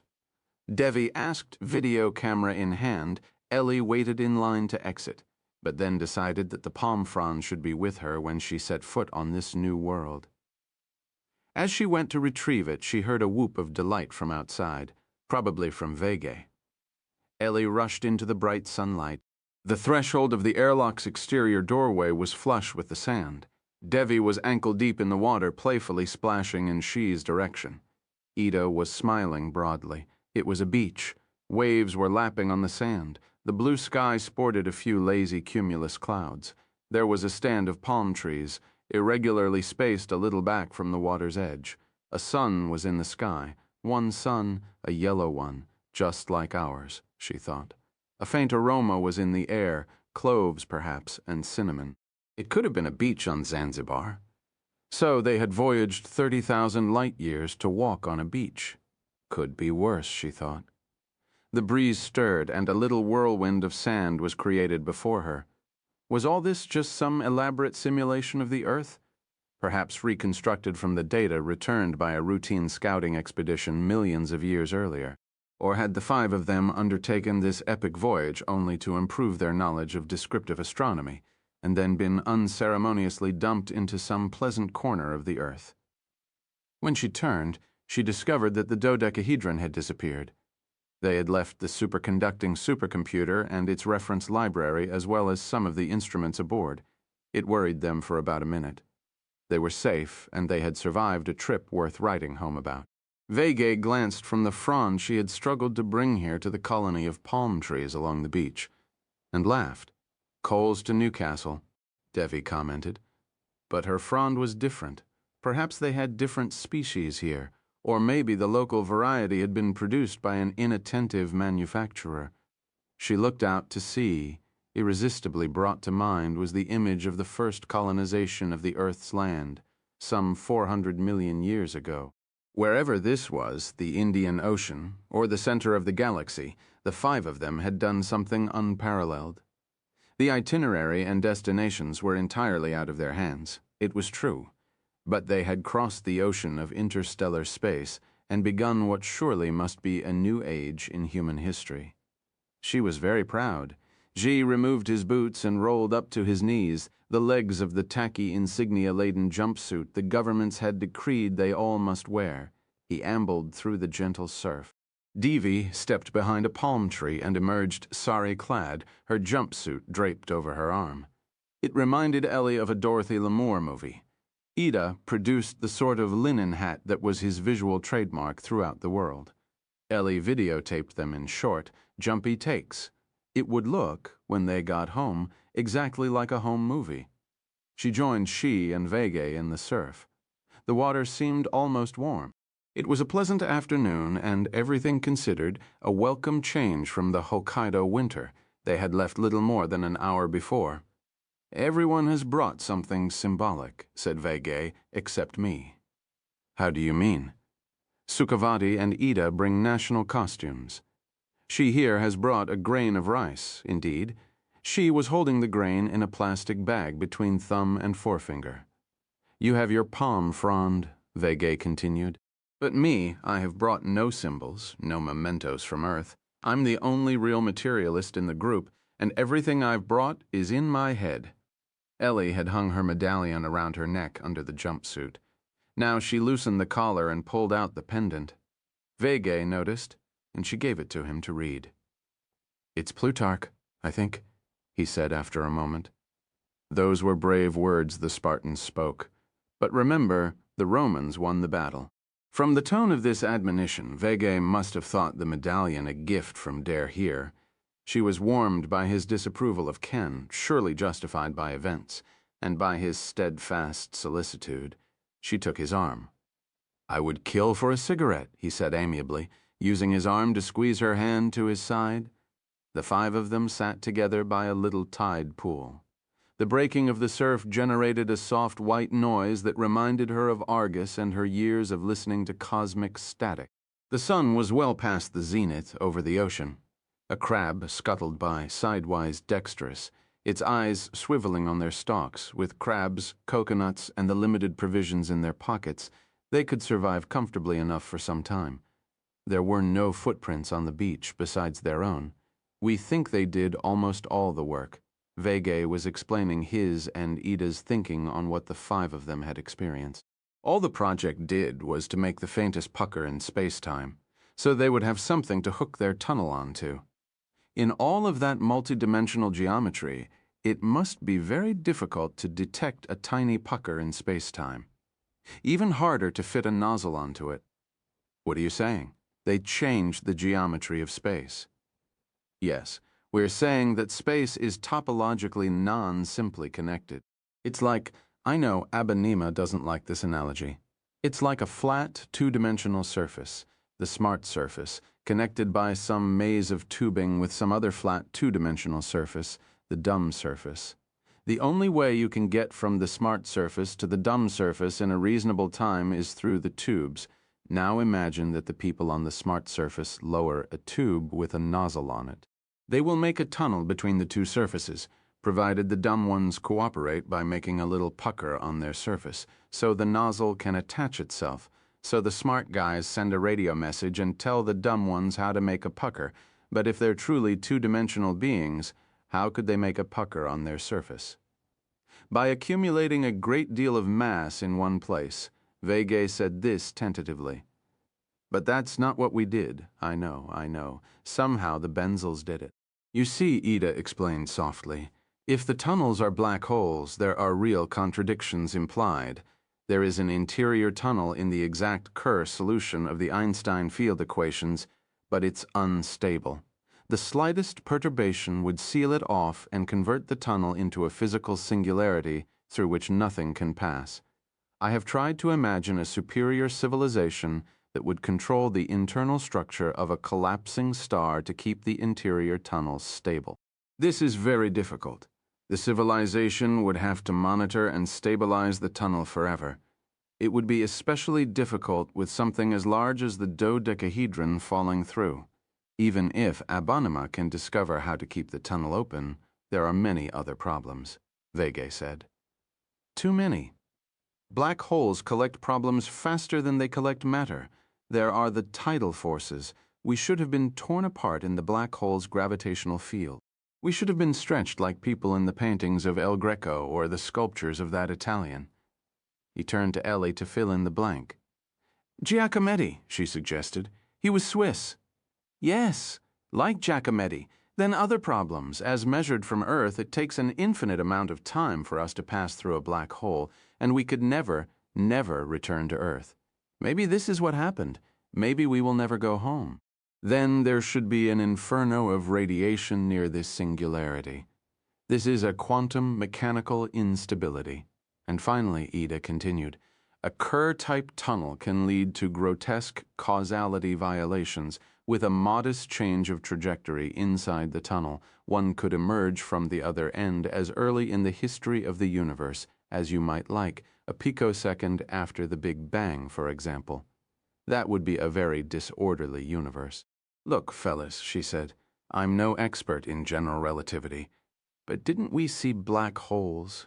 Didn't we fall into them? Didn't we emerge out of them? Isn't a gram of observation worth a ton of theory? I know, Vega said in mild agony. It has to be something else. Our understanding of physics can't be so far off, can it?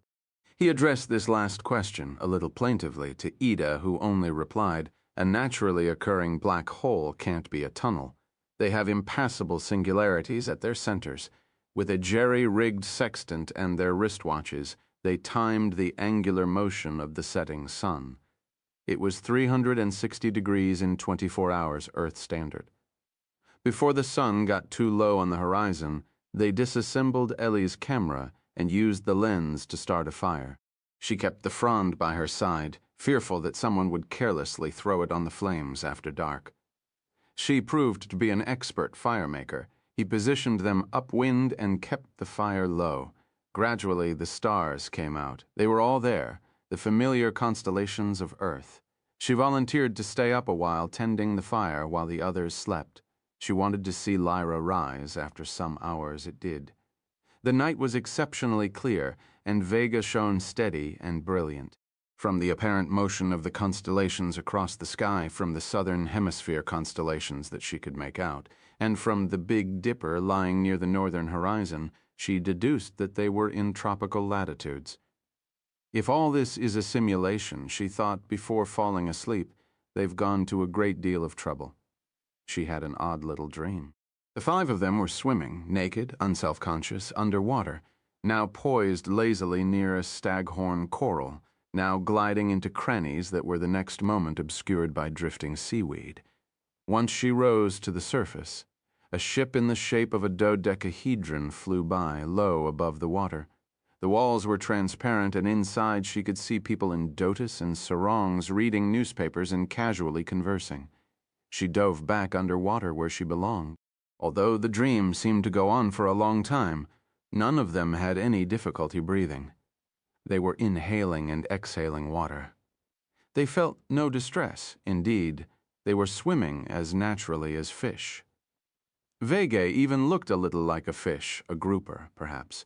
The water must be fiercely oxygenated, she supposed. In the midst of the dream, she remembered a mouse she had once seen in a physiology laboratory, perfectly content in a flask of oxygenated water, even paddling hopefully with its little front feet. A vermiform tail streamed behind. She tried to remember how much oxygen was needed, but it was too much trouble. She was thinking less and less, she thought. That's all right, really. The others were now distinctly fish-like. Devi's fins were translucent. It was obscurely interesting, vaguely sensual. She hoped it would continue so she could figure something out. But even the question she wanted to answer eluded her. Oh, to breathe warm water? She thought. What will they think of next? Ellie awoke with a sense of disorientation so profound it bordered on vertigo. Where was she? Wisconsin? Puerto Rico? New Mexico? Wyoming? Hokkaido? Or the Strait of Malacca? Then she remembered. It was unclear to within 30,000 light-years where in the Milky Way galaxy she was, probably the all-time record for disorientation, she thought.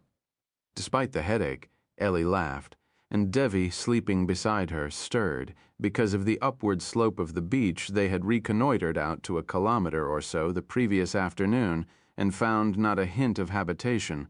Direct sunlight had not yet reached her. Ellie was recumbent on a pillow of sand. Devi, just awakening, had slept with her head on the rolled-up jumpsuit. Don't you think there's something Candy asked about a culture that needs soft pillows? Ellie asked. The ones who put their heads in wooden yokes at night? That's who the smart money's on. Devi laughed and wished her good morning. They could hear shouting from farther up the beach.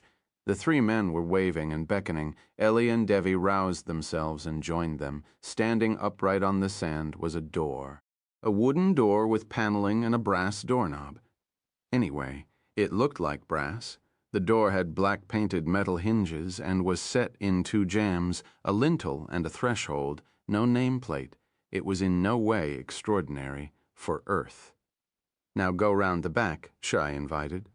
From the back, the door was not there at all. She could see Ida and Vega and Shai, Devi standing a little apart and the sand continuous between the four of them and her.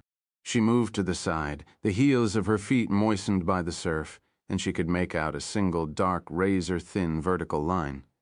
She was reluctant to touch it.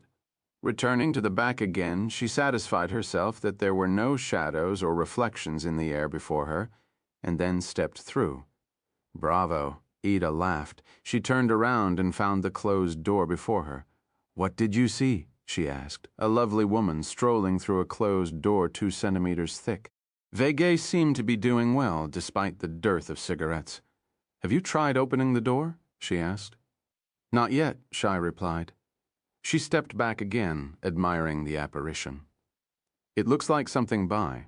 What's the name of that French surrealist? Vega asked. René Magritte, she answered. He was Belgian. We're agreed, I take it, that this isn't really the Earth, Devi proposed, her gesture encompassing ocean, beach, and sky. Unless we're in the Persian Gulf 3,000 years ago and there are jinns about. Ellie laughed. Aren't you impressed by the care of the construction? All right, Ellie answered. They're very good, I'll grant them that. But what's it for? Why go to the trouble of all this detail work? Maybe they just have a passion for getting things right, or maybe they're just showing off. I don't see, Devi continued, how they could know our doors so well. Think of how many different ways there are to make a door.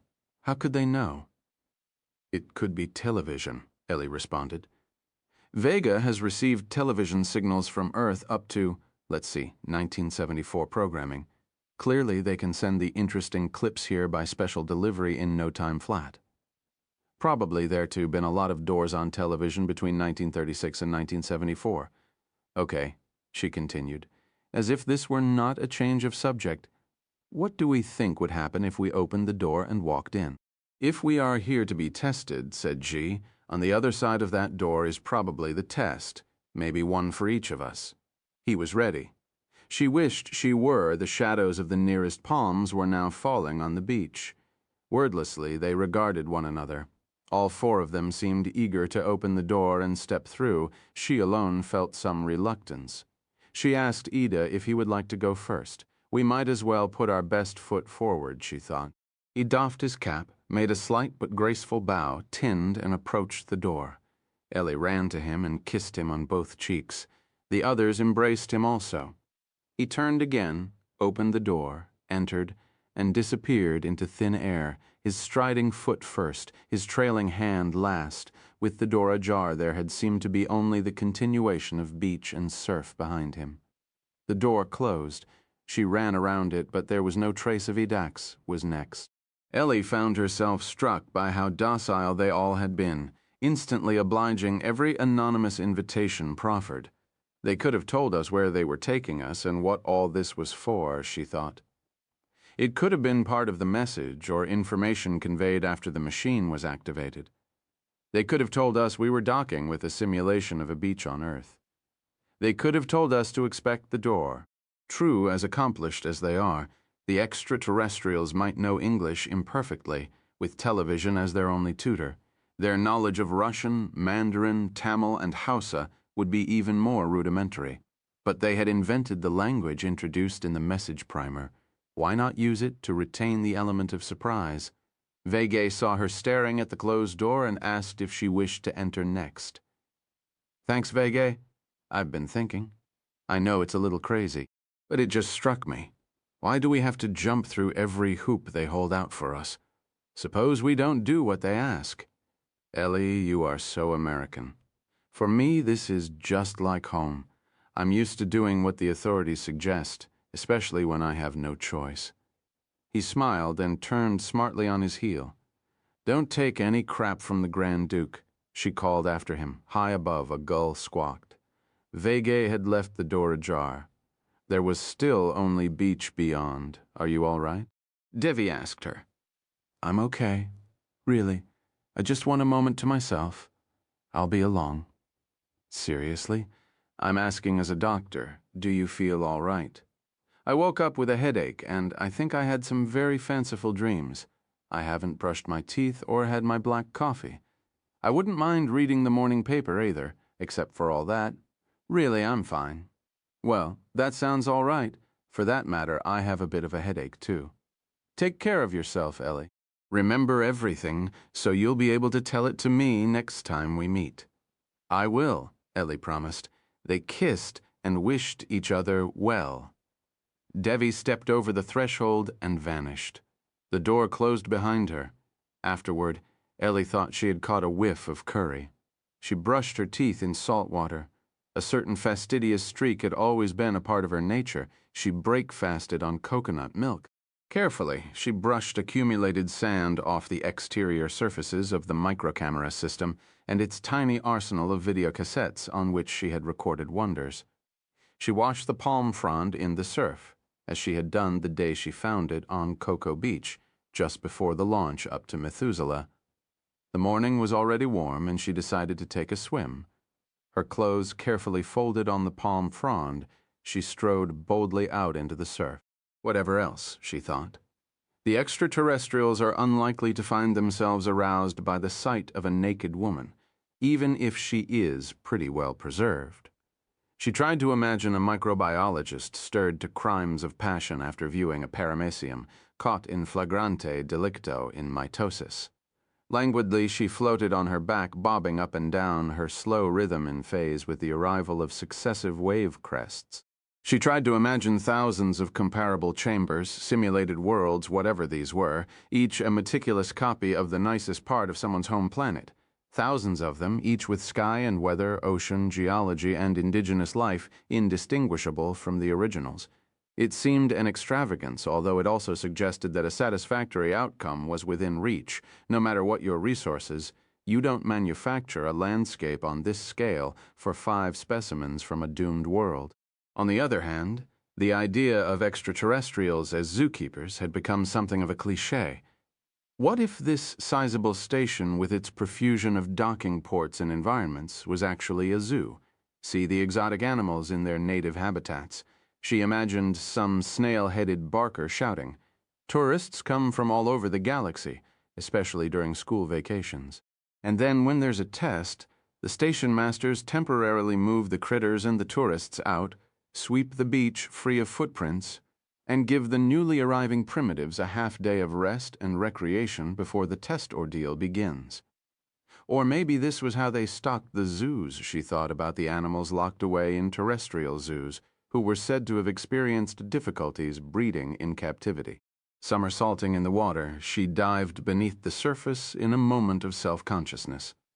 She took a few strong strokes in toward the beach, and for the second time in 24 hours wished that she had had a baby. There was no one about, and not a sail on the horizon. A few seagulls were stalking the beach, apparently looking for crabs. She wished she had brought some bread to give them after she was dry. She dressed and inspected the doorway again. It was merely waiting. She felt a continuing reluctance to enter, more than reluctance, maybe dread. She withdrew, keeping it in view. Beneath a palm tree, her knees drawn up under her chin, she looked out over the long sweep of white, sandy beach. After a while, she got up and stretched a little, carrying the frond and the microcamera with one hand. She approached the door and turned the knob. It opened slightly. Through the crack, she could see the whitecaps offshore. She gave it another push, and it swung open without a squeak. The beach, bland and disinterested, stared back at her. She shook her head and returned to the tree, resuming her pensive posture. She wondered about the others. Were they now in some outlandish testing facility, avidly checking away on the multiple-choice questions? Or was it an oral examination, and who were the examiners? She felt the uneasiness well up once again. Another intelligent being, independently evolved on some distant world under unearthly physical conditions, and with an entirely different sequence of random genetic mutations. Such a being would not resemble anyone she knew or even imagined. If this was a test station, then there were station masters, and the station masters would be thoroughly, devastatingly non-human. There was something deep within her that was bothered by insects, snakes, star-nosed moles. She was someone who felt a little shudder, to speak plainly, a tremor of loathing when confronted with even slightly malformed human beings. Cripples, children with Down syndrome, even the appearance of Parkinsonism evoked in her, against her clear intellectual resolve, a feeling of disgust, a wish to flee. Generally, she had been able to contain her fear, although she wondered if she had ever hurt someone because of it. It wasn't something she thought about much. She would sense her own embarrassment and move on to another topic. But now she worried that she would be unable even to confront, much less to win over for the human species, an extraterrestrial being. They hadn't thought to screen the 5 for that. There had been no effort to determine whether they were afraid of mice or dwarfs or Martians. It had simply not occurred to the examining committees. She wondered why they hadn't thought of it. It seemed an obvious enough point now. It had been a mistake to send her. Perhaps when confronted with some serpent-haired galactic station master, she would disgrace herself, or far worse, tip the grade given to the human species, in whatever unfathomable test was being administered from pass to fail. She looked with both apprehension and longing at the enigmatic door, its lower boundary now under water. The tide was coming in. There was a figure on the beach a few hundred meters away. At first she thought it was Vega, perhaps out of the examining room early and come to tell her the good news. But whoever it was wasn't wearing a machine project jumpsuit.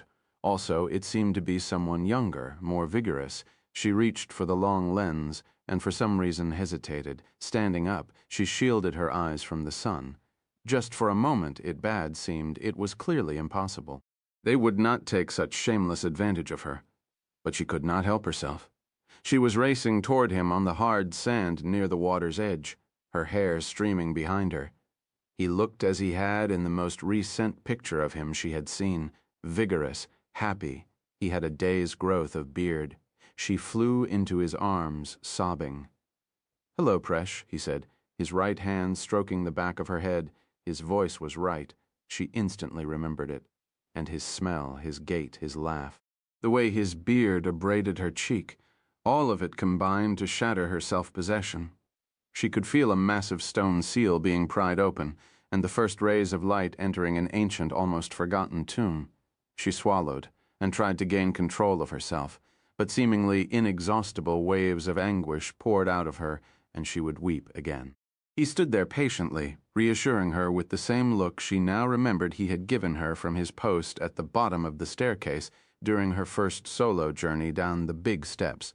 More than anything else, she had longed to see him again, but she had suppressed the feeling, been impatient with it, because it was so clearly impossible to fulfill. She cried for all the years between herself and him. In her girlhood and as a young woman, she would dream that B had come to her to tell her that his death had been a mistake. He was really fine. He would sweep her up into his arms, but she would pay for those brief respites with poignant reawakenings into a world in which he no longer was. Still, she had cherished those dreams and willingly paid their exorbitant tariff when the next morning she was forced to rediscover her loss and experience the agony again. Those phantom moments were all she had left of him, and now here he was. Not a dream or a ghost, but flesh and blood, or close enough. He had called to her from the stars, and she had come. She hugged him with all her might. She knew it was a trick, a reconstruction, a simulation, but it was flawless. For a moment she held him by the shoulders at arm's length. He was perfect. It was as if her father had these many years ago died and gone to heaven. And finally, by this unorthodox route, she had managed to rejoin him. She sobbed and embraced him again. It took her another minute to compose herself. If it had been Ken, say, she would have at least toyed with the idea that another dodecahedron, maybe a repaired Soviet machine, had made a later relay from the Earth to the center of the galaxy. But not for a moment could such a possibility be entertained for him. His remains were decaying in a cemetery by a lake. She wiped her eyes, laughing and crying at once. So what do I owe this apparition to, robotics or hypnosis? Am I an artifact or a dream? You might ask that about anything. Even today, not a week goes by when I don't think that I'd give anything I had, just to spend a few minutes with my father again. Well, here I am, he said cheerfully, his hands raised, making a half-turn so she could be sure that the back of him was there as well. But he was so young. Younger, surely, than she. He had been only 36 when he died. Maybe this was their way of calming her fears. If so, they were very thoughtful. She guided him back toward her few possessions, her arm around his waist. He certainly felt substantial enough. If there were gear trains and integrated circuits underneath his skin, they were well hidden. "So how are we doing?" she asked. The question was ambiguous. I know. It took you many years from receipt of the message to your arrival here. Do you grade on speed or accuracy? Neither? You mean we haven't completed the test yet? He did not answer. Well, explain it to me. She said this in some distress. Some of us have spent years decrypting the message and building the machine. Aren't you going to tell me what it's all about?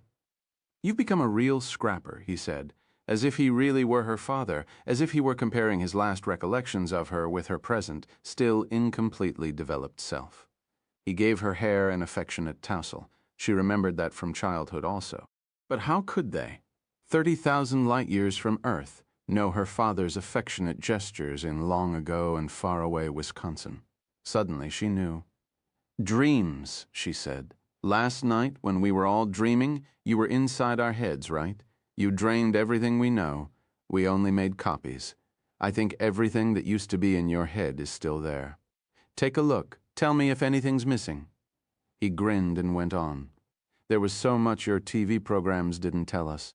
Oh, we could figure out your technological level pretty well and a lot more about you. But there's so much more to your species than that. Things we couldn't possibly learn indirectly. I recognize you may feel some breach of privacy. You're joking, but we have so little time. You mean the test is over? We answered all your questions while we were asleep last night. So, did we pass or fail? It isn't like that, he said. It isn't like 6th grade. She had been in the 6th grade the year he died. Don't think of us as some interstellar sheriff gunning down outlaw civilizations. Think of us more as the Office of the Galactic Census. We collect information.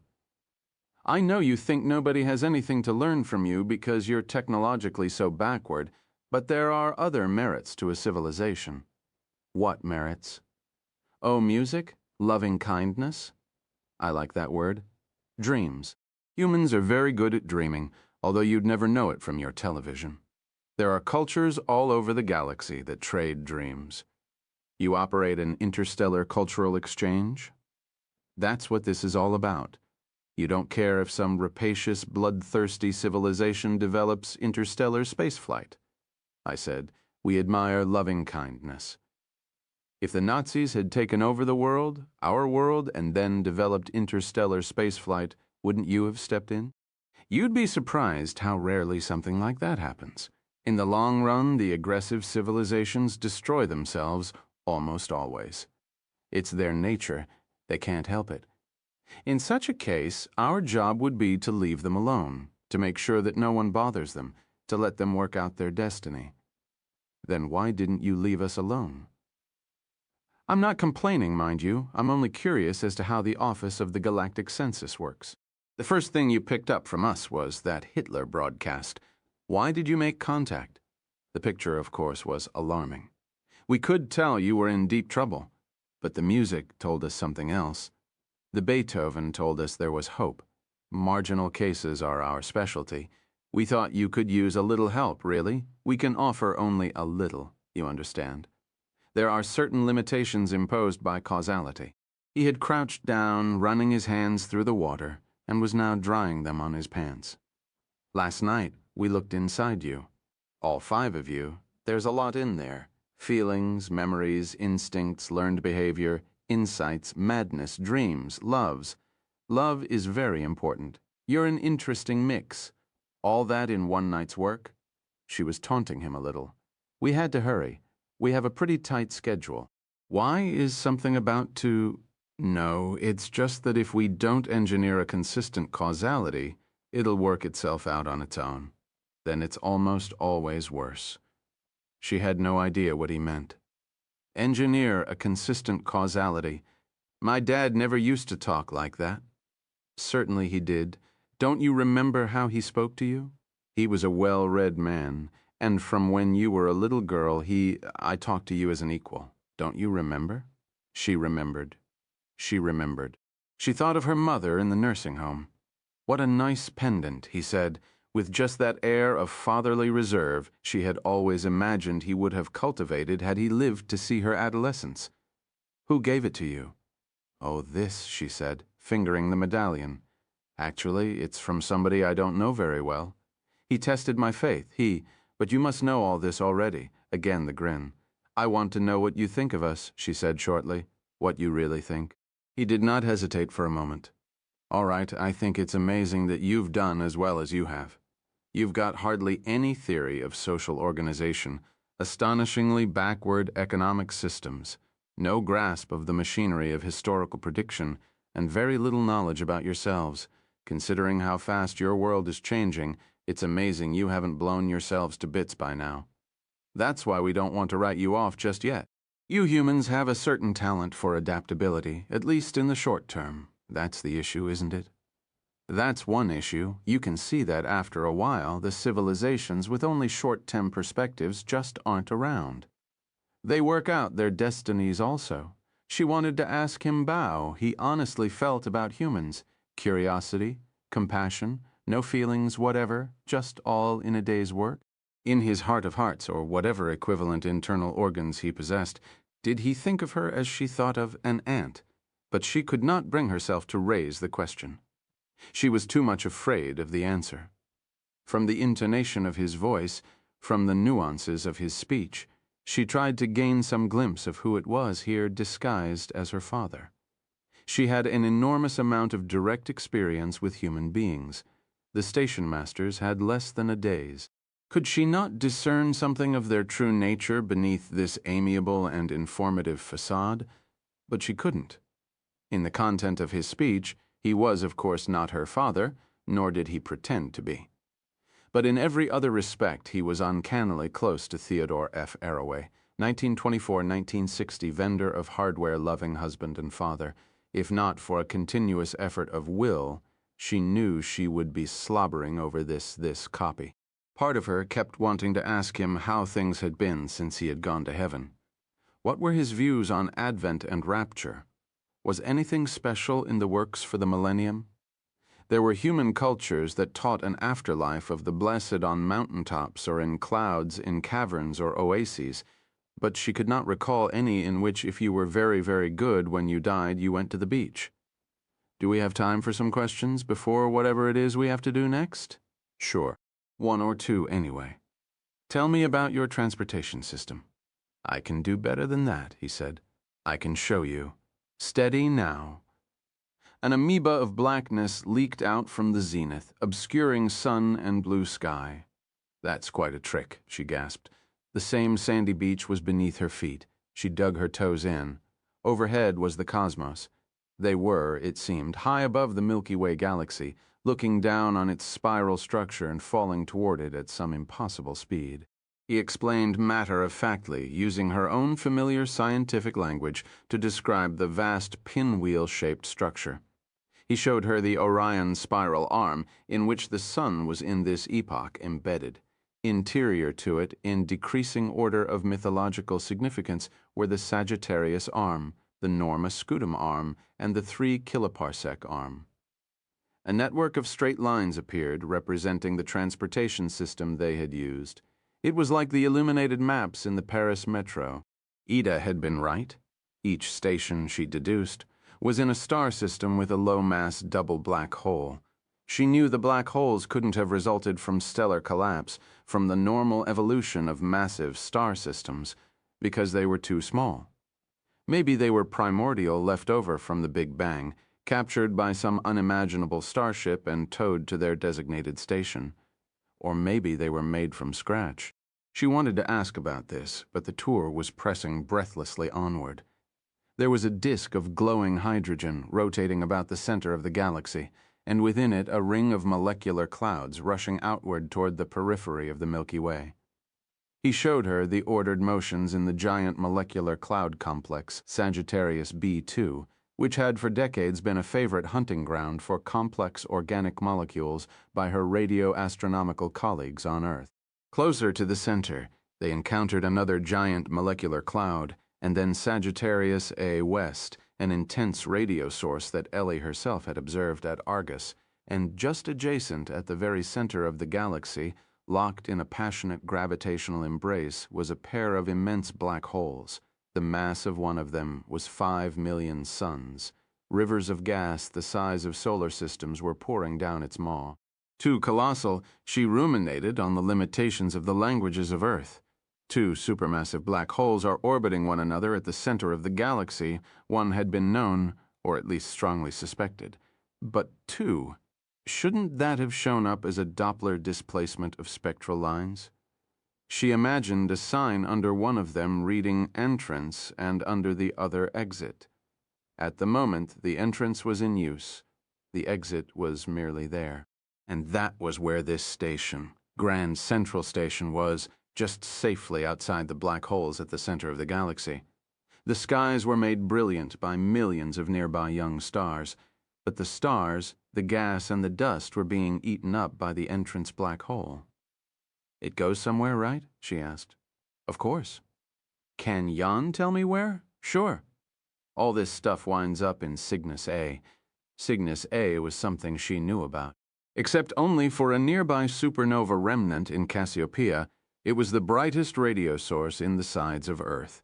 She had calculated that in 1 second, Cygnus A produces more energy than the Sun does in 40,000 years. The radio source was 600 million light-years away, far beyond the Milky Way out in the realm of the galaxies. As with many extragalactic radio sources, two enormous jets of gas, fleeing apart at almost the speed of light, were making a complex web of Rankine-Hugoniot shock fronts with the thin intergalactic gas and producing in the process a radio beacon that shone brightly over most of the universe. All the matter in this enormous structure, 500,000 light-years across, was pouring out of a tiny, almost inconspicuous point in space exactly midway between the jets. "You're making Cygnus A?" She half remembered a summer's night in Michigan when she was a girl. She had feared she would fall into the sky. "Oh, it's not just us. This is a cooperative project of many galaxies. That's what we mainly do, engineering. Only a few of us are involved with emerging civilizations." At each pause, she had felt a kind of tingling in her head, approximately in the left parietal lobe. "There are cooperative projects between galaxies?" she asked. "Lots of galaxies, each with a kind of central administration, with hundreds of billions of stars in each galaxy. And then those administrations cooperate to pour millions of suns into Cygnus A. Forgive me. I'm just staggered by the scale. Why would you do all this? Whatever for? You mustn't think of the universe as a wilderness. It hasn't been that for billions of years," he said. "Think of it more as cultivated, again a tingling. But what for? What's there to cultivate? The basic problem is easily stated. Now don't get scared off by the scale. You're an astronomer after all. The problem is that the universe is expanding, and there's not enough matter in it to stop the expansion.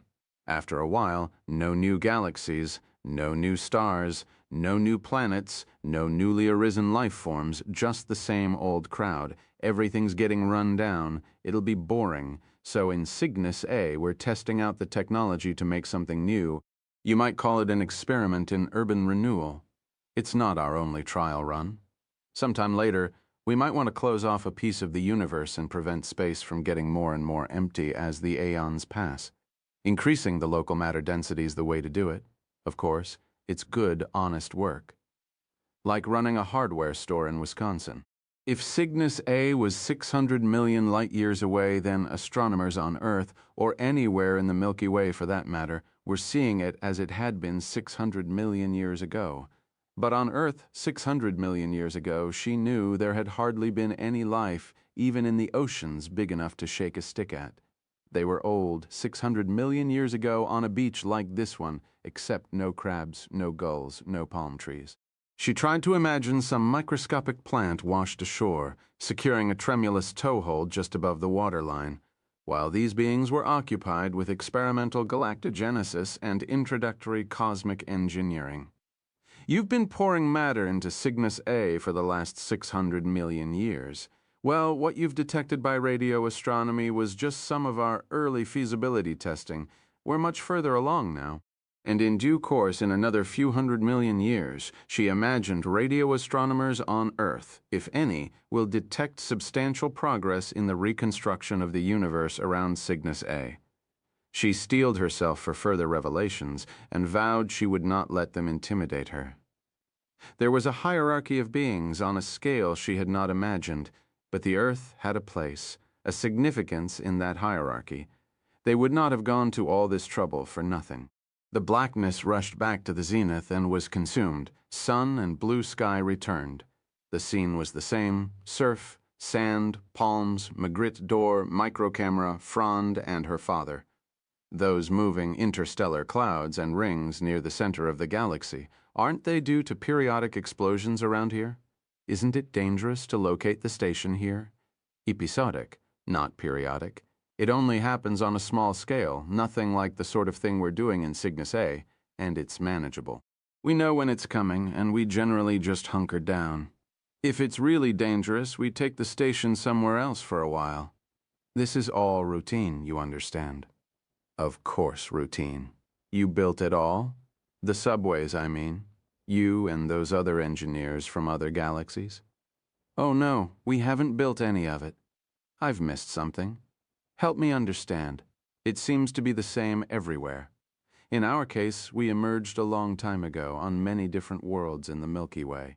The first of us developed interstellar spaceflight and eventually chanced on one of the transit stations. Of course, we didn't know what it was. We weren't even sure it was artificial until the first of us were brave enough to slide down. Who's we? You mean the ancestors of your race, your species? No, no. We're many species from many worlds. Eventually, we found a large number of subways, various ages, various styles of ornamentation, and all abandoned.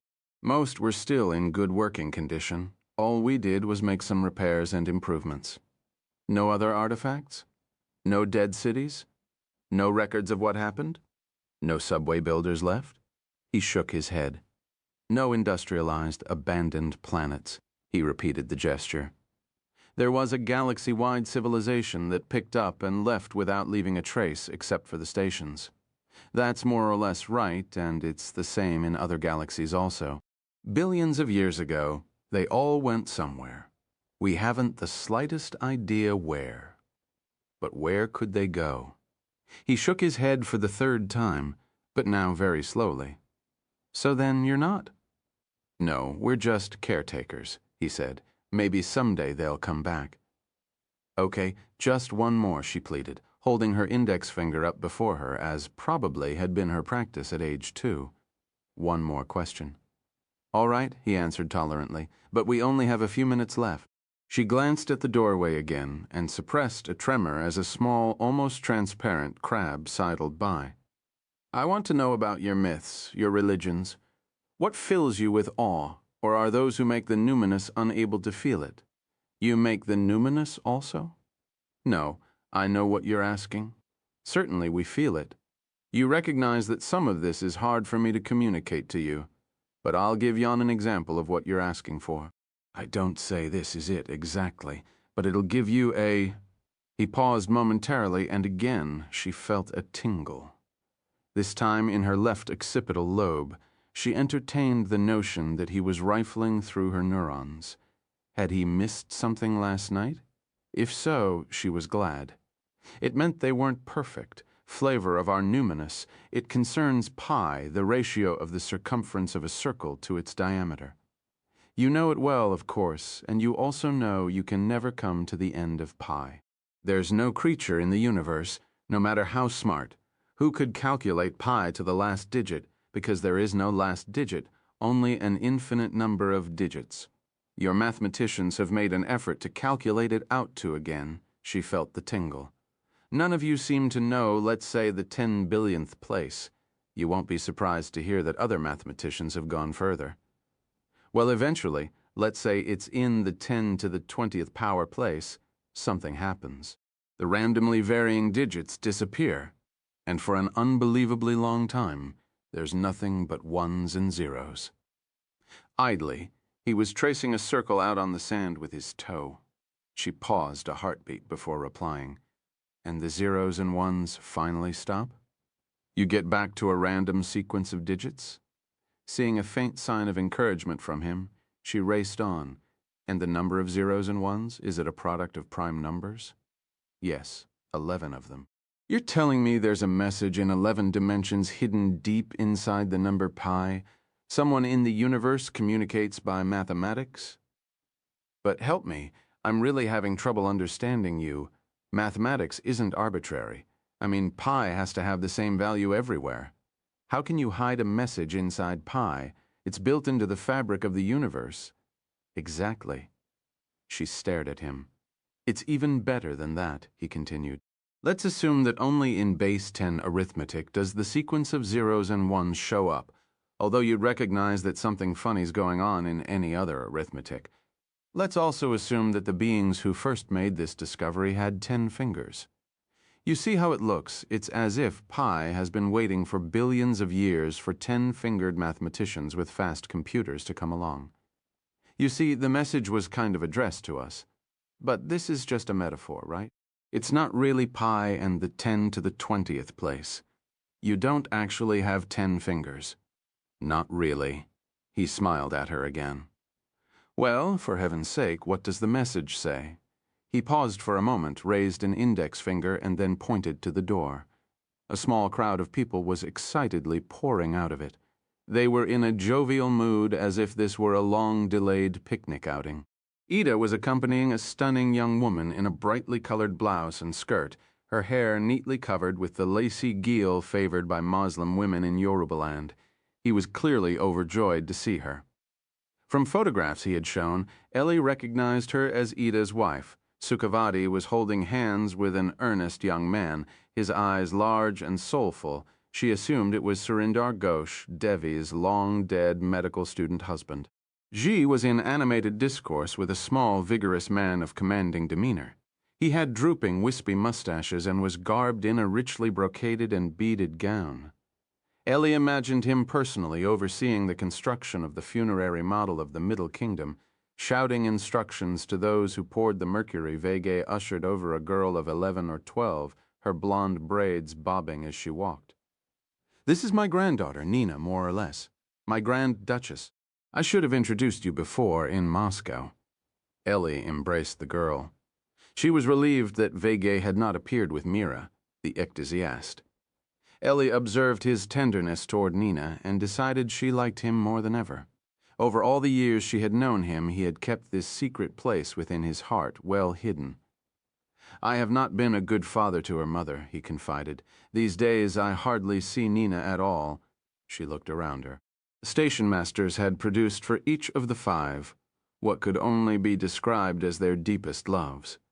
Perhaps it was only to ease the barriers of communication with another, appallingly different species. She was glad none of them were happily chatting with an exact copy of themselves. What if you could do this back on Earth, she wondered. What if, despite all our pretense and disguise, it was necessary to appear in public with the person we loved most of all? Imagine this, a prerequisite for social discourse on Earth. It would change everything. She imagined a phalanx of members of one sex surrounding a solitary member of the other, or chains of people, circles, the letters H or Q, lazy figure 8s. You could monitor deep affections at a glance just by looking at the geometry, a kind of general relativity applied to social psychology. The practical difficulties of such an arrangement would be considerable, but no one would be able to lie about love. The caretakers were in a polite but determined hurry. There was not much time to talk. The entrance to the airlock of the dodecahedron was now visible, roughly where it had been when they first arrived. By symmetry, or perhaps because of some interdimensional conservation law, the Magritte doorway had vanished. They introduced everyone. She felt silly, in more ways than one, explaining in English to the Emperor Qin who her father was. But she dutifully translated, and they all solemnly shook hands as if this were their first encounter, perhaps at a suburban barbecue. Ida's wife was a considerable beauty, and Surinder Ghosh was giving her a more than casual inspection. Devi did not seem to mind. Perhaps she was merely gratified at the accuracy of the imposture. "Where did you go when you stepped through the doorway?" Ellie softly asked her. 416 Maidenhall Way, she answered. Ellie looked at her blankly. "London, 1973, with Surinder." She nodded her head in his direction before he died. Ellie wondered what she would have found had she crossed that threshold on the beach. Wisconsin in the late 50s, probably. She hadn't shown up on schedule, so he had come to find her. He had done that in Wisconsin more than once. Ida had also been told about a message deep inside a transcendental number, but in his story it was not P or E, the base of natural logarithms, but a class of numbers she had never heard of. With an infinity of transcendental numbers, they would never know for sure which number to examine back on Earth. "I hungered to stay and work on it," he told Ellie softly, "and I sensed they needed help, some way of thinking about the decipherment that hadn't occurred to them. But I think it's something very personal for them. They don't want to share it with others. And realistically, I suppose we just aren't smart enough to give them a hand. They hadn't decrypted the message in PA, the station masters, the caretakers, the designers of new galaxies, hadn't figured out a message that had been sitting under their thumbs for a galactic rotation or two. Was the message that difficult, or were they time to go home? Her father said gently. It was wrenching. She didn't want to go. She tried staring at the palm frond. She tried asking more questions. How do you mean, go home? You mean we're going to emerge somewhere in the solar system? How will we get down to Earth? You'll see, he answered. It'll be interesting. He put his arm around her waist, guiding her toward the open airlock door. It was like bedtime. You could be cute, you could ask bright questions, and maybe they'd let you stay up a little later. It used to work, at least a little. The Earth is linked up now, right? Both ways. If we can go home, you can come down to us, in a jiffy. You know, that makes me awfully nervous. Why don't Jan just sever the link? We'll take it from here. Sorry, Presh, he replied, as if she had already shamelessly prolonged her 8 o'clock bedtime. Was he sorry about bedtime, or about being unready to denuzzle the tunnel? For a while at least, it'll be open only to inbound traffic, he said. But we don't expect to use it. She liked the isolation of the Earth from Vega. She preferred a 52-year-long leeway between unacceptable behavior on Earth and the arrival of a punitive expedition. The black hole link was uncomfortable. They could arrive almost instantaneously, perhaps only in Hokkaido, perhaps anywhere on Earth. It was a transition to what Haddon had called micro-intervention. No matter what assurances they gave, they would watch us more closely now. No more dropping in for a casual look-see every few million years. She explored her discomfort further, how theological the circumstances had become. Here were beings who live in the sky, beings enormously knowledgeable and powerful, beings concerned for our survival, beings with a set of expectations about how we should behave. They disclaim such a role, but they could clearly visit reward and punishment, life and death, on the puny inhabitants of Earth. Now, how is this different, she asked herself, from the old-time religion? The answer occurred to her instantly. It was a matter of evidence. In her videotapes, in the data the others had acquired, there would be hard evidence of the existence of the station, of what went on here, of the black hole transit system. There would be 5 independent, mutually corroborative stories supported by compelling physical evidence. This one was fact, not hearsay and hocus-pocus. She turned toward him and dropped the frond. Wordlessly, he stooped and returned it to her. You've been very generous in answering all my questions. Can I answer any for you? Thanks. You answered all our questions last night. That's it? No commandments? No instructions for the provincials? It doesn't work that way, Presh. You are grown up now. You're on your own. He tilted his head, gave her that grin, and she flew into his arms, her eyes again filling with tears. It was a long embrace. Eventually, she felt him gently disengage her arms. It was time to go to bed. She imagined holding up her index finger and asking for still one more minute, but she did not want to disappoint him. Bye, Presh, he said. Give your mother my love. Take care, she replied in a small voice. She took one last look at the seashore at the center of the galaxy. A pair of seabirds, petrels perhaps, were suspended on some rising column of air. They remained aloft with hardly a beat of their wings. Just at the entrance to the airlock, she turned and called to him. What does your message say? The one in Pi. We don't know, he replied a little sadly, taking a few steps toward her. Maybe it's a kind of statistical accident. We're still working on it. The breeze stirred up, tousling her hair once again. Well, give us a call when you figure it out, she said. Chapter 21, Causality as Flies to Wanton Boys. Are we to the gods? They kill us for their sport. William Shakespeare. King Lear, I fee, I 36. Who is all-powerful should fear everything. Pierre Corneille. Cinna, 1640, Act 4, Scene 2. The we're overjoyed to be back. They whooped it up, giddy with excitement. They climbed over the chairs, they hugged and patted Erne another on the back. All of them were close to tears. They had succeeded, but not only that. They had returned safely negotiating all the tunnels. Abruptly, amidst a bale of static, the radio began blaring out the machine status report. All 3 benzels were decelerating. The built-up electrical charge was dissipating. From the commentary, it was clear that Project had no idea of what had happened. Ellie wondered how much time had passed. She glanced at her watch. It had been a day at least, which would bring them well into the year 2000. Appropriate enough. Oh, wait till they hear what we have to tell them, she thought. Reassuringly, she patted the compartment where the dozens of video microcassettes were stored. How the world would change when these films were released. The space between and around the benzels had been repressurized. The airlock doors were being opened. Now there were radio inquiries about their well-being.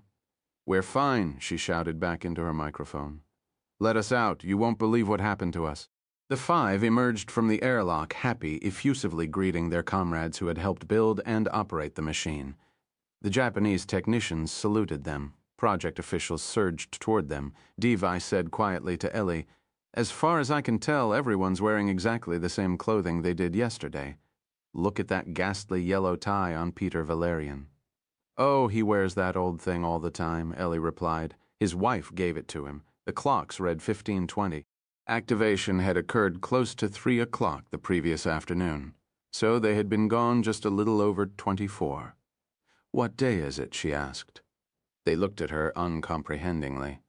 Something was wrong. "Peter, for heaven's sake, what day is it? How do you mean?" Valerian answered. "It's today, Friday, December 31, 1999. It's New Year's Eve." "Is that what you mean, Ellie? Are you all right?" Vegay was telling Arkangelsky to let him begin at the beginning, but only after his cigarettes were produced. Project officials and representatives of the machine consortium were converging around them. She saw Der Heer wedging his way to her through the crowd. "From your perspective, what happened?" she asked, as, finally, he came within conversational range. "Nothing. The vacuum system worked. The benzels spun up. They accumulated quite an electrical charge. They reached the prescribed speed, and then everything reversed." "What do you mean, everything reversed?" "The benzels slowed down and the charge dissipated. The system was repressurized. The benzels stopped and all of you came out. The whole thing took maybe 20 minutes, and we couldn't talk to you while the benzels were spinning. Did you experience anything at all?" She laughed. "Ken, my boy," she said, "have I got a story for you?" There was a party for project personnel to celebrate machine activation and the momentous New Year. Ellie and her traveling companions did not attend.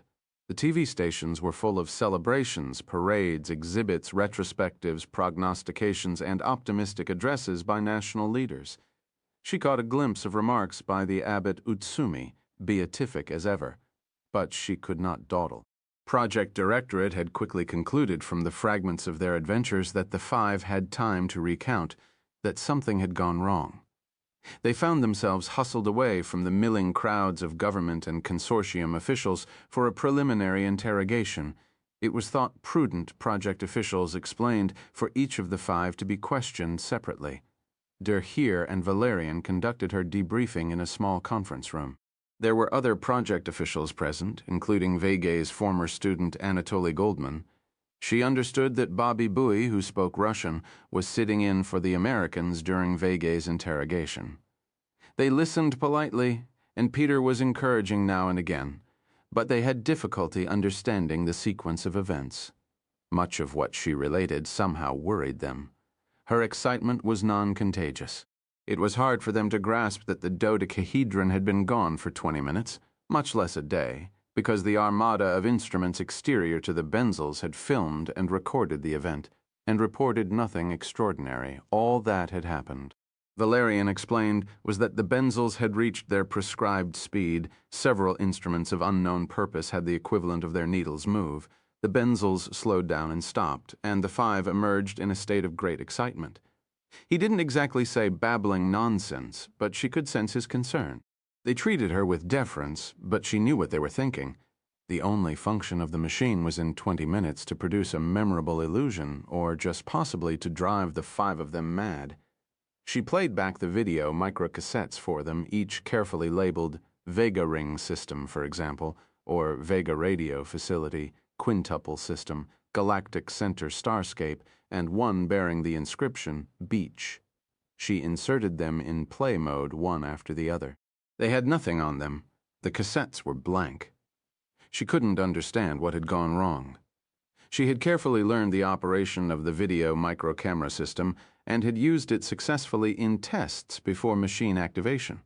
She had even done a spot check on some of the footage after they had left the Vega system. She was further devastated later when she was told that the instruments carried by the others had also somehow failed. Peter Valerian wanted to believe her. Der Heer also. But it was hard for them, even with the best will in the world. The story the five had come back with was a little, well, unexpected and entirely unsupported by physical evidence. Also, there hadn't been enough time. They had been out of sight for only 20 minutes. This was not the reception she had expected, but she was confident it would all sort itself out. For the moment, she was content to play the experience back in her mind and make some detailed notes. She wanted to be sure she would forget nothing.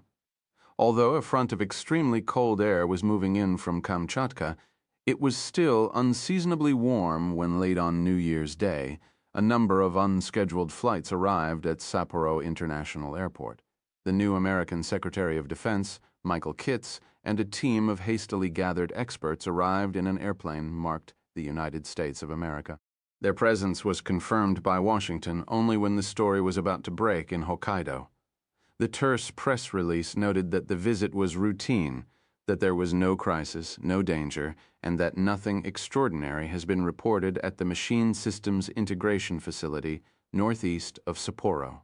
A Tu-120 had flown overnight from Moscow, carrying, among others, Stefan Baruda and Timofey Gotsridze. Doubtless, neither group was delighted to spend this New Year's holiday away from their families. But the weather in Hokkaido was a pleasant surprise. It was so warm that the sculptures in Sapporo were melting, and the dodecahedron of ice had become an almost featureless small glacier, the water dripping off rounded surfaces that once had been the edges of the pentagonal surfaces. 2 days later, a severe winter storm struck, and all traffic into the machine facility, even by four-wheel drive vehicles, was interrupted. Some radio and all TV links were severed. Apparently, a microwave relay tower had been blown down. During most of the new interrogations, the only communication with the outside world was by telephone, and just conceivably, Ellie thought, by dodecahedron. She was tempted to steel herself on board and spin up the benzels. She enjoyed elaborating on this fantasy, but in fact there was no way to know whether the machine would ever work again, at least from this side of the tunnel. He had said it would not. She allowed herself to think of the seashore again and him. Whatever happened next, a wound deep within her was being healed. She could feel the scar tissue knitting. It had been the most expensive psychotherapy in the history of the world, and that's saying a lot, she thought. Debriefings were given to she and Sukhavati by representatives of their nations. Although Nigeria played no significant role in message acquisition or machine construction, Ida acquiesced readily enough to a long interview with Nigerian officials. But it was perfunctory compared with the interrogations administered to them by project personnel. Vega and Ellie underwent still more elaborate debriefings by the high-level teams brought from the Soviet Union and the United States for this specific purpose. At first, these American and Soviet interrogations excluded foreign nationals, but after complaints were carried through the World Machine Consortium, the U.S. and the USU relented, and the sessions were again internationalized. Kitts was in charge of her debriefing and considering what short notice he must have been given. He had arrived surprisingly well prepared. Valerian and Der Heer put in an occasional good word for her and every now and then asked a searching question. But it was Kitts's show. He told her he was approaching her story skeptically but constructively in what he hoped was the best scientific tradition. He trusted she would not mistake the directness of his questions for some personal animus. He held her only in the greatest respect. He, in turn, would not permit his judgment to be clouded by the fact that he had been against the machine project from the beginning. She decided to let this pathetic deception pass unchallenged, and began her story. At first he listened closely, asked occasional questions of detail, and apologized when he interrupted. By the second day, no such courtesies were in evidence. So the Nigerian is visited by his wife, the Indian by her dead husband, the Russian by his cute granddaughter, the Chinese by some Mongol warlord. Chin was not a Mongol. And you, for Krisak, you get visited by your dearly departed father, who tells you that he and his friends have been busy rebuilding the universe for Krisake. Our Father who art in heaven? This is straight religion. This is straight cultural anthropology. This is straight Sigmund Freud. Don't you see that? Not only do you claim your own father came back from the dead, you actually expect us to believe that he made the universe. You're distorting what? Come off it, Arroway. Don't insult our intelligence. You don't present us with a shred of evidence, and you expect us to believe the biggest cock and bull story of all time? You know better than that. You're a smart lady. How could you figure to get away with it? She protested. Valerian protested also. This kind of interrogation, he said, was a waste of time.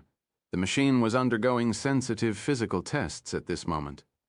That was how the validity of her story could be checked. Kitts agreed the physical evidence would be important.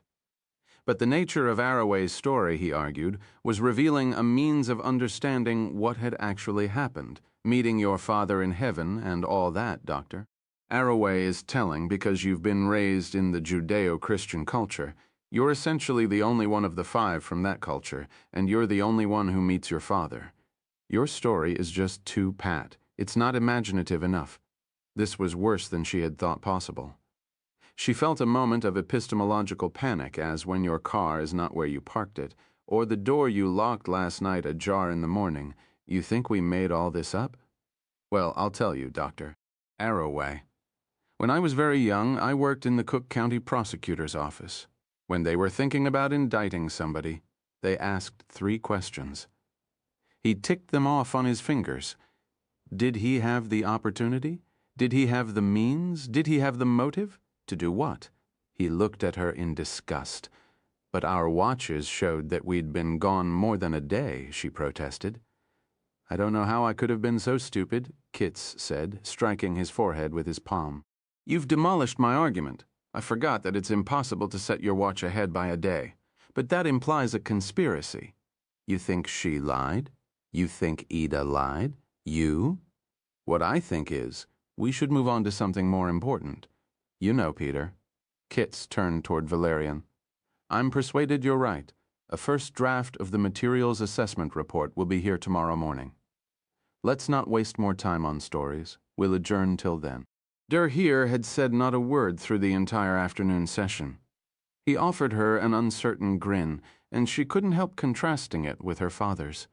Sometimes Ken's expression seemed to urge her, to implore her, but to what end she had no way of knowing. Perhaps to change her story. He had remembered her recollections of her childhood, and he knew how she had grieved for her father. Clearly, he was weighing the possibility that she had gone crazy. By extension, she supposed he was also considering the likelihood that the others had gone crazy, too. Mass hysteria, shared delusion. Fully a sink. Well, here it is, Kitts said. The report was about a centimeter thick. He let it fall to the table, scattering a few pencils. You'll want to look through it, Dr. Arroway, but I can give you a quick summary, okay? She nodded assent. She had heard through the grapevine that the report was highly favorable to the account the 5 had given. She hoped it would put an end to the nonsense. The dodecahedron, apparently he laid great stress on this word, has been exposed to a very different environment than the benzels and the supporting structures. It's apparently been subjected to huge tensile and compressional stresses. It's a miracle the thing didn't fall to pieces. So it's a miracle you and the others didn't fall to pieces at the same time. Also, it's apparently seen an intense radiation environment. There's low-level induced radioactivity, cosmic ray tracks, and so on. It's another miracle that you survived the radiation. Nothing else has been added or taken away. There's no sign of erosion or scraping on the side vertices that you claim kept bumping into the walls of the tunnels. There's not even any scoring, as there would have been if it entered the Earth's atmosphere at high velocity. So, doesn't that confirm our story? Michael, think about it. Tensile and compressional stresses, tidal forces, are exactly what you expect if you fall down a classical black hole. That's been known for 50 years at least. I don't know why we didn't feel it, but maybe the dodec protected us somehow. and high radiation doses from the inside of the black hole and from the environment of the galactic center, a known gamma-ray source. There's independent evidence for black holes, and there's independent evidence for a galactic center. We didn't make those things up. I don't understand the absence of scraping, but that depends on the interaction of a material we've hardly studied with a material that's completely unknown. I wouldn't expect any scoring or charring, because we don't claim we entered through the Earth's atmosphere. It seems to me the evidence almost entirely confirms our story. What's the problem? The problem is you people are too clever. Too clever. Look at it from the point of view of a skeptic. Step back and look at the big picture. There's a bunch of bright people in different countries who think the world is going to hell in a handbasket. They claim to receive a complex message from space. Claim. Let me continue. They decrypt the message and announce instructions on how to build a very complicated machine at a cost of trillions of dollars. The world's in a funny condition. The religions are all shaky about the oncoming millennium, and to everybody's surprise, the machine gets built. There's one or two slight changes in personnel, and then, essentially, these same people. It's not the same people. It's not Sukhavati, it's not Ida, it's not Xi, and there were... Let me continue. Essentially, these same people then get to sit down in the machine. Because of the way the thing is designed, no one can see them, and no one can talk to them after the thing is activated. So the machine is turned on, and then it turns itself off. Once it's on, you can't make it stop in less than 20 minutes. Okay, 20 minutes later, these same people emerge from the machine all jaunty-jolly with some bullshit story about traveling faster than light inside black holes to the center of the galaxy and back. Now suppose you hear this story and you're just ordinarily cautious. You ask to see their evidence, pictures, videotapes, any other data. Guess what? It's all been conveniently erased. Do they have artifacts of the superior civilization they say is at the center of the galaxy? No mementos, no. A stone tablet, no. Pets, no, nothing. The only physical evidence is some subtle damage done to the machine. So you ask yourself, couldn't people who were so motivated and so clever arrange for what looks like tension, stresses, and radiation damage, especially if they could spend $2 trillion faking the evidence? She gasped. She remembered the last time she had gasped. This was a truly venomous reconstruction of events. She wondered what had made it attractive to Kits. He must, she thought, be in real distress. I don't think anybody's going to believe your story, he continued. This is the most elaborate and the most expensive hoax ever perpetrated. You and your friends tried to hoodwink the President of the United States and deceive the American people, to say nothing of all the other governments on the earth. You must really think everybody else is stupid. Michael, this is madness. Tens of thousands of people worked to acquire the message, to decode it, and to build the machine. The message is on magnetic tapes and printouts and laser discs in observatories all over the world. You think there's a conspiracy involving all the radio astronomers on the planet and the aerospace and cybernetics companies and... No, you don't need a conspiracy that big. All you need is a transmitter in space that looks as if it's broadcasting from Vega. I'll tell you how I think you did it. You prepare the message and get somebody with an established launch capability to put it up, probably as an incidental part of some other mission, and into some orbit that looks like sidereal motion.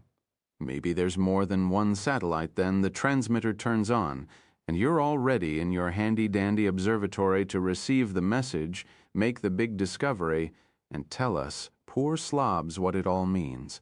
This was too much even for the impassive Durhir. He roused himself from a slumped position in his chair. Really, Mike? He began. But Ellie cut him short. I wasn't responsible for most of the decoding. Lots of people were involved, Drumlin especially. He started out as a committed skeptic, as you know. But once the data came in, Dave was entirely convinced. You didn't hear any reservations from him. Oh, yes, poor Dave Drumlin. The late Dave Drumlin. Jan set him up. The professor you never liked. Durhir slumped still further down in his chair, and she had a sudden vision of him regaling Kits with second-hand pillow talk. She looked at him more closely. She couldn't be sure. During the decrypting of the message, you couldn't do everything. There was so much you had to do, so you overlooked this, and you forgot that here's Drumlin growing old, worried about his former student eclipsing him and getting all the credit. Suddenly he sees how to be involved, how to play a central role. You appealed to his narcissism, and you hooked him. And if he hadn't figured out the decryption, you would have helped him along. If worse came to worst, you would have peeled all the layers off the onion yourself. You're saying that we were able to invent such a message. Really, it's an outrageous compliment to Vega and me. It's also impossible. It can't be done. You ask any competent engineer if that kind of machine, with brand new subsidiary industries, components wholly unfamiliar on Earth. You ask if that could have been invented by a few physicists and radio astronomers on their days off. When do you imagine we had time to invent such a message, even if we knew how? Look how many bits of information are in it. It would have taken years. You had years, while Argus was getting nowhere. The project was about to be closed. Drumlin, you remember, was pushing that. So just at the right moment, you find the message. Then there's no more talk about closing down your pet project. I think you and that Russian did cook the whole thing up in your spare time. You had years. This is madness, she said softly. Valerian interrupted. He had known Dr. Arroway well during the period in question. She had done productive scientific work. She never had the time required for so elaborate a deception. Much as he admired her, he agreed that the message and the machine were far beyond her ability, or indeed anybody's ability, anybody on Earth. But Kits wasn't buying it. That's a personal judgment, Dr. Valerian. There are many persons, and there can be many judgments. You're fond of Dr. Arroway. I understand. I'm fond of her too. It's understandable you would defend her. I don't take it amiss, but there's a clincher. You don't know about it yet. I'm going to tell you. He leaned forward, watching Elite intently. Clearly he was interested to see how she would respond to what he was about to say. The message stopped the moment we activated the machine. The moment the Benzels reached cruising speed to the second all over the world. Every radio observatory with a line of sight to Vega saw the same thing. We've held back telling you about it so we wouldn't distract you from your debriefing. The message stopped in mid-bit. Now that was really foolish of you. I don't know anything about it, Michael, but so what if the message stopped? It's fulfilled its purpose. We built the machine and we went to where they wanted us to go. It puts you in a peculiar position, he went on. Suddenly she saw where he was headed. She hadn't expected this. He was arguing conspiracy, but she was contemplating madness. If Kits wasn't mad, might she be? If our technology can manufacture substances that induce delusions, could a much more advanced technology induce highly detailed collective hallucinations? Just for a moment it seemed possible. Let's imagine it's last week, he was saying. The radio waves arriving on Earth right now are supposed to have been sent from Vega 26 years ago. They take 26 years to cross space to us. But 26 years ago, Dr. Arroway, there wasn't any Argus facility, and you were sleeping with acid heads and moaning about Vietnam and Watergate. You people are so smart, but you forgot the speed of light. There's no way that activating the machine can turn the message off until 26 years pass, unless in ordinary space you can send a message faster than light, and we both know that's impossible. I remember you complaining about how stupid Rankin and Joss were for not knowing you can't travel faster than light. I'm surprised you thought you could get away with this one. Michael, listen, it's how we were able to get from here to there and back in no time flat 20 minutes anyway. It can be a causal around a singularity. I'm not an expert on this. You should be talking to Ida or Vega. Thank you for the suggestion, he said. We already have. She imagined Vega under some comparably STEM interrogation by his old adversary Arkhangelsky or by Baruda, the man who had proposed destroying the radio telescopes and burning the data. Probably they and Kits saw eye to eye on the awkward matter before them. She hoped Vega was bearing up all right. You understand, Dr. Arroway? I'm sure you do. But let me explain again. Perhaps you can show me where I missed something. 26 years ago, those radio waves were heading out for Earth. Now imagine them in space between Vega and here. Nobody can catch the radio waves after they've left Vega. Nobody can stop them. Even if the transmitter knew instantaneously, through the black hole, if you like, that the machine had been activated, it would be 26 years before the signal stops arriving on Earth. Your vegans couldn't have known 26 years ago when the machine was going to be activated, and to the minute. You would have to send a message back in time to 26 years ago for the message to stop on December 31st, 1999. You do follow, don't you? Yes, I follow. This is wholly unexplored territory. You know, it's not called a space-time continuum for nothing. If they can make tunnels through space, I suppose they can make some kind of tunnels through time. The fact that we got back a day early shows that they have at least a limited kind of time travel.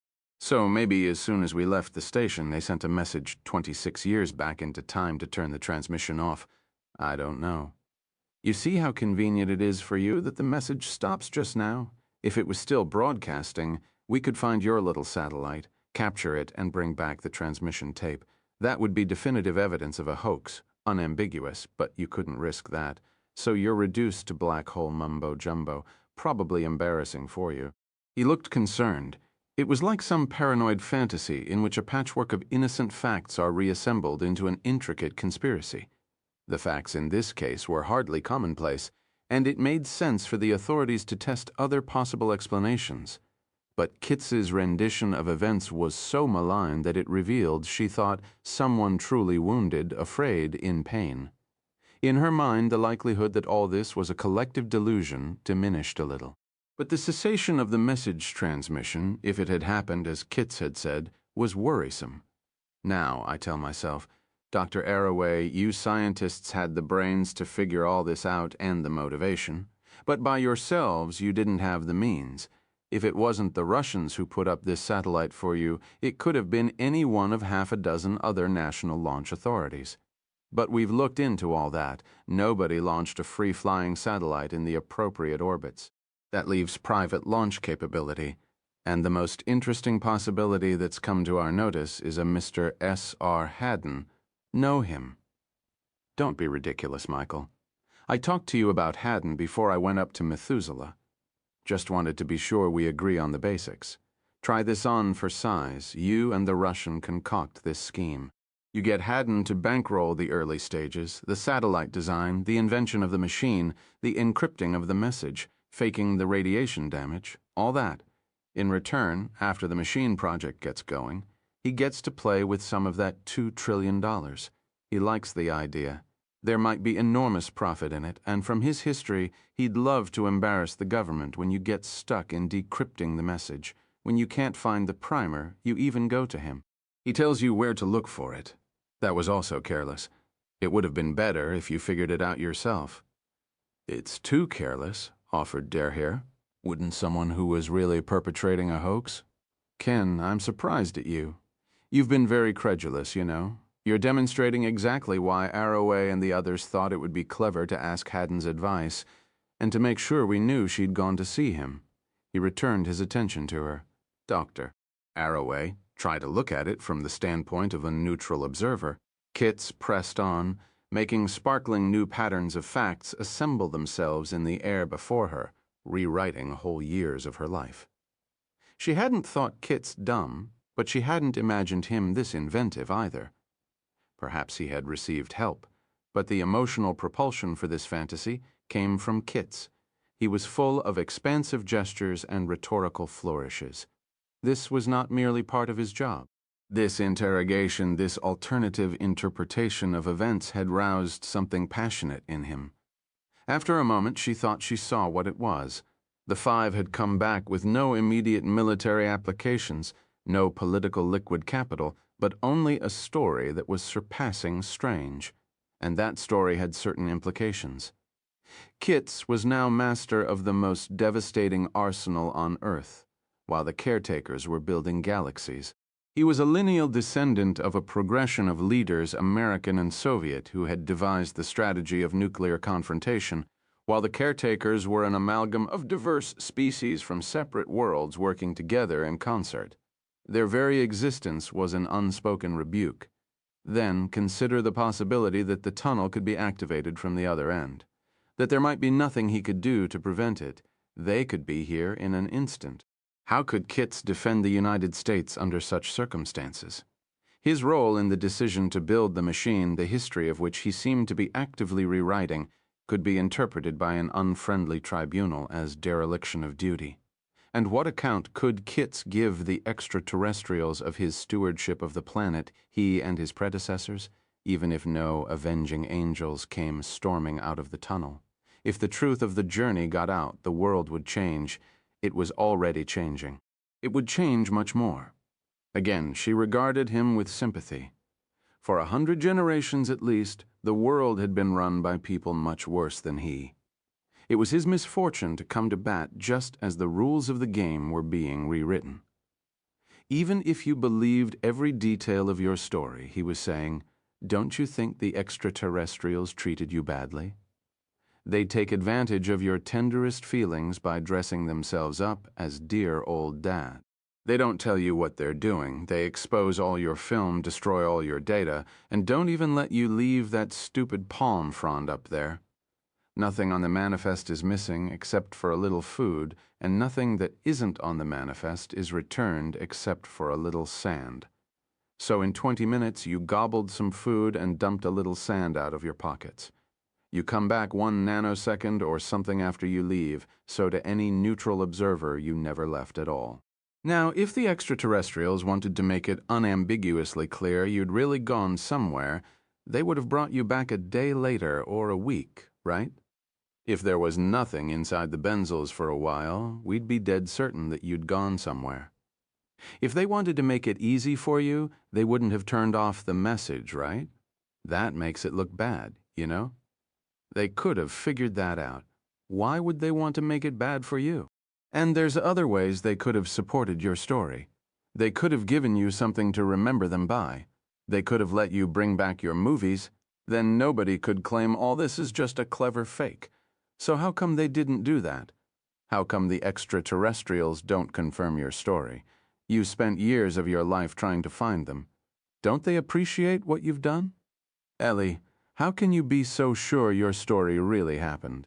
If, as you claim, all this isn't a hoax, couldn't it be a delusion? It's painful to consider, I know. Nobody wants to think they've gone a little crazy. Considering the strain you've been under, though, it's no big deal. And if the only alternative is criminal conspiracy, maybe you want to carefully think this one through. She had already done so. Later that day, she met with Kitts alone. A bargain had in effect been proposed. She had no intention of going along with it, but Kitts was prepared for that possibility as well. You never liked me from the first, he said, but I'm going to rise above that. We're going to do something really fair. We've already issued a news release saying that the machine just didn't work when we tried to activate it. Naturally, we're trying to understand what went wrong. With all the other failures in Wyoming and Uzbekistan, nobody is doubting this one. Then, in a few weeks, we'll announce that we're still not getting anywhere. We've done the best we could. The machine is too expensive to keep working on. Probably we're just not smart enough to figure it out yet. Also, there's still some danger after all. We always knew that. The machine might blow up or something, so all in all, it's best to put the machine project on ice at least for a while. It's not that we didn't try. Haddon and his friends would oppose it, of course, but as he's been taken from us, he's only 300 kilometers overhead, she pointed out. Oh, haven't you heard? Sol died just around the time the machine was activated. Funny how it happened. Sorry, I should have told you. I forgot you were close to him. She did not know whether to believe Kitts. Haddon was in his 50s and had certainly seemed in good physical health. She would pursue this topic later. And what, in your fantasy, becomes of us? She asked. Us? Who's us? Us, the 5 of us, the ones who went aboard the machine that you claim never worked. Oh, after a little more debriefing, you'll be free to leave. I don't think any of you will be foolish enough to tell this cock and bull story on the outside. But just to be safe, we're preparing some psychiatric dossiers on the 5 of you. Profiles, low-key. You've always been a little rebellious, mad at the system. Whichever system you grew up in, it's okay. It's good for people to be independent. We encourage that, especially in scientists. But the strain of the last few years has been trying, not actually disabling, but trying, especially for Doctors Arroway and Lunacharsky. First, they're involved in finding the message, decrypting it, and convincing the governments to build the machine. Then, problems in construction, industrial sabotage, sitting through an activation that goes nowhere. It's been tough, all work and no play, and scientists are highly strung anyway. If you've all become a little unhinged at the failure of the machine, everybody will be sympathetic, understanding. But nobody'll believe your story. Nobody. If you behave yourselves, there's no reason that the dossiers ever have to be released. It'll be clear that the machine is still here. We're having a few wire service photographers in to photograph it as soon as the roads are open. We'll show them the machine didn't go anywhere. And the crew is naturally disappointed, maybe a little disheartened. They don't want to talk to the press just yet. Don't you think it's a neat plan? He smiled. He wanted her to acknowledge the beauty of the scheme. She said nothing. Don't you think we're being very reasonable? After spending $2 trillion on that pile of shit? We could put you away for life, Arroway, but we're letting you go free. You don't even have to put up bail. I think we're behaving like gentlemen. It's the spirit of the millennium. It's Machindo. Chapter 22, Gilgamesh, that it will never come again, is what makes life so sweet. Emily Dickinson poem number 1741 in this time, heralded expansively as the dawn of a new age, burial in space was an expensive commonplace. Commercially available and a competitive business. It appealed especially to those who in former times would have requested that their remains be scattered over the county of their birth, or at least the mill town from which they had extracted their first fortune. But now you could arrange for your remains to circumnavigate the earth forever, or as close to forever as matters in the workaday world. You need only insert a short codicil in your will. Then, assuming of course that you have the wherewithal, when you die and are cremated, your ashes are compressed into a tiny, almost toy-like bier, on which is embossed your name and your dates, a short memorial verse, and the religious symbol of your choice. Choose one of 3. Along with hundreds of similar miniature coffins, it is then boosted up and dumped out at an intermediate altitude, expeditiously avoiding both the crowded corridors of geosynchronous orbit and the disconcerting atmospheric drag of low Earth orbit. Instead, your ashes triumphantly circle the planet of your birth in the midst of the Van Allen I radiation belts, a proton blizzard where no satellite in its right mind would risk going to in the first place. But ashes do not mind. At these heights, the Earth had become enveloped in the remains of its leading citizens, and an uninstructed visitor from a distant world might rightly believe he had chanced upon some somber space-age necropolis. The hazardous location of this mortuary would explain the absence of memorial visits from grieving relatives S.R. Haddon. Contemplating this image, had been appalled at what minor portions of immortality these deceased worthies had been willing to settle for. All their organic parts, brains, hearts, everything that distinguished them as a person, were atomized in their cremations. There isn't any of you left after cremation, he thought. Just powdered bone, hardly enough even for a very advanced civilization to reconstruct you from the remains. And then, for good measure, your coffin is placed smack in the Van Allen belts, where even your ashes get slowly fried. How much better if a few of your cells could be preserved? Real living cells with the DNA intact. He visualized a corporation that would, for a healthy fee, freeze a little of your epithelial tissue and orbit it high, well above the Van Allen belts, maybe even higher than geosynchronous orbit. No reason to die first. Do it now, while it's on your mind.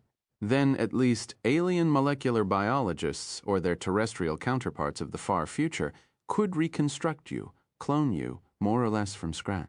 You would rub your eyes, stretch, and wake up in the year 10 million. Or even if nothing was done with your remains, there would still be in existence multiple copies of your genetic instructions. You would be alive in principle. In either case, it could be said that you would live forever. But as Haddon ruminated on the matter further, this scheme also seemed too modest, because that wasn't really you, a few cells scraped off the soles of your feet. At best, they could reconstruct your physical form, but that's not the same as you. If you were really serious, you should include family photographs, a punctiliously detailed autobiography, all the books and tapes you've enjoyed, and as much else about yourself as possible. Favorite brands of aftershave lotion, for example, or diet cola. It was supremely egotistical. He knew and he loved it.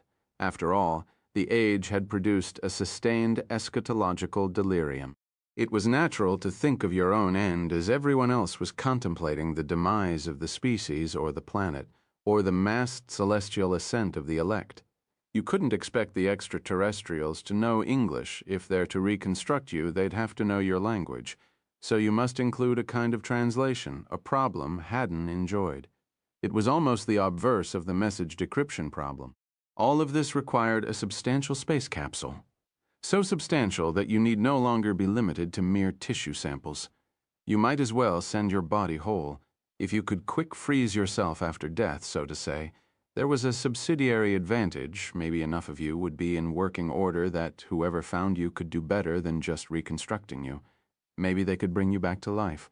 Of course, after fixing whatever it was that you had died of.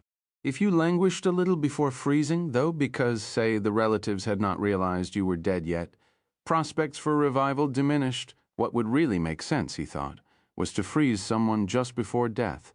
That would make eventual resuscitation much more likely, although there was probably limited demand for this service. But then why just before dying? Suppose you knew you had only a year or two to live. Wouldn't it be better to be frozen immediately? Haddon mused, before the meat goes bad. Even then, he sighed. No matter what the nature of the deteriorating illness, it might still be irremediable. After you were revived, you would be frozen for a geological age, and then awakened only to die promptly from a melanoma, or a cardiac infarction about which the extraterrestrials might know nothing. No, he concluded, there was only one perfect realization of this idea. Someone in robust health would have to be launched on a one-way journey to the stars. As an incidental benefit, you would be spared the humiliation of disease and old age. Far from the inner solar system, your equilibrium temperature would fall to only a few degrees above absolute zero. No further refrigeration would be necessary, perpetual care provided, free. By this logic, he came to the final step of the argument. If it requires a few years to get to the interstellar cold, you might as well stay awake for the show and get quick frozen only when Jan leave the solar system. It would also minimize overdependence on the cryogenics. Haddon had taken every reasonable precaution against an unexpected medical problem in Earth orbit. The official account went even to preemptive sonic disintegration of his gall and kidney stones before he ever set foot in his chateau in the sky. And then he went and died of anaphylactic shock. A bee had buzzed angrily out of a bouquet of freesias sent up on Narnia by an admirer. Carelessly, Methuselah's capacious pharmacy had not stocked the appropriate antiserum. The insect had probably been immobilized by the low temperatures in Narnia's cargo bay and was not really to blame. Its small and broken body had been sent down for examination by forensic entomologists. The irony of the billionaire felled by a bee did not escape the notice of newspaper editorials and Sunday sermons, but in fact, this was all a deception. There had been no bee, no sting, and no death. Haddon remained in excellent health. Instead, on the stroke of the new year, 9 hours after the machine had been activated, the rocket engines flamed on a sizable auxiliary vehicle docked to Methuselah. It rapidly achieved escape velocity from the Earth-Moon system.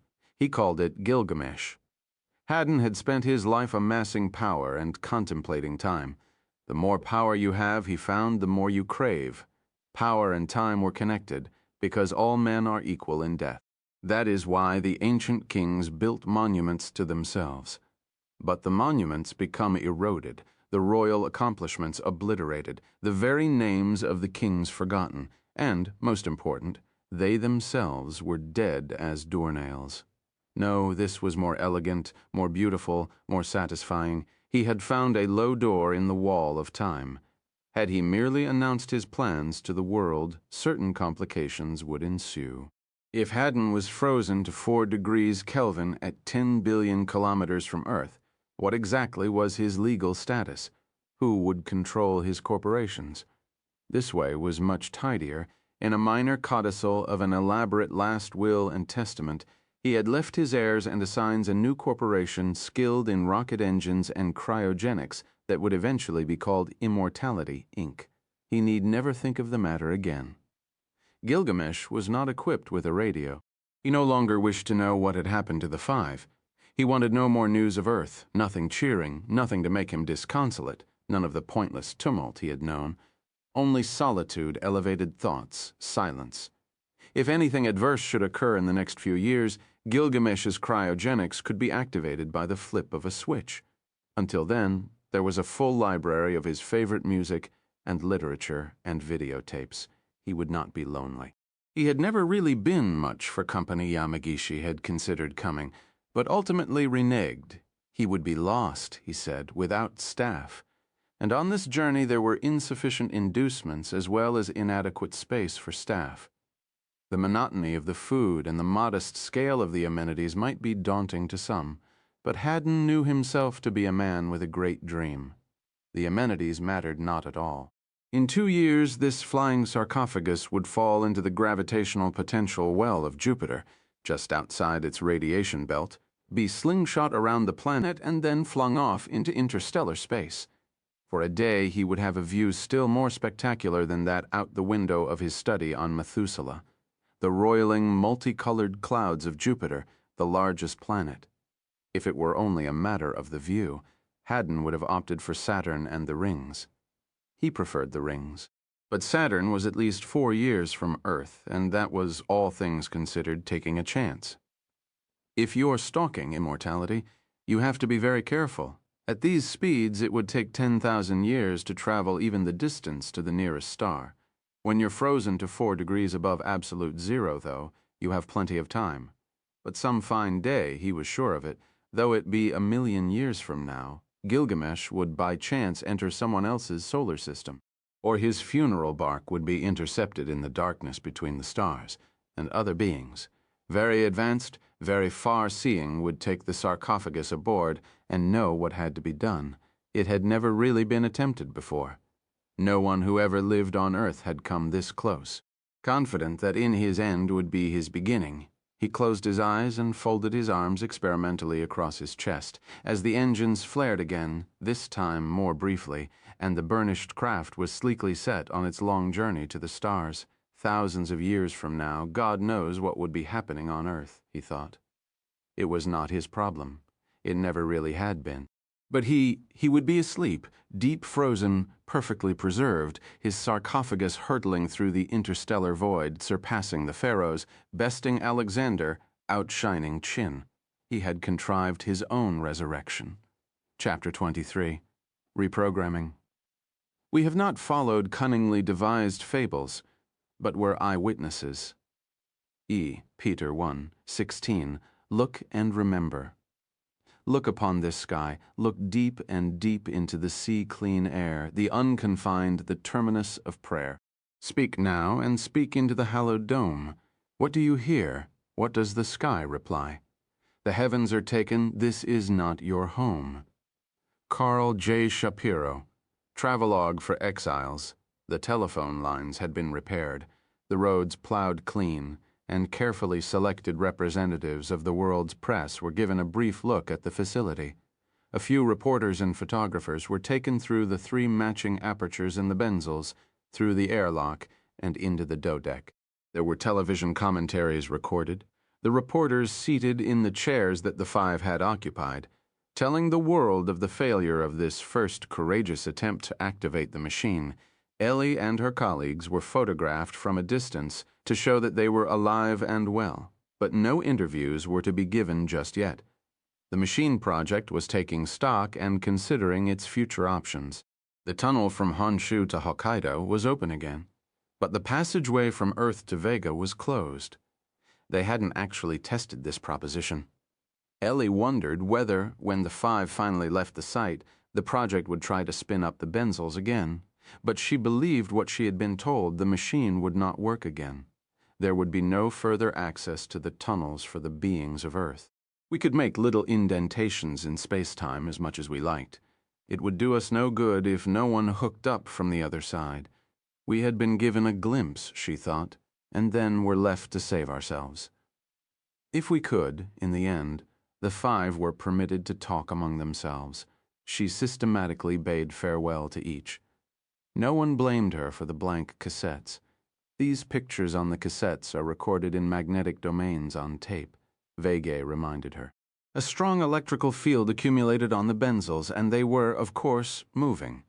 A time-varying electrical field makes a magnetic field. Maxwell's equations, it seems to me that's how your tapes were erased. It was not your fault. Vega's interrogation had baffled him. They had not exactly accused him, but merely suggested that he was part of an anti-Soviet conspiracy involving scientists from the West. I tell you, Ellie, the only remaining open question is the existence of intelligent life in the Politburo and the White House. I can't believe the president would allow kits to get away with this. She committed herself to the project. This planet is run by crazy people. Remember what they have to do to get where they are. Their perspective is so narrow, so brief. A few years in the best of them, a few decades. They care only about the time they are in power. She thought about Cygnus A. But they're not sure our story is a lie. They cannot prove it, therefore we must convince them. In their hearts they wonder, could it be true? A few even want it to be true. But it is a risky truth. They need something close to certainty, and perhaps we can provide it. We can refine gravitational theory. We can make new astronomical observations to confirm what we were told, especially for the Galactic Center and Cygnus A. They're not going to stop astronomical research. Also, we can study the dodeck if they give us access. Ellie, we will change their minds. Difficult to do if they're all crazy, she thought to herself. I don't see how the governments could convince people this is a hoax, she said. Really? Think of what else they've made people believe. They've persuaded us that we'll be safe if only we spend all our wealth so everybody on Earth can be killed in a moment, when the governments decide the time has come. I would think it's hard to make people believe something so foolish. No, Ellie. They're good at convincing. They need only say that the machine doesn't work and that we've gone a little mad. I don't think we'd seem so mad if we all told our story together. But you may be right.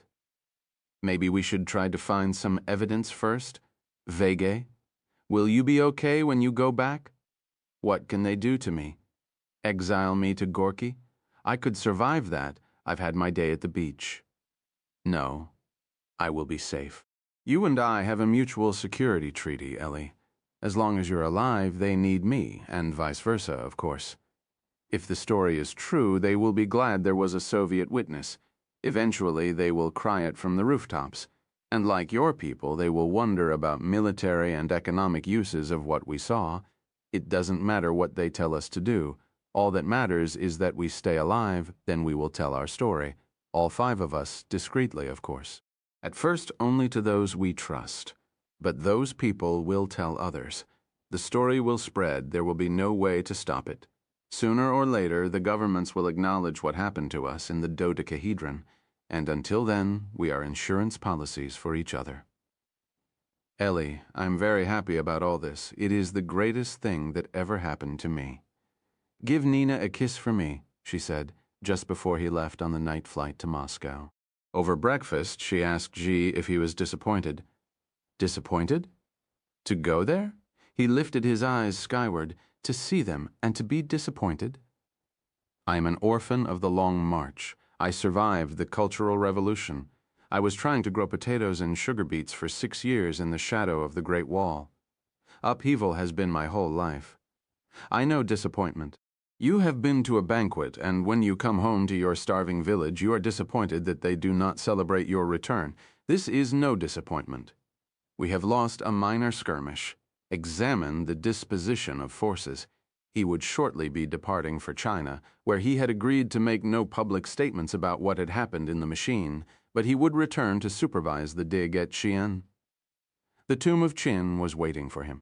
He wanted to see how closely the Emperor resembled that simulation on the far side of the tunnels. "Forgive me. I know this is impertinent," she said after a while, "but the fact that of all of us, you alone met someone who in all your life wasn't there anyone you loved?" She wished she had phrased the question better. "Everyone I ever loved was taken from me, obliterated. I saw the emperors of the 20th century come and go," he answered. "I longed for someone who could not be revised or rehabilitated or edited out. There are only a few historical figures who cannot be erased." He was looking at the tabletop, fingering the teaspoon. "I devoted my life to the revolution, and I have no regrets, but I know almost nothing of my mother and father. I have no memories of them. Your mother is still alive. You remember your father, and you found him again. Do not overlook how fortunate you are." In Devi, Ellie sensed a grief she had never before noticed. She assumed it was a reaction to the skepticism with which Project Directorate and the governments had greeted their story, but Devi shook her head. "Whether they believe us is not very important for me. The experience itself is central, transforming, Ellie. That really happened to us. It was real. The first night we were back here on Hokkaido, I dreamt that our experience was a dream, you know. But it wasn't. It wasn't. Yes, I'm sad. My sadness is, you know, I satisfied a lifelong wish up there when I found Surrendar again after all these years. He was exactly as I remembered him, exactly as I've dreamed of him. But when I saw him, when I saw so perfect a simulation, I knew.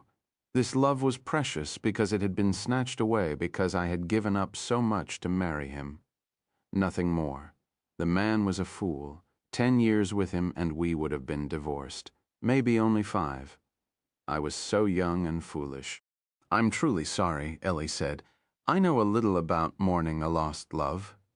"Ellie," she replied, "you don't understand. For the first time in my adult life, I do not mourn Surrendar. What I mourn is the family I renounced for his sake. Sukhavati was returning to Bombay for a few days and then would visit her ancestral village in Tamil Nadu. Eventually, she said, it will be easy to convince ourselves this was only an illusion. Every morning when we wake up, our experience will be more distant, more dreamlike. It would have been better for us all to stay together, to reinforce our memories. They understood this danger. That's why they took us to the seashore, something like our own planet, a reality we can grasp. I will not permit anyone to trivialize this experience. Remember, it really happened. It was not a dream." "Ellie, don't forget." Ide was, considering the circumstances, very relaxed. She soon understood why. While she and Vegay had been undergoing lengthy interrogations, he had been calculating. "I think the tunnels are Einstein-Rosen bridges," he said. "General relativity admits a class of solutions called wormholes, similar to black holes, but with no evolutionary connection. They cannot be generated, as black holes can, by the gravitational collapse of a star. But the usual sort of wormhole, once made, expands and contracts before anything can cross through. It exerts disastrous tidal forces, and it also requires, at least as seen by an observer left behind, an infinite amount of time to get through." Ellie did not see how this represented much progress and asked him to clarify. The key problem was holding the wormhole open. Ida had found a class of solutions to his field equations that suggested a new macroscopic field, a kind of tension that could be used to prevent a wormhole from contracting fully. Such a wormhole would pose none of the other problems of black holes. It would have much smaller tidal stresses, two-way access, quick transit times as measured by an exterior observer, and no devastating interior radiation field. "I don't know whether the tunnel is stable against small perturbations," he said. "If not, they would have to build a very elaborate feedback system to monitor and correct the instabilities. I'm not yet sure of any of this, but at least if the tunnels can be Einstein-Rosen bridges, we can give some answer when they tell us we were hallucinating." Ida was eager to return to Lagos, and she could see the green ticket of Nigerian Airlines peeking out of his jacket pocket. He wondered if he could completely work through the new physics their experience had implied, but he confessed himself unsure that he would be equal to the task, especially because of what he described as his advanced age for theoretical physics. He was 38. Most of all, he told Ellie, he was desperate to be reunited with his wife and children. She embraced Ida. She told him that she was proud to have known him. "Why the past tense?" he asked. "You will certainly sec me again. And Ellie," he added, almost as an afterthought, "will you do something for me? Remember everything that happened, every detail. Write it down and send it to me. Our experience represents experimental data. One of us may have seen some point that the others missed, something essential for a deep understanding of what happened. Send me what you write. I have asked the others to do the same." He waved, lifted his battered briefcase, and was ushered into the waiting project car. They were departing for their separate nations, and it felt to Ellie as if her own family were being sundered, broken, dispersed. She, too, had found the experience transforming. How could she not? A demon had been exorcised, several. And just when she felt more capable of love than she had ever been, she found herself alone. They spirited her out of the facility by helicopter. On the long flight to Washington in the government airplane, she slept so soundly that they had to shake her awake when the White House people came aboard, just after the aircraft landed briefly on an isolated runway at Hickam Field, Hawaii. They had made a bargain. She could go back to Argus, although no longer as director, and pursue any scientific problem she pleased. She had, if she liked, lifetime tenure. "We're not unreasonable," Kitts had finally said in agreeing to the compromise. "You come back with a solid piece of evidence, something really convincing, and we'll join you in making the announcement. We'll say we asked you to keep the story quiet until we could be absolutely sure. Within reason, we'll support any research you want to do. If we announce the story now, though, there'll be an initial wave of enthusiasm, and then the skeptics will start carping. It'll embarrass you and it'll embarrass us. Much better to gather the evidence if you can." Perhaps the president had helped him change his mind.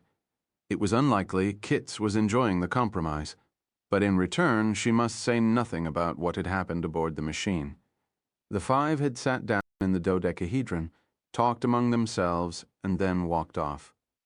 If she breathed a word of anything else, the spurious psychiatric profile would find its way to the media, and, reluctantly, she would be dismissed.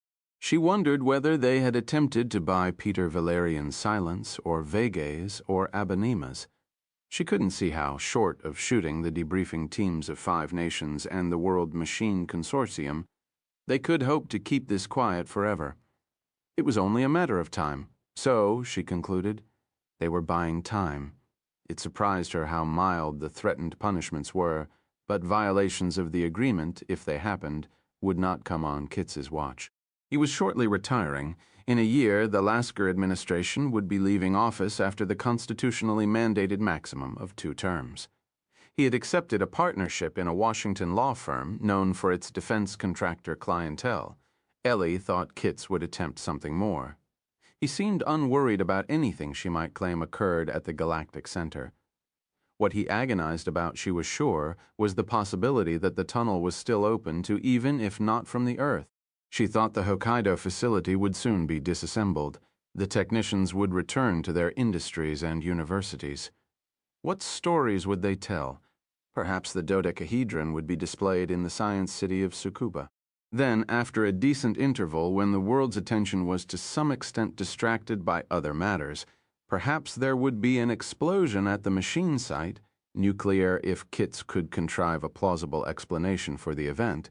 If it was a nuclear explosion, the radiological contamination would be an excellent reason to declare the whole area a forbidden zone.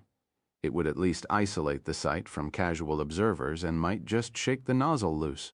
Probably Japanese sensibilities about nuclear weapons, even if exploded underground, would force Kitts to settle for conventional explosives. They might disguise it as one of the continuing series of Hokkaido coal mine disasters.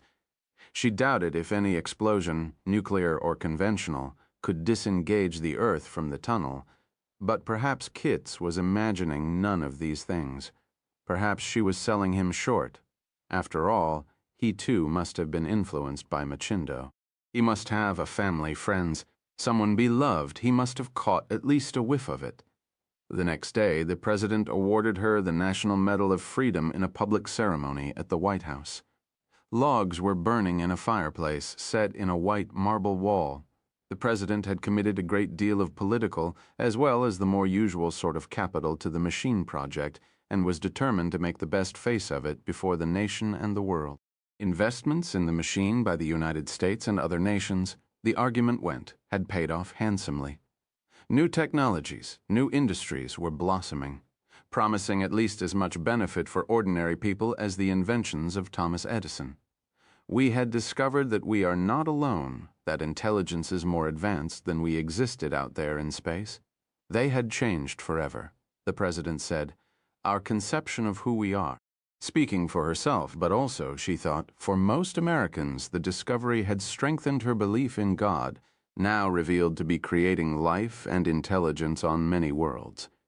A conclusion that the president was sure would be in harmony with all religions.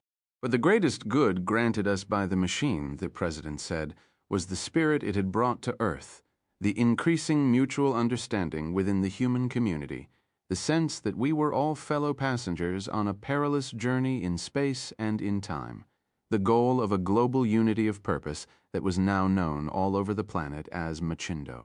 The president presented Ellie to the press, and the TV cameras told of her perseverance over 12 long years, her genius in detecting and decoding the message, and her courage in going aboard the machine. No one knew what the machine would do. Dr. Arroway had willingly risked her life. It was not Dr. Arroway's fault that nothing happened when the machine was activated. She had done as much as any human possibly could. She deserved the thanks of all Americans, and of all people everywhere on Earth. Ellie was a very private person. Despite her natural reticence, she had, when the need arose, shouldered the burden of explaining the message and the machine. Indeed, she had shown a patience with the press that she, the president, admired particularly. Dr. Arroway should now be permitted some real privacy so she could resume her scientific career. There had been press announcements, briefings, interviews with Secretary Kitts and Science Advisor Durheer. The president hoped the press would respect Dr. Arroway's wish that there be no press conference. There was, however, a photo opportunity. Ellie left Washington without determining how much the president knew. They flew her back in a small, sleek jet of the Joint Military Airlift Command and agreed to stop in Janesville on the way. Her mother was wearing her old quilted robe.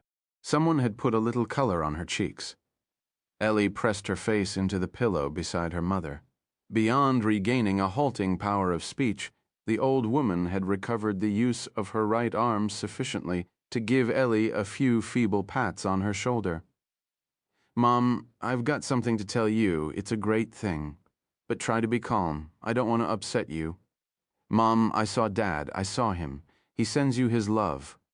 "Yes." The old woman slowly nodded. "Was here yesterday?" John Stoughton, Ellie knew, had been to the nursing home the previous day. He had begged off accompanying Ellie today, pleading an excess of work. But it seemed possible that Stoughton merely did not wish to intrude on this moment. Nevertheless, she found herself saying, with some irritation, No, I'm talking about Dad. Tell him." The old woman's speech was labored. "Tell him chiffon dress, stop cleaners, way home from store." Her father evidently still ran the hardware store in her mother's universe, and Ellie's. The long sweep of cyclone fencing now stretched uselessly from horizon to horizon, blighting the expanse of scrub desert. She was glad to be back, glad to be setting up a new, although much smaller scale, research program.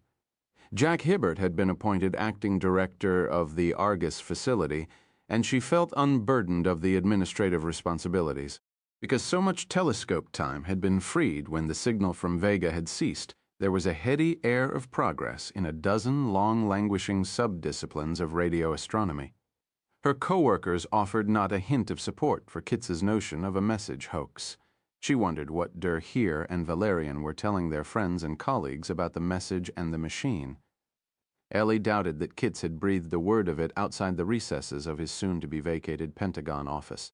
She had been there once, a Navy enlisted man, sidearm in leather holster, and hands clasped behind his back, had stiffly guarded the portal in case in the warren of concentric hallways some passerby should succumb to an irrational impulse. Willie had himself driven the Thunderbird from Wyoming, so it would be waiting for her. By agreement, she could drive it only on the facility, which was large enough for ordinary joyriding. But no more West Texas landscapes, no more Coney honor guards, no more mountain drives to glimpse a southern star.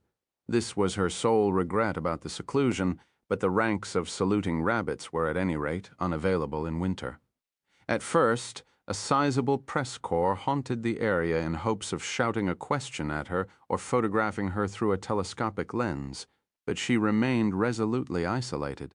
The newly imported public relations staff was effective, even a little ruthless in discouraging inquiries. After all, the president had asked for privacy for Dr. Arroway. Over the following weeks and months, the battalion of reporters dwindled to a company and then to a platoon.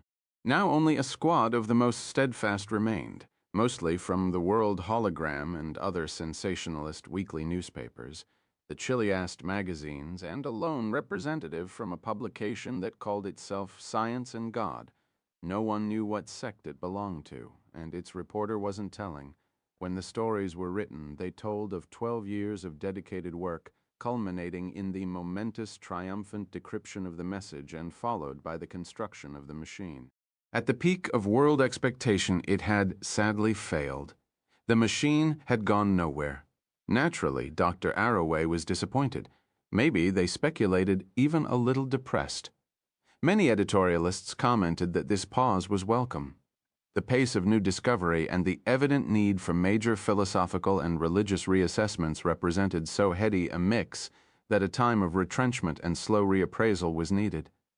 Perhaps the Earth was not yet ready for contact with alien civilizations. Sociologists and some educators claimed that the mere existence of extraterrestrial intelligences more advanced than we would require several generations to be properly assimilated. It was a body blow to human self-esteem, they said. There was enough on our plate already. In another few decades, we would much better understand the principles underlying the machine. We would see what mistake we had made, and we would laugh at how trivial an oversight had prevented it from functioning in its first full trial back in 1999. Some religious commentators argued that the failure of the machine was a punishment for the sin of pride, for human arrogance.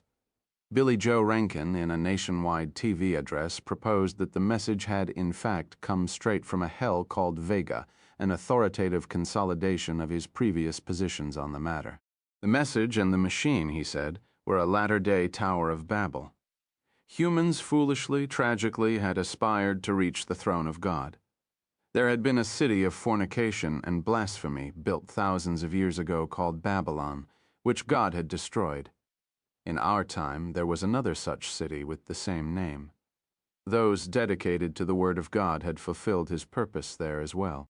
The message and the machine represented still another assault of wickedness upon the righteous and God-fearing. Here again, the demonic initiatives had been forestalled, in Wyoming by a divinely inspired accident, in godless Russia through the confounding of communist scientists by the divine grace.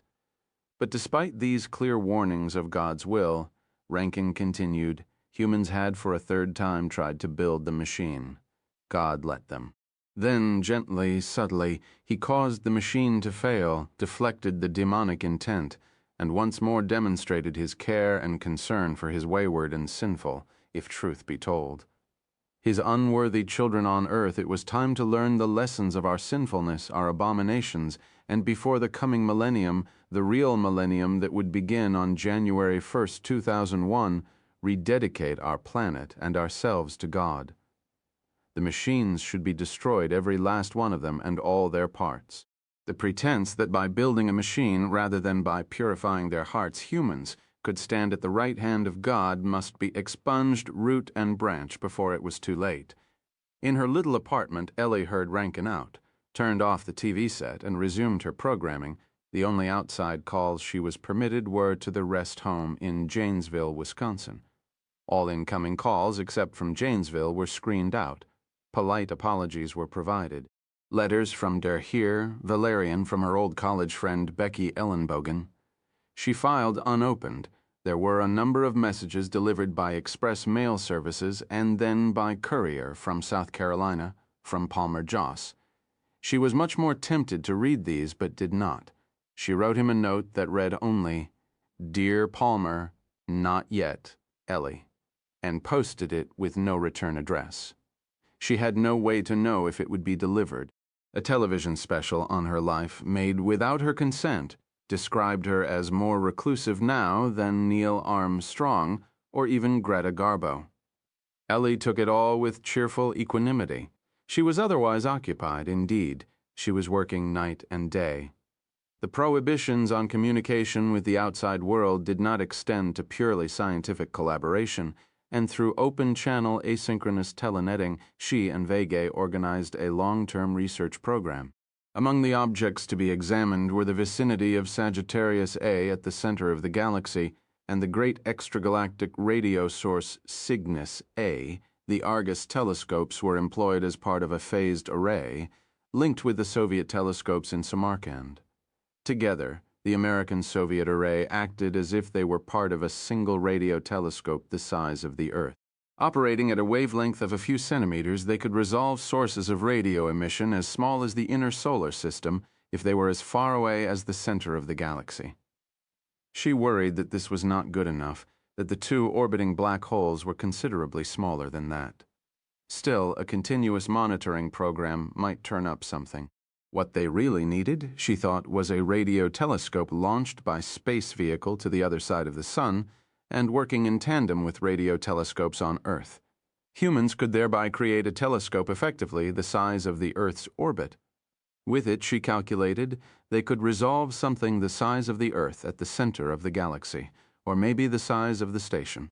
She spent most of her time writing, modifying existing programs for the Cray 21, and setting down an account as detailed as she possibly could make it, of the salient events that had been squeezed into the 20 minutes of Earth time after they activated the machine.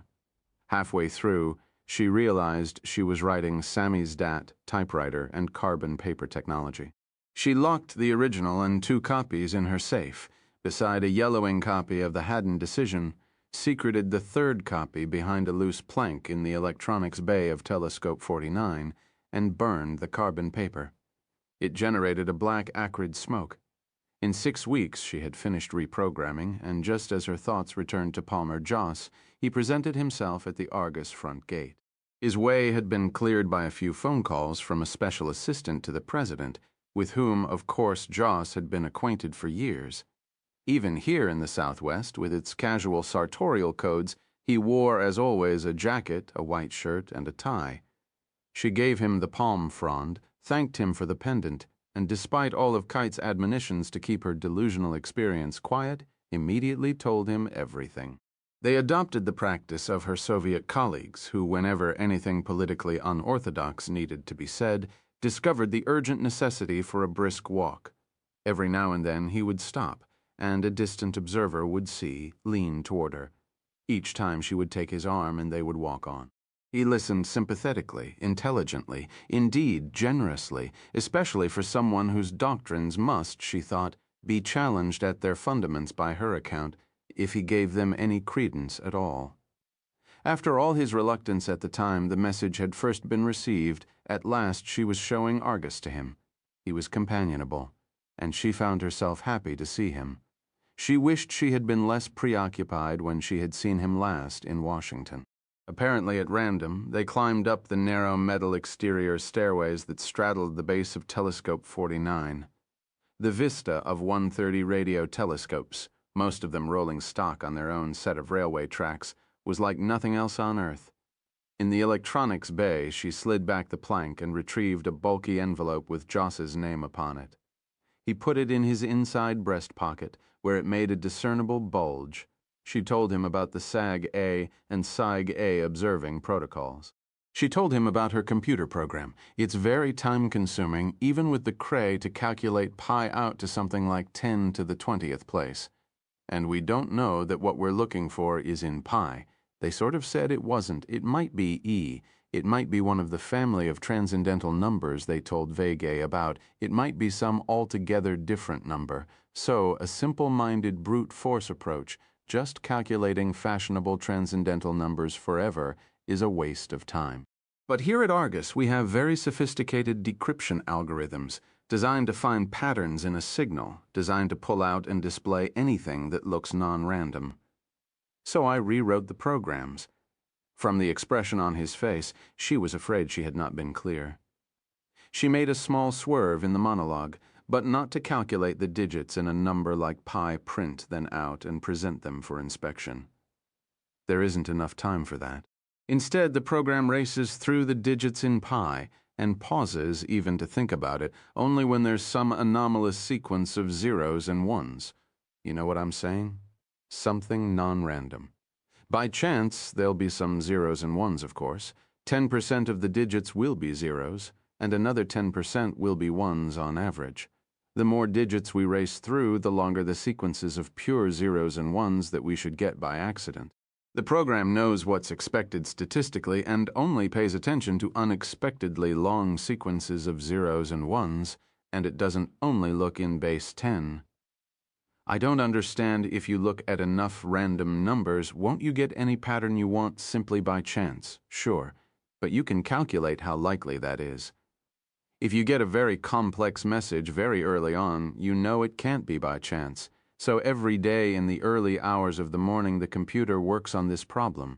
No data from the outside world goes in, and so far no data from the inside world comes out. It just runs through the optimum series expansion for pi and watches the digits fly. It minds its own business. Unless it finds something, it doesn't speak unless it's spoken to. It's sort of contemplating its navel. I'm no mathematician, God knows. But could you give me a for instance? Sure. She searched in the pockets of her jumpsuit for a piece of paper and could find none. She thought about reaching into his inside breast pocket, retrieving the envelope she had just given him and writing on it, but decided that was too risky out here in the open. After a moment, he understood and produced a small spiral notebook. Thanks. Pi starts out 3.1415926. You can see that the digits vary pretty randomly. Okay, a 1 appears twice in the first 4 digits, but after Jan keep on going for a while, it averages out.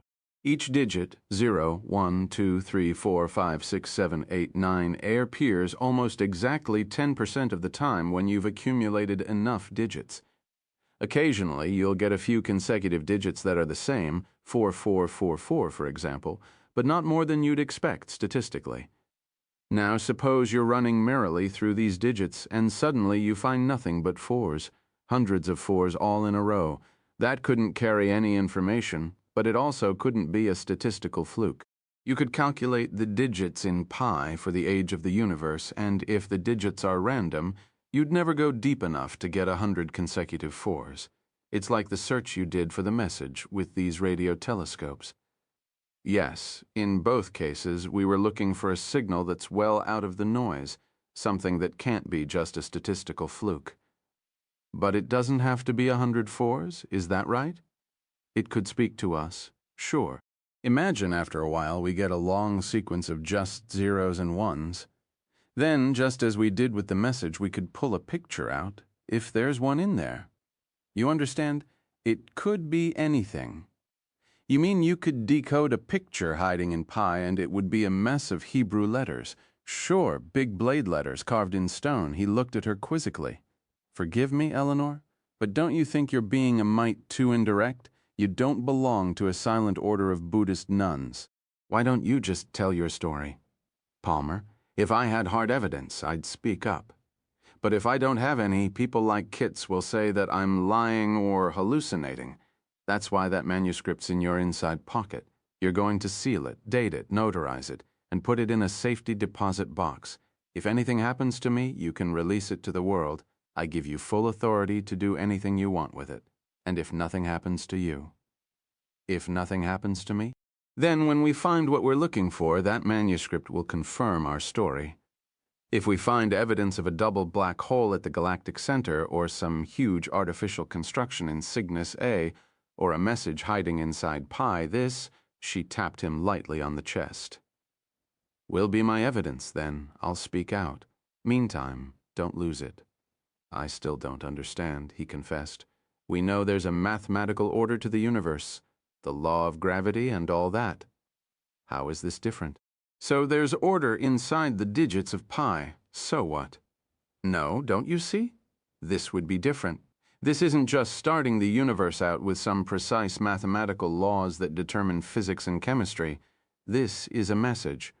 Whoever makes the universe hides messages in transcendental numbers, so they'll be read 15 billion years later when intelligent life finally evolves. I criticized you and Rankin the time we first met for not understanding this. If God wanted us to know that He existed, why didn't He send us an unambiguous message? I asked. Remember. I remember very well. You think God is a mathematician, something like that.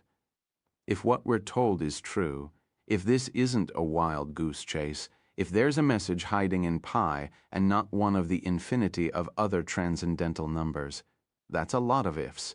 You're looking for revelation in arithmetic. I know a better way. Palmer, this is the only way. This is the only thing that would convince a skeptic.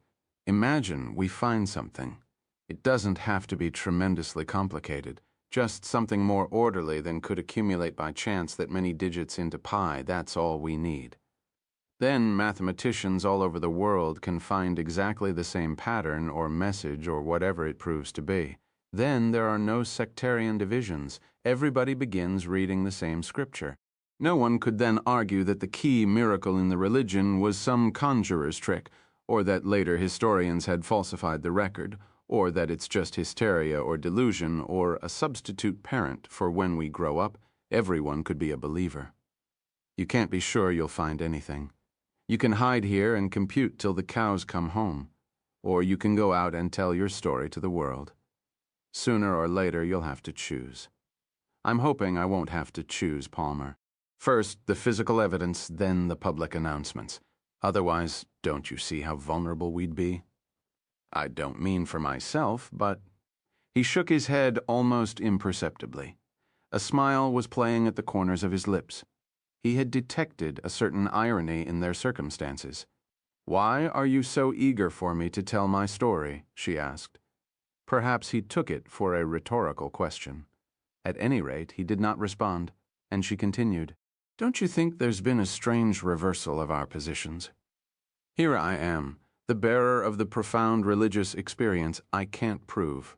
Really, Palmer, I can barely fathom it, and here you are, the hardened skeptic trying more successfully than I ever did to be kind to the credulous." "Oh no, Eleanor," he said. "I'm not a skeptic. I'm a believer. Are you?" The story I have to tell isn't exactly about punishment and reward. It's not exactly Advent and rapture. There's not a word in it about Jesus. Part of my message is that we're not central to the purpose of the cosmos. What happened to me makes us all seem very small. It does. But it also makes God very big. She glanced at him for a moment and rushed on. No, as the earth races around the sun, the powers of this world, the religious powers, the secular powers, once pretended the earth wasn't moving at all. They were in the business of being powerful, or at least pretending to be powerful, and the truth made them feel too small. The truth frightened them. It undermined their power, so they suppressed it. Those people found the truth dangerous. You're sure you know what believing me entails? I've been searching, Eleanor. After all these years, believe me, I know the truth when I see it. Any faith that admires truth, that strives to know God, must be brave enough to accommodate the universe. I mean the real universe, all those light years. All those worlds, I think, of the scope of your universe, the opportunities it affords the Creator, and it takes my breath away. It's much better than bottling him up in one small world. I never liked the idea of Earth as God's green footstool. It was too reassuring, like a children's story, like a tranquilizer. But your universe has room enough and time enough for the kind of God I believe in. I say you don't need any more proof. There are proofs enough already. Cygnus, and all that are just for the scientists. You think it'll be hard to convince ordinary people that you're telling the truth. I think it'll be easy as pie. You think your story is too peculiar, too alien, but I've heard it before. I know it well, and I bet you do too. He closed his eyes and, after a moment, recited, "He dreamed, and behold, a ladder set up on the earth, and the top of it reached to heaven. And behold, the angels of God ascending and descending on it. Surely the Lord is in this place, and I knew it not. This is none other but the house of God, and this is the gate of heaven." He had been a little carried away, as if preaching to the multitudes from the pulpit of a great cathedral, and when he opened his eyes, it was with a small, self-deprecatory smile. They walked down a vast avenue, flanked left and right by enormous whitewashed radio telescopes straining at the sky, and after a moment he spoke in a more conversational tone. "Your story has been foretold. It's happened before. Somewhere inside of you, you must have known. None of your details are in the book of Genesis." "Of course not. How could they be?" "The Genesis account was right for the time of Jacob, just as your witness is right for this time, for our time. People are going to believe you, Eleanor. Millions of them, all over the world. I know it for certain." She shook her head, and they walked on for another moment in silence before he continued. "All right then, I understand. You take as much time as you have to. But if there's any way to hurry it up, do it for my sake. We have less than a year to the millennium." "I understand also. Bear with me a few more months. If we haven't found something in Pi by then, I'll consider going public with what happened up there, before January 1. Maybe Ida and the others would be willing to speak out also. Okay?" They walked in silence back toward the Argus administration building. The sprinklers were watering the meager lawn, and they stepped around a puddle that, on this parched earth, seemed alien, out of place. "Have you ever been married?" he asked. "No, I never have. I guess I've been too busy." "Ever been in love?" The question was direct, matter-of-fact, halfway half a dozen times, but she glanced at the nearest telescope. There was always so much noise, the signal was hard to find, and you. "Never," he replied flatly. There was a pause, and then he added with a faint smile, "But I have faith." She decided not to pursue this ambiguity just yet, and they mounted the short flight of stairs to examine the Argus mainframe computer. Chapter 24, The Artist's Signature. "Behold, I tell you a mystery. We shall not all sleep, but we shall all be changed." I Corinthians 15:51. The universe seems to have been determined and ordered in accordance with number by the forethought and the mind of the Creator of all things, for the pattern was fixed, like a preliminary sketch, by the domination of number pre-existent in the mind of the world-creating God. Nicomachus of Gerasa, Arithmetic I 6 KAD. She rushed up the steps of the nursing home, and on the newly repainted green veranda, marked off at regular intervals by empty rocking chairs, she saw John Stoughton, stooped, immobile, his arms dead weights. In his right hand be clutched a shopping bag in which Ellie could see a translucent shower cap, a flowered makeup case, and 2-bedroom slippers adorned with pink pom-poms. "She's gone," he said as his eyes focused. "Don't go in," he pleaded. "Don't look at her. She would have hated for you to see her like this. You know how much pride she took in her appearance. Anyway, she's not in there." Almost reflexively, out of long practice and still unresolved resentments, Ellie was tempted to turn and enter anyway. Was she prepared even now to defy him as a matter of principle? What was the principle exactly? From the havoc on his face, there was no question about the authenticity of his remorse. He had loved her mother. Maybe, she thought, he loved her more than I did, and a wave of self-reproach swept through her. Her mother had been so frail for so long that Ellie had tested many times how she would respond when the moment came. She remembered how beautiful her mother had been in the picture that Stoughton had sent her, and suddenly, despite her rehearsals for this moment, she was racked with sobs, startled by her distress. Stoughton moved to comfort her. But she put up a hand, and with a visible effort regained her self-control. Even now she could not bring herself to embrace him. They were strangers, tenuously linked by a corpse. But she had been wrong. She knew it in the depths of her being to have blamed Staunton for her father's death. "I have something for you," he said as he fumbled in the shopping bag. Some of the contents circulated between top and bottom, and she could see now an imitation leather wallet and a plastic denture case. She had to look away. At last he straightened up, flourishing a weather-beaten envelope. For Eleanor, it read, recognizing her mother's handwriting. She moved to take it. Staunton took a startled step backward, raising the envelope in front of his face as if she had been about to strike him. "Wait," he said, "wait. I know we've never gotten along, but do me this one favor. Don't read the letter until tonight, okay?" In his grief, he seemed a decade older. "Why?" she asked. "Your favorite question? Just do me this one courtesy." "Is it too much to ask?" "You're right," she said. "It's not too much to ask. I'm sorry." He looked her directly in the eye. "Whatever happened to you in that machine," he said, "maybe it changed you." "I hope so, John." She called Joss and asked him if he would perform the funeral service. "I don't have to tell you I'm not religious. But there were times when my mother was... You're the only person I can think of whom I'd want to do it, and I'm pretty sure my stepfather will approve." He would be there on the next plane. Joss assured her in her hotel room after an early dinner. She fingered the envelope, caressing every fold and scuff. It was old. Her mother must have written it years ago, carrying it around in some compartment of her purse, debating with herself whether to give it to Ellie. It did not seem newly resealed, and Ellie wondered whether Staunton had read it. Part of her hungered to open it, and part of her hung back with a kind of foreboding. She sat for a long time in the musty armchair, thinking, her knees drawn up limberly against her chin. A chime sounded, and the not quite noiseless carriage of her telefax came to life. It was linked to the Argus computer. Although it reminded her of the old days, there was no real urgency. Whatever the computer had found was not about to go away. PI would not set as the Earth turned. If there was a message hiding inside PI, it would wait for her forever. She examined the envelope again, but the echo of the chime intruded. If there was content inside a transcendental number, it could only have been built into the geometry of the universe from the beginning.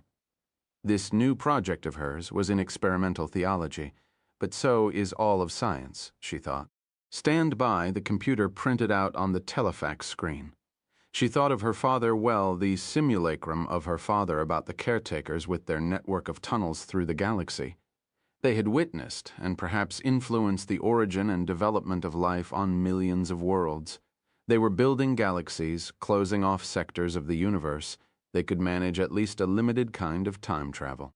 They were gods beyond the pious imaginings of almost all religions, all Western religions anyway, but even they had their limitations.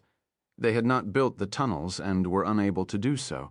They had not inserted the message into the transcendental number and could not even read it. The tunnel builders and the P-inscribers were somebody else. They didn't live here anymore. They had left no forwarding address.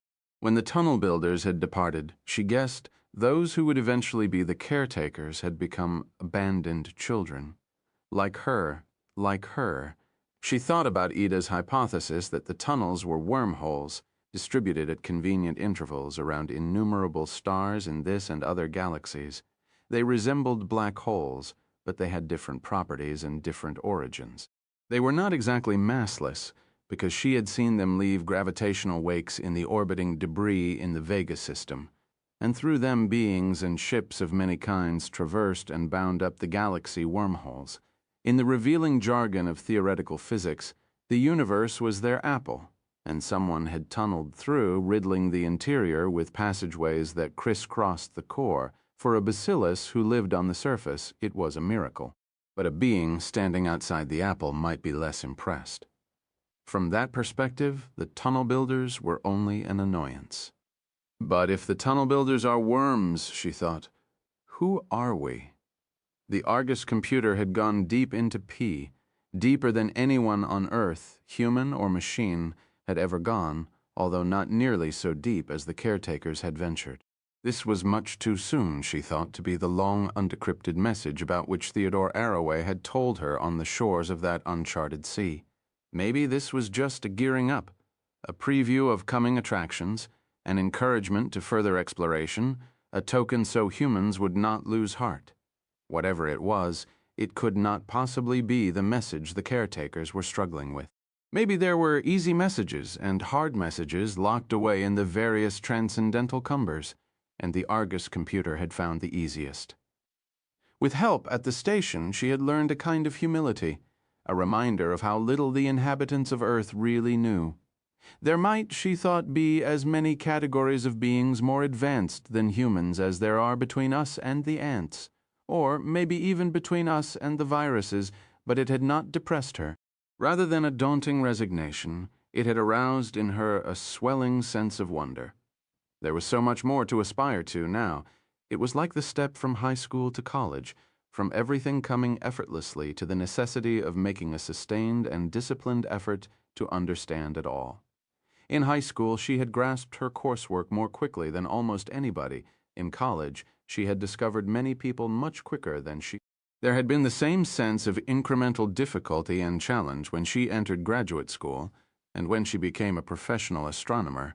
At every stage she had found scientists more accomplished than she, and each stage had been more exciting than the last. Let the revelations roll, she thought, looking at the telefax. She was ready. Transmission problem. SN10, please stand by. She was linked to the Argus computer by a communications relay satellite called DEFCOM Alpha. Perhaps there had been an attitude control problem or a programming foul-up. Before she could think about it further, she found she had opened the envelope. Arroway, hardware, the letterhead said, and sure enough, the type font was that of the old royal her father had kept at home to do both business and personal accounts. June 13, 1964 was typed in the upper right-hand corner. She had been 15 then. Her father could not have written it. He had been dead for years. A glance at the bottom of the page confirmed the neat hand of her mother. My sweet Ellie, now that I'm dead, I hope you can find it in your heart to forgive me. I know I committed a sin against you, and not just you. I couldn't bear how you'd hate me if you knew the truth. That's why I didn't have the courage to tell you while I was alive. I know how much you loved Ted Arroway, and I want you to know I did too. I still do, but he wasn't your real father. Your real father is John Stoughton. I did something very wrong. I shouldn't have, and I was weak, but if I hadn't, you wouldn't be in the world, so please be kind when you think about me. Ted knew, and he gave me forgiveness, and we said we'd never tell you. But I look out the window right now, and I see you in the backyard. You're sitting there thinking about stars and things that I never could understand, and I'm so proud of you. You make such a point about the truth. I thought it was right that you should know this truth about yourself. Your beginning, I mean. If John is still alive, then he's given you this letter. I know he'll do it. He's a better man than yon think he is, Ellie. I was lucky to find him again. Maybe you hate him so much because something inside of you figured out the truth, but really you hate him because he isn't Theodore Arroway. I know, there yon are still sitting out there. You haven't moved since I started this letter, you're just thinking. I hope and pray that whatever you're seeking, you'll find. Forgive me, I was only human. Love, Mom. Ellie had assimilated the letter in a single gulp and immediately read it again. She had difficulty breathing. Her hands were clammy. The impostor had turned out to be the real thing. For most of her life, she had rejected her own father without the vaguest notion of what she was doing. What strength of character he had shown during all those adolescent outbursts when she taunted him for not being her father, for having no right to tell her what to do. The telefax chimed again, twice.